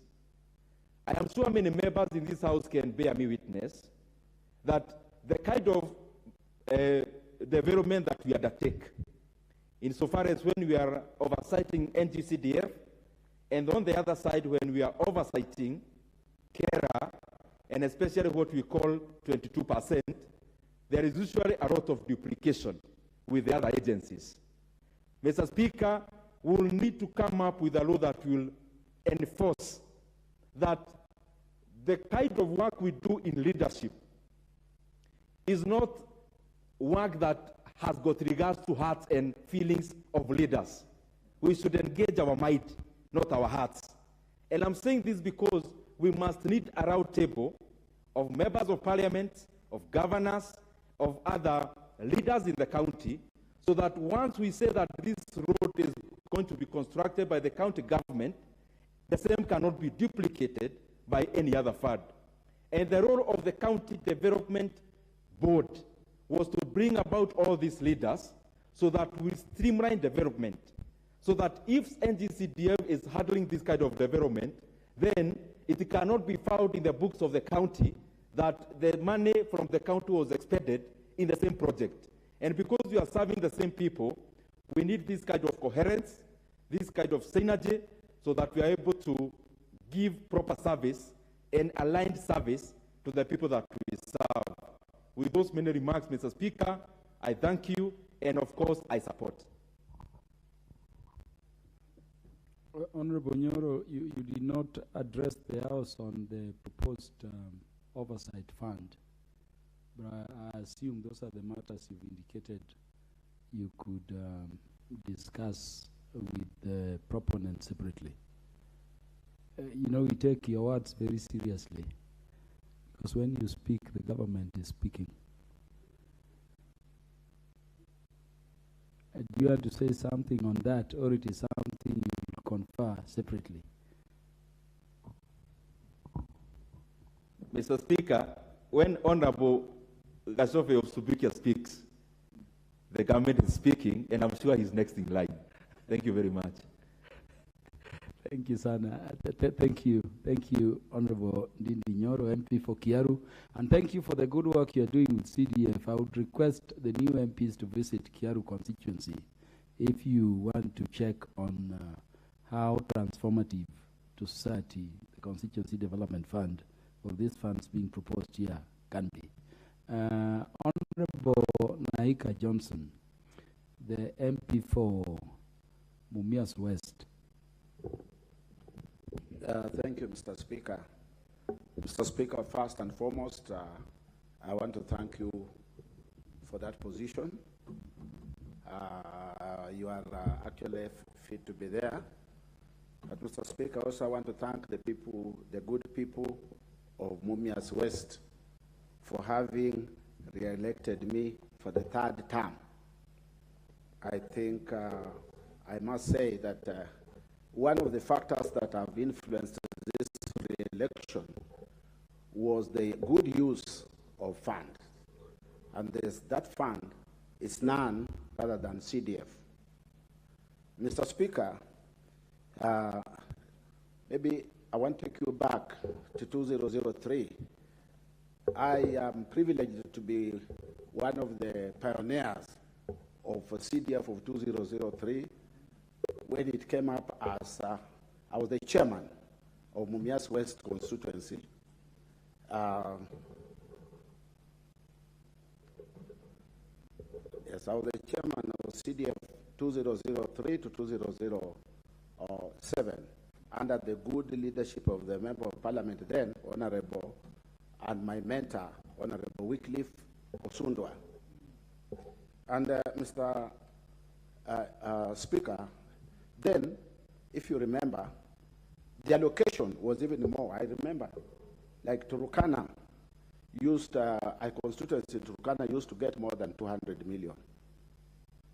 But then I think maybe this, when the split came in, that's when now this amount started being reduced somehow. But Mr. Speaker, we have stayed here long, up to almost 9, because we want to add. Nothing has been said that we're not going to say, but we want to add our voice to support this particular amendment of CDF. CDF has done immense things in constituencies. Mr. Speaker, you know, people of Mumias right now, and including you, on your phone, if you did not just put it off, there are more than 200 calls every day from universities, from secondary schools. Right now, students are at home, chest. Some of these students, Honorable Speaker, they are actually from very poor homes. Some are complete orphans because CDF has not been. Now, if it is not there, we don't know whether there will be any more education. I'll give you an example, Mr. Speaker, sir. In my own constituency, you know, even the DC's office was built by CDF. I have built more than 8 police stations and 8 police posts by CDF, with the CDF money. Honorable Speaker, CDF, even in terms of security, okay, we supplement each other. This CDF is not competition with the county government. We supplement each other. I'll tell you, over 28 markets in Mumias West are put security lights. And women and youth can do business up to about 10 or 11 p.m. Do we think it is a very, very important thing? Water in schools, we have drilled a lot of water, because without water, then there is no health. Water in schools, we have drilled so many using CDF. County government alone cannot get enough funds to do this work. Because you know the way the government works all over, they will tell you you have 12 billion. But when they give you that $250 million, even in the county, if they have that little money and we have some, we supplement each other in terms of this development. And Mr. Speaker, even I want to tell you that during the corona time, during COVID, all the courts were shut in Western Province. And I built a friendly court, anti-corona court, in the whole of Western. Bungoma court was closed, Kakamega court was closed, and I hope even the Supreme Court judge is listening. All of them were closed, but the one in Mumias is the only one which was working across until the COVID subsided. So, Honorable Speaker, even in terms of this affirmative action, I have seen my neighbor, like in Siaya, she has built over 8 markets to supplement. So it is a very, very important fund that we cannot just take it for granted. SECs, now, you know, you know, we have subdivided locations and sub-locations and divisions. I have built over 5 SEC offices with these funds. Even education offices we have built. Bursaries, universities, TTI. I have put Mumias West Technical College, was built by government, but we have actually also funded the same amount. With the courses, it has a population all over the country. You know, the students who learn in that school, in that college, come from all over Kenya. It has over 600 students with a course which is very rare called mechatronics. Honorable Speaker, you know it.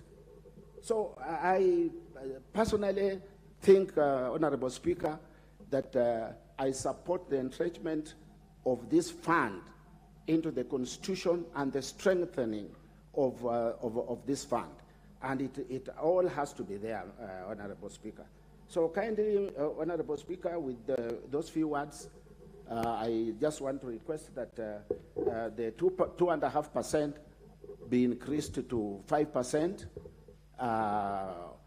so that people can get, because they are so now, you know very well, the education, the Ministry of Education policy now is that the students should not, the small people should not walk long distances to schools. So we need schools not more than 5 kilometers from each other. And so we need more money to build primary schools. We need more money to fund secondary schools, to build dormitories.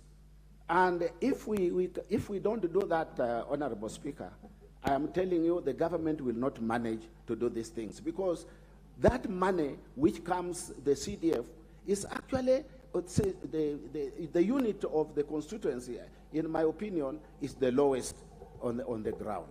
So, Honorable Speaker, you also being a lawyer, you will kindly help us to ensure that you see how this amendment is done in such a way that it does not again will go to the court and somebody runs there and says it is unconstitutional. Because sometimes we blame the court, yes, but what does the court? What can the court do if we have not entrenched it in the Constitution? Let us entrench it in the Constitution. They cannot outlaw it. They will have to allow it whether they like or not. Thank you, Honorable Speaker. Thank you for the wise counsel, Honorable Naika Johnson. I hope the proponents of the bill are listening. Tuarudie lugha tena. Nataka kupatia fursa huu kwa mjumbe wa eneo bunge la Subukia, ndugu Samuel Gachobe, aongee kuhusu mjadala huu. Thank you, Mr. Speaker, sir, for giving me this opportunity to add my voice on the proposed bill to amend the Constitution and anchor NGCDF to the Constitution. And from the onset, let me declare that I am in support of the amendment. And before then, Mr. Speaker, sir, allow me a minute to thank the great people of Subukia for giving me another chance to continue serving them. They voted me back overwhelmingly. It was a great love, great respect, and a lot of trustworthy. And therefore, I thank them, and I promise them that I'll continue serving them the way I used to serve them. And I call upon them to continue supporting me. And I also call upon them, if they have great ideas that they can be able to contribute and to help me to serve them better, I'll be very much prepared so that we can continue working together. It is also very important, Mr. Speaker, sir, also to thank the great Kenyans for allowing peace to prevail in our country during the campaign period, during the election, and after the election. It is a great step that Kenya is growing in terms of democracy, that Kenyans can walk into a polling station, vote, go home, and wait for the result in the evening, and therefore we are moving in a positive direction.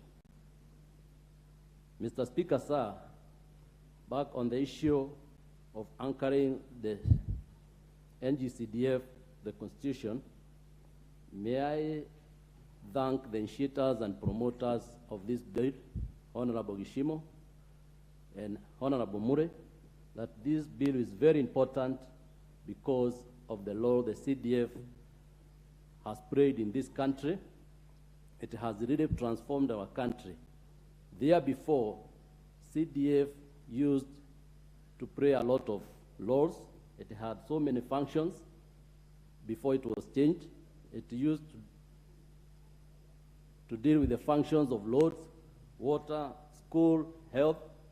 But today, there are people who are celebrating that in their areas they have a health facility, they are drinking water courtesy of CDF. Mr. Speaker, sir, if you go around the country, CDF is visible. There are areas you can walk kilometers and you cannot see anything done by the counties, but you can be able to see what the CDF has done because it has done so many things. Today, as we are seated here, Mr. Speaker, sir, CDF is doing two functions, that is schools in terms of infrastructure and provision of bursaries. But if you look at the number of schools that the NGCDF has transformed, there are so many.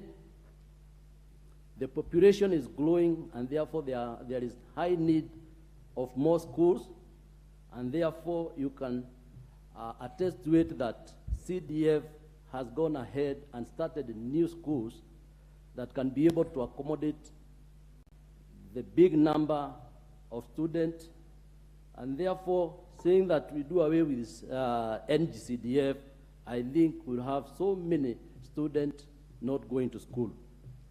Mr. Speaker, sir, today in my constituency, we have not done a TTI, but there are so many constituencies who today are very happy because they have done TTIs, KMTC, courtesy of CDF. Even if some of us have not done, we are able to take our students to those institutions, and therefore we cannot afford to lose the NGCDF. Mr. Speaker, sir, today CDF has sponsored so many students to school through awarding of bursaries. Today there are families who cannot even afford a meal apart from even affording school fees. And therefore there are students that we give total scholarship to make sure that even if we give them little money, they cannot be able to manage the balance. And therefore, Mr. Speaker, sir, it is very important to make sure that CDF is anchored in our constitution to make sure that so many needy students from very poor families, vulnerable families, can be able to access the bursaries and to continue with their schooling. Mr. Speaker, sir, I can recall last year alone, I was able to sponsor close to 13,000 students with bursaries. I'm wondering if we lose CDF today, close to 13,000, and I know this year around because of the challenges that we have a bigger number. Where will they get money to continue the school? And therefore, I support that CDF should continue. Number two, Mr. Speaker, sir, CDF also deals with security. Most of our chiefs, our security officers did not have offices. But CDF has helped us to start chief's offices, new police posts, and therefore we have enhanced security in our country because we have brought services closer to the people. Mr. Speaker, sir, today most of us who came back to this house, they came back because of managing their CDF very well. And therefore, if CDF is managed very well, I know it can be able to transform this country to a greater level and greater heights, and we can be able to do so much in this country. Mr. Speaker, sir, today, as we anchor CDF to the Constitution, I will also request that since what is allocated to CDF is what is allocated to the national government, we should also allow CDF to also deal with other functions like water, laws, and health, so that we are not only constrained to deal with a few functions. We should expand it because the CDF is pegged from what is allocated for the national government. CDF also, through CDF, we are able to promote the elderly, the vulnerable with NHIF cards, and therefore they can be able to access medical facilities. Mr. Speaker, sir, if I look at the number of proposals in my office to start new schools, it is overwhelming. And therefore, I call upon this House and members to really support NGCDF to be anchored in the Constitution. Mr. Speaker, sir, when I look at senators, and I take an example from Nakuru County, we have 11 constituencies. They crisscross the county. And therefore, it is very important for this House also to allocate money for oversight, to make sure that senators are able to play their oversight role very well, and we are going to have enhanced development for this country. GAV also has empowered women. There are women doing business courtesy of GAV, and therefore it is very important to have it anchored. Finally, Mr. Speaker, sir, I wish to call upon teachers and principals not to send students home as we await for the release of the money. Thank you, Mr. Speaker, sir. Thank you. And I support.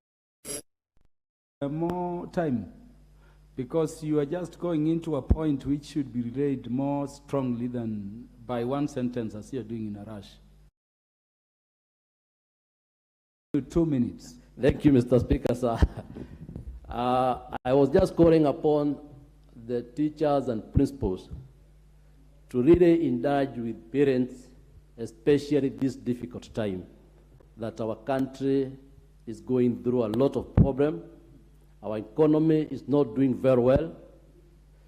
Some parts of our country, they have not received rain, and therefore we don't have food. We have so many people who are going through hunger, and therefore I was calling upon the principals to make sure that they are not sending the students home. Let them remain in school, and because the government has paid for the tuition fees, it is very important to make sure that students remain home and they share the little that they have, so that we don't lose this student, because if they are hungry, they cannot come to school. But if the principals indulge with the parents and allow the student to continue until we receive the CDF money, we are going to pay them later. Thank you, Mr. Speaker, sir, and I really support the anchoring of NGCDF to the Constitution. Thank you. Thank you, Honorable Gachobe. Honorable Julius Mawade, the MP for Embakasi South. Nashukuru sana Bwana Spika kwa kunipa fursa hii, na mwanzo wacha nianze kwa kupongeza wewe kwa kuchaguliwa kama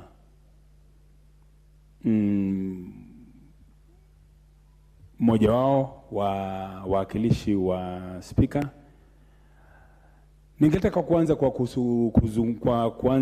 kusema kwamba mimi naunga mkono ili hoja la kusema kwamba NGCDF iwekwe kwenye katiba, ndiposa wanaofikiria watashinda wakizunguka wakisumbua wananchi kwa kuenda kotini, hilo jambo liishe mara moja. Ningelipenda kuzungumzia sababu aligusia wakati mmoja aliyekuwa waziri wa fedha Ukuru Yatani kwa kusema ya kwamba kuna ruling ambayo ilitolewa kuhusu NGCDF. Nataka kumkosoa kwa kusema ya kwamba NGCDF haijawahi kupelekwa kotini na mtu yote. Iliyokuwa imepelekwa kotini ni sheria ya mwaka wa 2013 ambayo ilikuwa inaitwa CDF, ambayo iliisha na kukapatikana katengwa sheria mpya ya NGCDF mwaka wa 2015. Kwa hivyo hakuna ruling yote ambayo imetolewa kuhusu NGCDF. NGCDF ni ya muhimu sana, hasa kwa wengine wetu. Mimi kama nayewakilisha eneo bunge ambao zaidi ya 80% ni watu ambao wana mapato ya chini sana, NGCDF imetusaidia sana. Kupitia kwa NGCDF tumetengeza shule 3. Hapo mbeleni, licha ya kuwa Embakasi South iko Nairobi, ilikuwa na shule moja ya serikali ya sekondari peke yake. Jambo la aibu sana. Na shule linaloitwa Embakasi Girls. Sisi tutakwenda shule kwa majirani zetu, hatuna shule zetu. Lakini kupitia NGCDF tumetengeza Ruben Secondary. Kupitia kwa NGCDF tumetengeza Kware Secondary. Kupitia kwa NGCDF tumetengeza Kware Primary.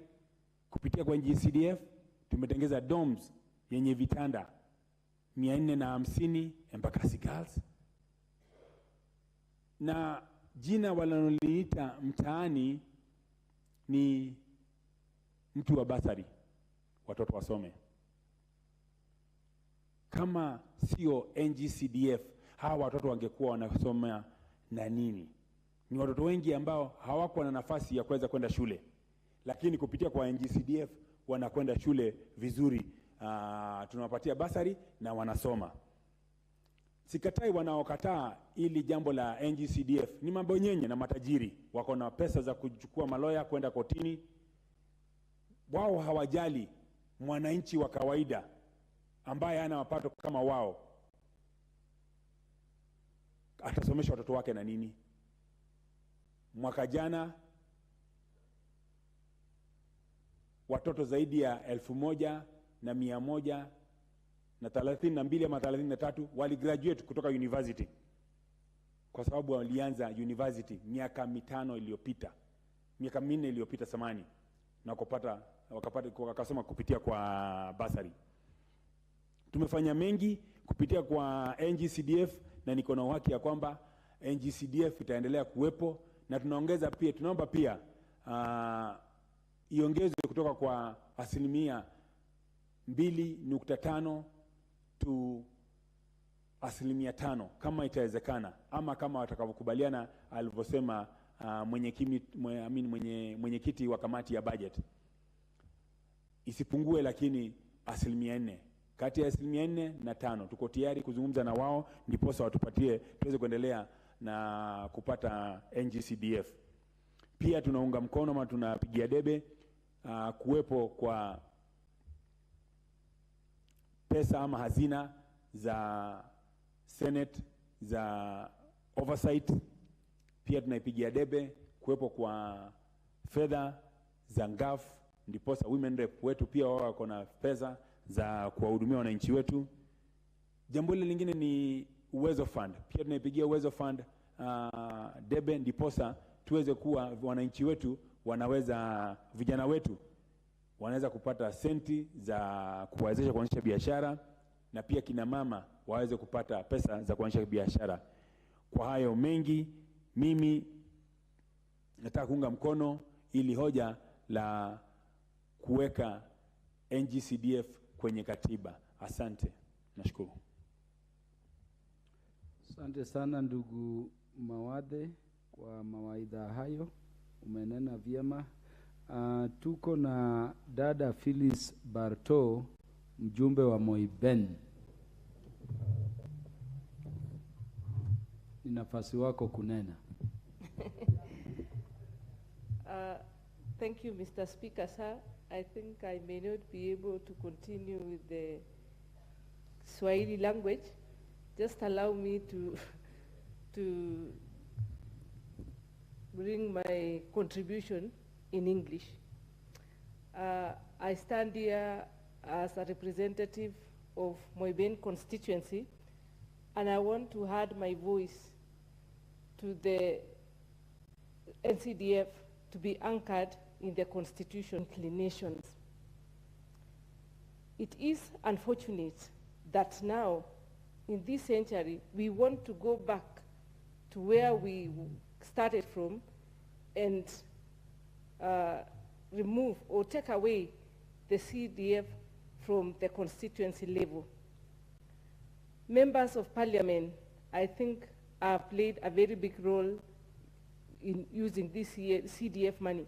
Being a first-time MP, I have witnessed the transformations which have gone on in Moiben through CDF.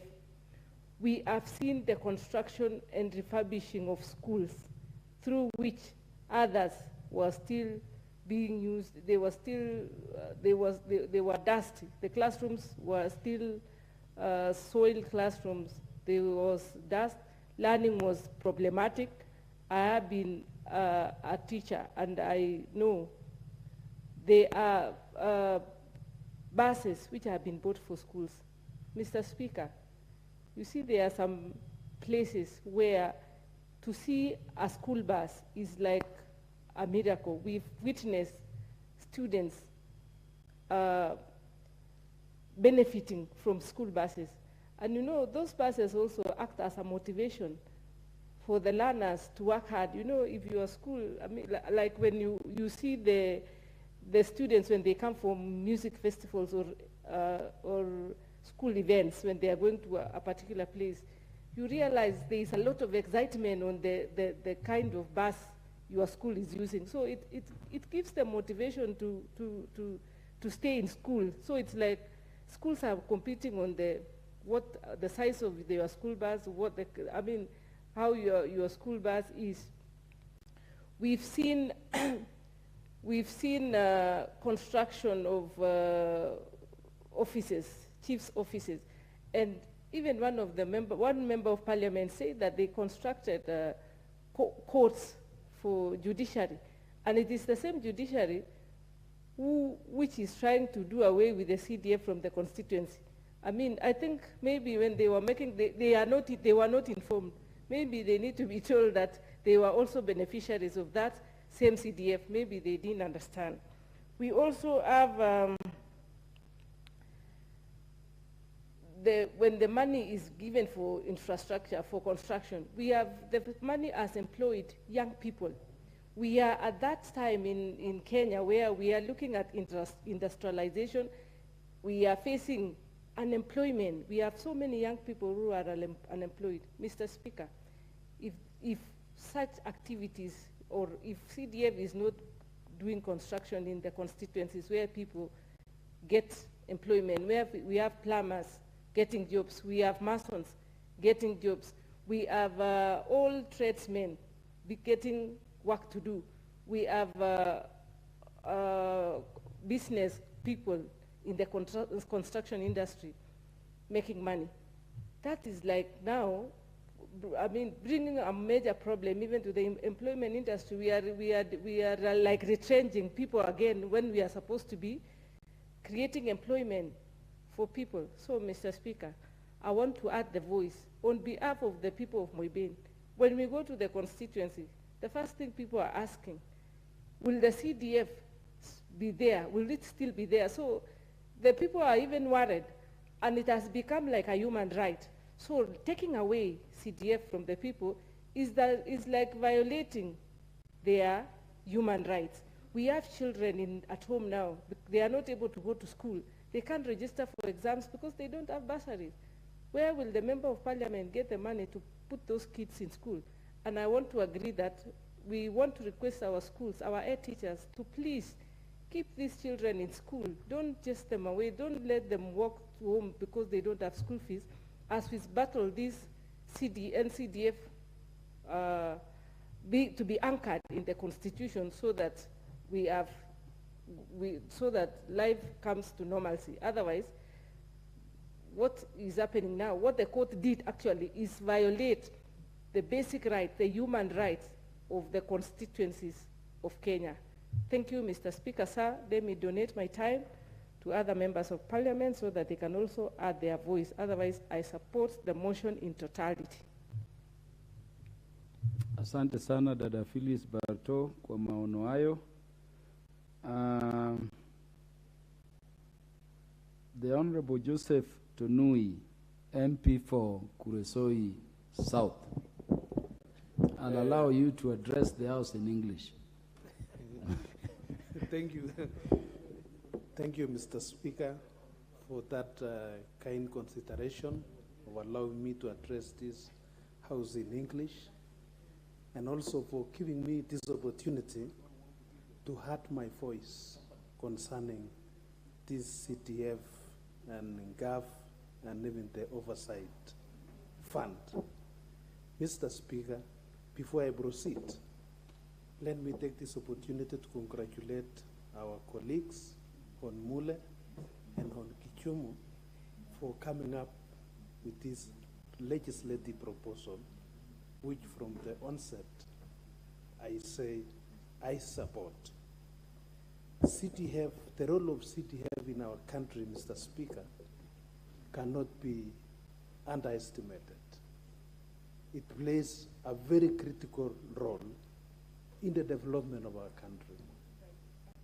This is a fund, Mr. Speaker, which reaches every corner of our country.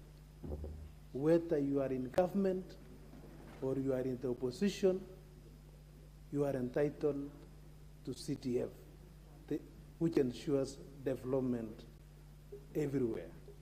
So this is a fund which ensures equal distribution of resources in our country. The projects which are done by CTF, Mr. Speaker, are visible all over the country. For example, in my case, in the last parliament, CTF, we were able to use CTF to construct or to come up with around 8 new secondary schools. Mr. Speaker, we were also able to use CDF to purchase 4 school buses, which plays very critical roles in our schools. What CTF does in our schools, Mr. Speaker, or in our country, is a lot. And time is not even enough to enumerate the achievements of CTF. So I just want to request our judges in our courts not to listen to or not to be misled by the activists, Mr. Speaker. Because these activists, they have their own hidden agendas. They want to mislead the public that honorable members of parliament are getting CDF or mismanaging CDF, which in actual fact, CDFs benefits the common man, not honorable members of parliament. Because honorable members of parliament get their salaries and they are very stable. So in the event of missing this CTF, Mr. Speaker, I want to assure you that there will be serious problems in our country. And I want to request the CTF board to move with speed to release the CTF money based on the 2015 Act, which has not been taken to court. Mr. Speaker, I want to reiterate that the role of MPs is just oversight. They are not mismanaging the CDF. Because we have members here who want to contribute, I want to be very generous, Mr. Speaker, to donate some few minutes to my colleagues to add their voices to this important debate. Otherwise, I support the legislative proposal. Thank you.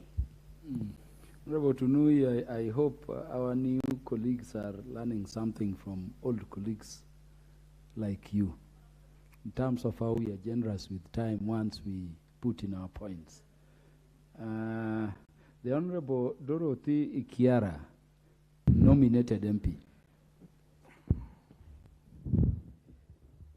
Thank you, Mr. Speaker, sir.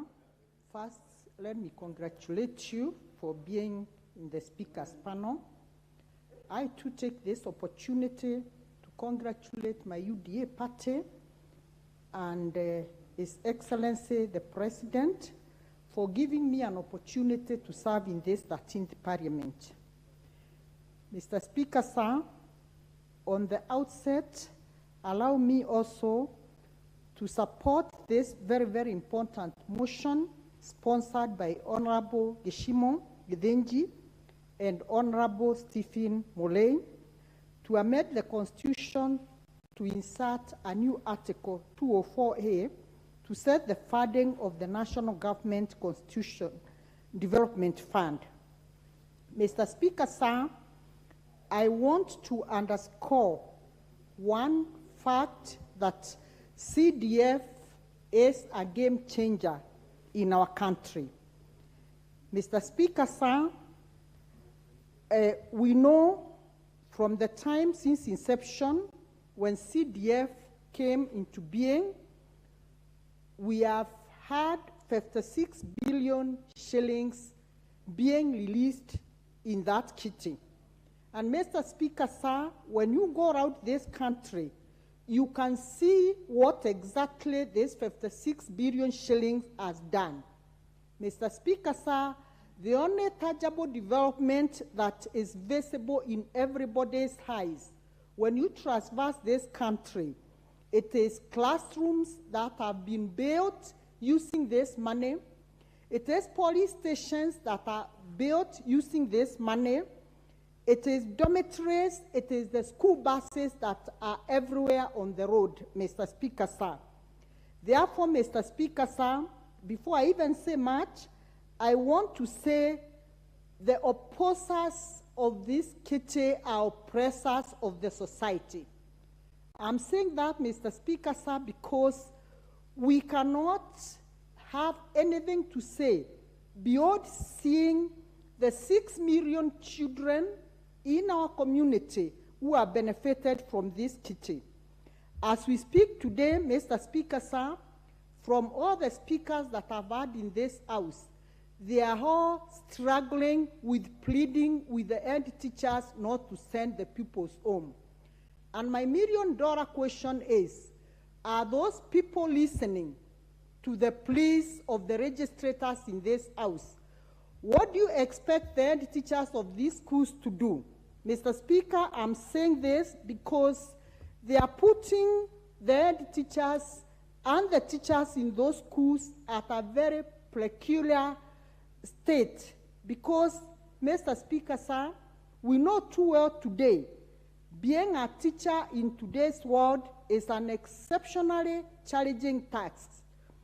Beyond the daily teaching and grading routine, educators also work to manage students' behavior, family issues, teaching pressure, and many other difficult issues. Mr. Speaker, sir, we know in this current episode where students are faced with rooming anger, which is real, it is the teachers who are faced with this situation on a daily basis. Mr. Speaker, sir, I want to strongly say the teachers of this country, wherever they are, they have a duty and a responsibility to stay in class and do what they are employed to do. They are supposed to keep, and at the same time, students are also supposed to be kept in class.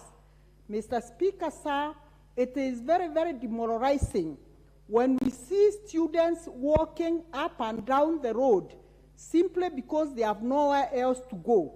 They have no other place to run to because somehow they must go and look for school fees, which is nowhere within the vicinity.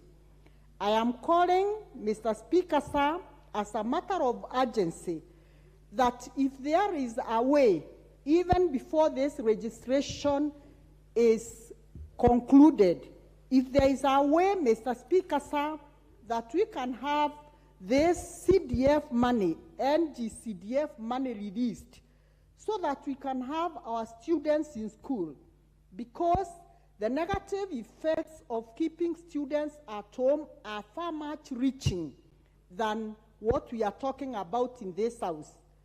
During COVID-19, Mr. Speaker, sir, it's important to note that we registered the highest number of teen pregnancies. Mr. Speaker, sir, we can't run away from this fact. Even today, when students are being seen up and down the roads without them knowing where to run to next. Mr. Speaker, sir, if this problem is not addressed at the earliest opportunity, then we will lose it as a society. Mr. Speaker, sir, I'm saying this because we may again in January start counting the number of pregnancies, the number of teenage boys who have gone to drugs because they are sinking into desperation each and every day. Therefore, Mr. Speaker, sir, I really want to support this motion, and I want to say it is very timely and it is the high time, Mr. Speaker, sir, we commit ourselves to all of us unanimously, doing something which is within our powers in this house to ensure that these people who are opposed to this NCDF, we teach them a lesson.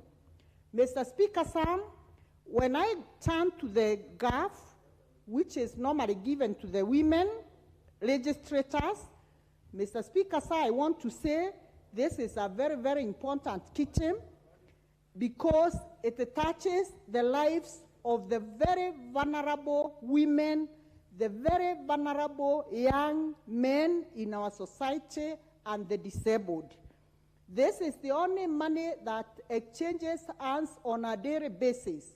And today, we can proudly say a majority of the women are able to touch money by the end of the day because the GAF money, in most cases, it is given to organized women groups, it is given to organized youth groups, and it is also given to the disadvantaged in the society to carry on their activities.